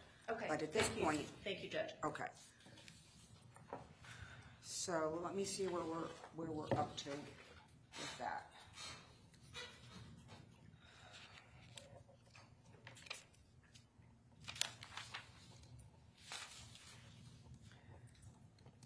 So I think, did we address? All right, corporate designee testimony we addressed. We deleted that sentence by agreement. Responsibility for actions of others who broadcast on Infowars. We did that? I thought we had, Judge, yes. Yeah, we did. I think we had resolved that one completely. Okay. Adverse inference, did we resolve that? Your Honor, in the interest of moving things along, we're not going to claim that one. That's the Dubidandi text. Right, that's, you were going to think about that, okay? We did think about it, and we're not going to press that. Would you, since you have, do you mind making the changes once again? I don't mind, Your Honor. Attorney Pattis in the court? Okay. That direct and circumstantial evidence. I think we agreed on that, Judge. Okay. Credibility of witnesses. We agreed. Use of depositions. Agreed. All right, expert witnesses, did we finish that? We did, Your Honor. I think I prevailed on one word, and otherwise. And I see that, that's at the top. May I be seated, Judge, during this? Yes, you too, Attorney Strong. I see in line 6 of page 16 what I believe was what we discussed yesterday. Am I correct?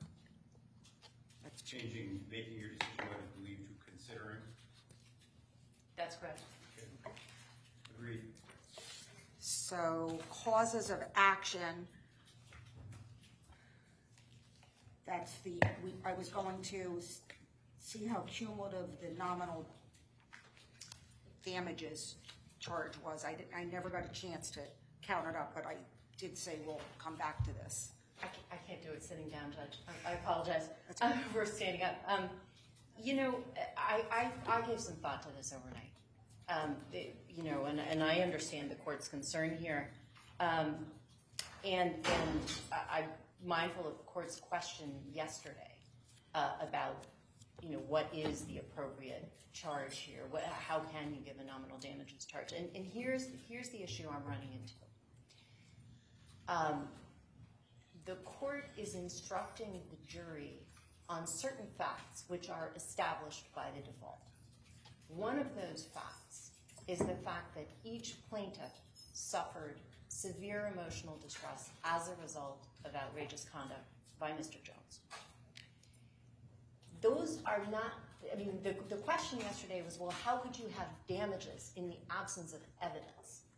The answer is the facts that the court is instructing, those are equivalent to evidence, right? That is an instruction about what the facts are. And so where that takes us then is, because, is the question of, well, what can the jury do? What discretion does it have in the face of severe emotional distress? And the answer to that question is in the Maldonado case, that recent case written by Justice Ecker, where he says, and this was with regard to pain and suffering, but once the evidence of pain and suffering is established, the jury is not free to award zero damages as compensation. So that's where I think we land with regard to emotional distress, Your Honor, and that's the problem with the nominal damages charge. I disagree with Attorney Sterling's reading of it, and will repeat what I said yesterday. I look for guidance to the question of proof of damages in a case arising under 42 United States Code 1983, where this is a common problem. If a plaintiff proves the elements of the offense but fails to prove damages, fails to prove an amount, they're entitled as a matter of law to nominal damages. And so I think what Justice Ecker said is zero is an inappropriate amount, as it would be in a 1983 case. The proper answer is $1.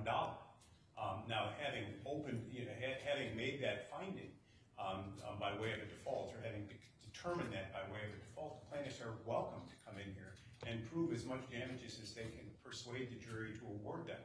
But they are not relieved of the responsibility of proof. And so our view is the nominal damage charge is correct. Well, I'm not, so why don't we, let's come back to whether we need to leave it under causes of action. If it's 5 or 6 other places, let's look at it in context, but I understand your arguments. Okay. Intentional infliction of emotional distress we had no problems with, right? Right. And false light invasion of privacy we had no problems with. Am I right? Yes. Yes. Okay, so now we're at defamation. Yes. And the defamation language is the court's proposal. I had proposed one, which was a rejection of our proposal. I had proposed one change in the language, which I feel is important, and we were waiting on Attorney Pattis's response to that change in the language. I don't recall what that was. It's right there in the red line. Hopefully you all have the same page numbers on page 21. Yeah, I'll agree to the charge as drafted, Judge. I had a chance to check my proposed charge in my notes. I couldn't recall what I proposed when you spoke on the phone yesterday. So I will agree to the plaintiff's charge on page 21. All right, proximate cause I have in my notes here. I have to work on this, so I'll work on that. So we're tabling that one for now, Your Honor. Well, I'm going to try to do it tonight. Do you have anything to add to what we talked about? I'll be happy to hear you again, if anyone has anything to add on that. Yesterday's session was preserved, Judge, recorded? Yes, indeed. I have nothing to add. Your Honor, I don't think we have anything to add at this time, because we primarily accepted the court's charge and then just made a few red line suggestions. Well, now I'm going to have to comment. I mean, as I said yesterday, I think that the plaintiffs try to compress proximate cause into but-for causation, and that I take to be the thrust of their what they would might refer to as minor edits. I view that as a sea change in what's required. Okay. So now we're on standard of proof damages. Just give me 1 second.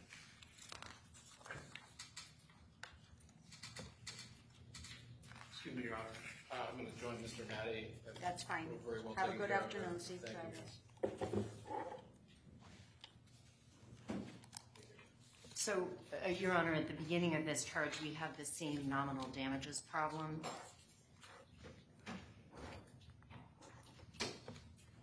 And we do continue to object to that. Your Honor, though, I feel like we went through this yesterday because I had an objection to the instructions regarding weight, and my memory is that I was overruled. That is correct. So what's hanging there is how the court treats nominal.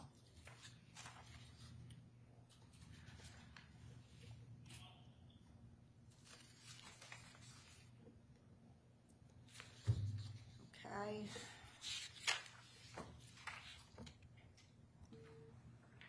Damages compensatory. Did we finish this? I think this is where we got bogged down and decided to quit for today. We might do that again today. Well, no, we got 10 more minutes. So I agree. I think this is where we got bogged down. And I think we hang up on the nominal issue again here in the middle of this charge. All right, besides the nominal issue, what else can you tell me? See, we had agreed to change injuries to harms. Yes. Right. Attorney Pattis had agreed to that, and I see I've missed some. At the end of that charge, there is a portion regarding non-economic damages. It's the last two sentences.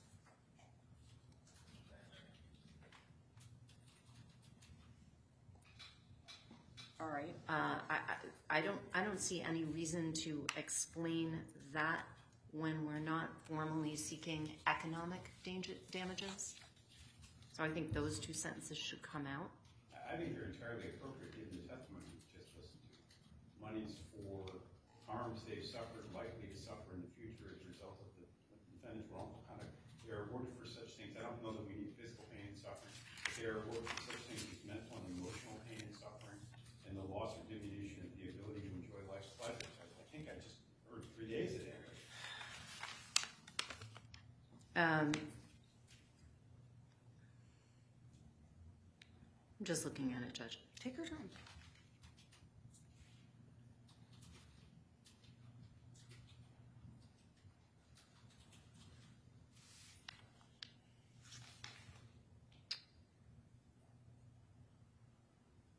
So I think if we take out the physical pain and suffering, that makes it better. I would agree to that, Judge, because I agree. All right, what else besides the nominal damages issue in this section? I don't recall that there was anything else. I think I already lost on our objection to guess and speculate. That's my memory of yesterday. I can remake that argument, but my memory is I was overruled. That's correct. All right, so now is that it for that section? From my perspective, yes. Your Honor, if I may, I just want to look at it one more time overnight, and I don't think I have anything else, but I would like. Okay. Okay. All right, damages for invasion of privacy and emotional distress. So we have not talked about this yet. Correct. Okay. So just give me one moment. Just give me one moment.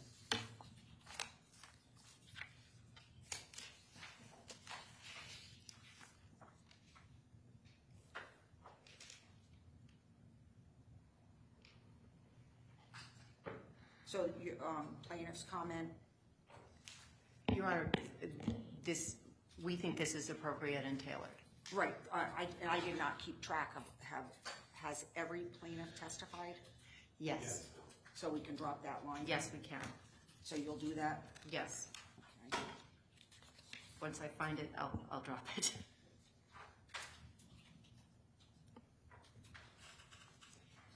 All right, Attorney Pattis. I mean, I did an extensive comment. I'll rely on the comments that I made here, Judge. All right. Other than to note that I have a scrivener's error in there. The simple, the next to last sentence should end with the clause, unlike defamation per se and couplet is simple and requires no neuron construction. Right. I am going to leave that in. I think it's helpful for the jury. Okay, so that takes us to damages for libel and slander per se. Just give me a moment to get up to speed.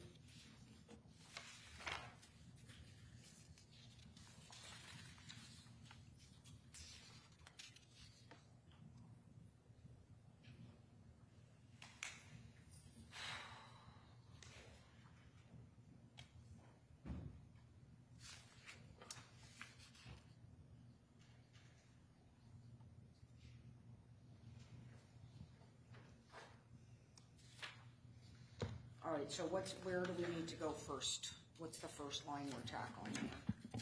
So the defendant's position is that the court's charge is an accurate and adequate statement of the law and no revisions are necessary. All right, so your first proposed addition? Yes, Your Honor. It's to repeat to the jury what was established to be defamatory. So that the first, what I'm requesting to be included is actually the same language that comes out of the defamation per se liability charge. So that language is already accepted in the defamation per se liability charge. And our view is that much like the plaintiff's concern about repeating what nominal damages are, there's no need to repeat this more often. I actually think it's helpful, so I accept that first addition. Okay, thank you. Then proceeding through the charge, the sentence that begins, in determining the amount of general damages to award for the injury to a plaintiff's reputation, you should consider what reputation the plaintiff had in the community is the charge. That's the standard language. That's the charge that the court adopted. I don't think that in the community is I think it's actually confusing in the modern world, right? Because which community? People have multiple communities. People exist in an online community, but community suggests a physical community. So I think it's really a problem, and that the better wording is what I propose, which is to knock it out. I can't disagree with that, Attorney Pattis. Well, I think that's that whole possibly, although they put on no evidence about their reputation prior to these events, so I'm not sure they're entitled to that at all. I certainly disagree with that. No one testified. They're wonderful people. I'll concede that based on what I saw of their testimony. But I didn't hear a single person testify that thought worse of them beforehand or after all this occurred than beforehand. If anything, they've become more iconic. I'm surprised to hear that. I think that, I mean, one of the reputations that these people, these families had was as the parents of children who were killed at Sandy Hook. So no, the question, what it says though, in determining the amount of damages for the injury to a plaintiff's reputation, you should consider what reputation the plaintiff had when the statements were made. What evidence is there? None. I disagree with that. I think there's significant evidence about who these people were before Alex Jones defamed them. Right. They were parents, certainly, and lovely parents. Reputation in the community is not what you think of yourself. It's what others think of you, whether that community be online, virtual, or not.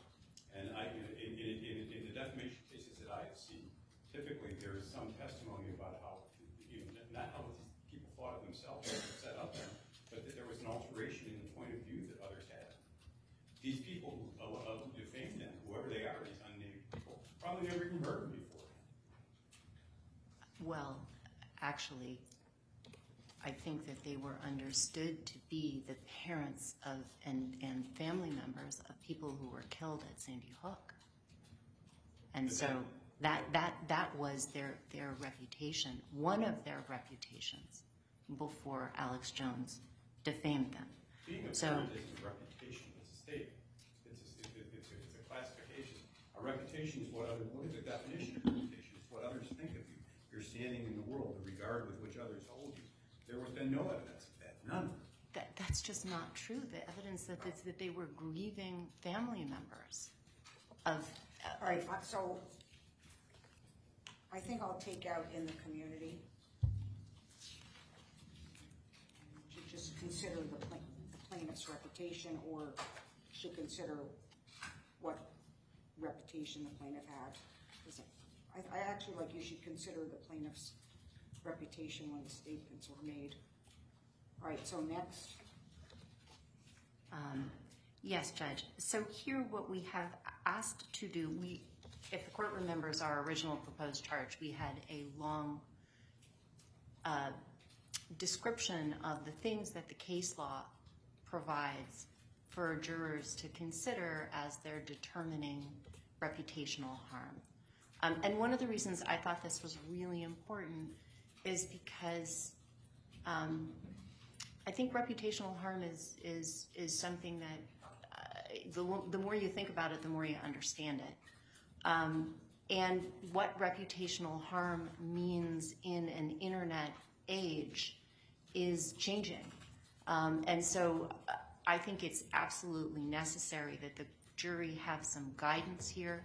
I understand that the court was not comfortable with instructing the entire list. That was a long list. Well, That was a long list, so I have pared it We have to give them some down. guidance here as to what they should consider. What do you suggest, Attorney Pattis? This is a pretty short list. Is there any? Well, I think it's revisiting Marshall, and I think that they're free to argue that. And they're free to argue anything they like that's supported by the evidence and that you let them argue. But I don't think the court should endorse their theories of the case, and I don't think the internet age presents need for a special charge. I think that the charge on libel and slander per se covers what they're looking for without drawing undue attention to the theories of the case that they want to argue. So I think this will bolster in Marshall's. Right, I agree with that. So I think just leave it. You should consider all the circumstances surrounding the making of the statements, and you can cover that in your closing argument. Right, next. Your Honor, I know I don't have to, but I'll say for the record we accept to that. I understand. That's important guidance. Right, so where are we next?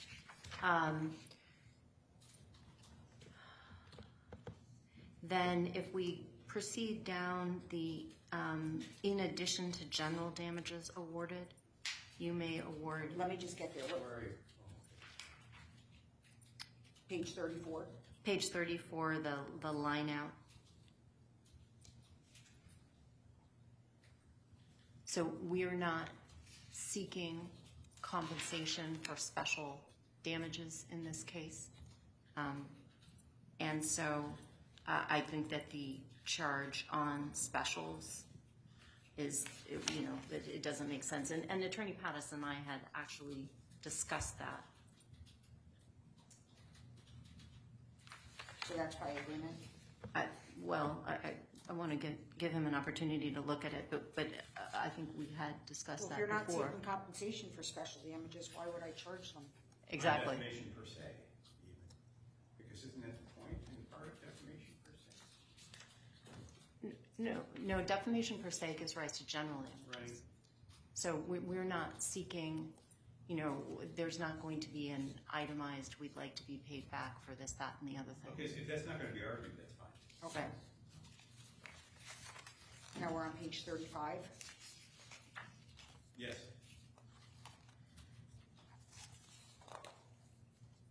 And why don't we end with this section of the charge? Okay, so we'll finish this up and pick up the cover tomorrow. Okay. So then, just so I'm clear, Your Honor, the line out continues through compensate the plaintiff for his or her loss. We're taking that out. Then I had proposed, the language is, if you find that the plaintiff has suffered a violation of his or her legal rights as a result of the default, the plaintiff's legal rights have been violated, so it should be each plaintiff has suffered a violation of his or her legal rights. That's the consequence of the default, Judge. I'll agree. All right. Without waiving our objection to default. And then here, these damages may not be nominal or substantial. So this is, I think that the posture of the emotional distress and the defamation per se is slightly different, right? The emotional distress under IIED has established severe emotional distress. So here, I understand that there could be nominal damages for reputational harm. But I think that needs to be explained. So when we had talked about nominal damages before, you see here the thorough explanation of when nominal damages could be awarded in a defamation per se situation. What we're then asking is that the court balance that nominal damages instruction with the other side, right? With, that's the situation for nominal damages when the plaintiff is the defamatory material is of an insignificant character because the plaintiff has bad character. It looks like We a ask good for the balance flip. to me. What do you say, Attorney Pattis? I don't think it is a balance. I think that it's their burden to prove more than nominal, even in the posture of a default. And so it's a false equivalence, this balance. There is no balance here. They start at nominal and earn every dollar beyond that.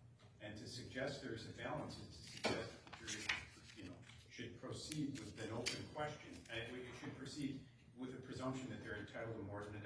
My view is if we start with $1 and they get, and everything more than that they prove, they get. What suggests that they're not proving it, though? I'm missing something. If on the other hand, it's of significant care. If on the other hand, the standard charge, I think, is clear. Nominal damages are awarded when they are the only damages claimed in the claims that for purpose of the character by the jury. That I think, okay, that's not clear. Excuse me, I erred on that. I think what the plaintiffs continue to do is object to the presence of nominal damages, and they want to say that we start with the presumption of war. And even in a default situation, they're entitled only to what they prove. And so our view is that if they can't prove more, they get no. I thought this really actually highlights the nominal damages.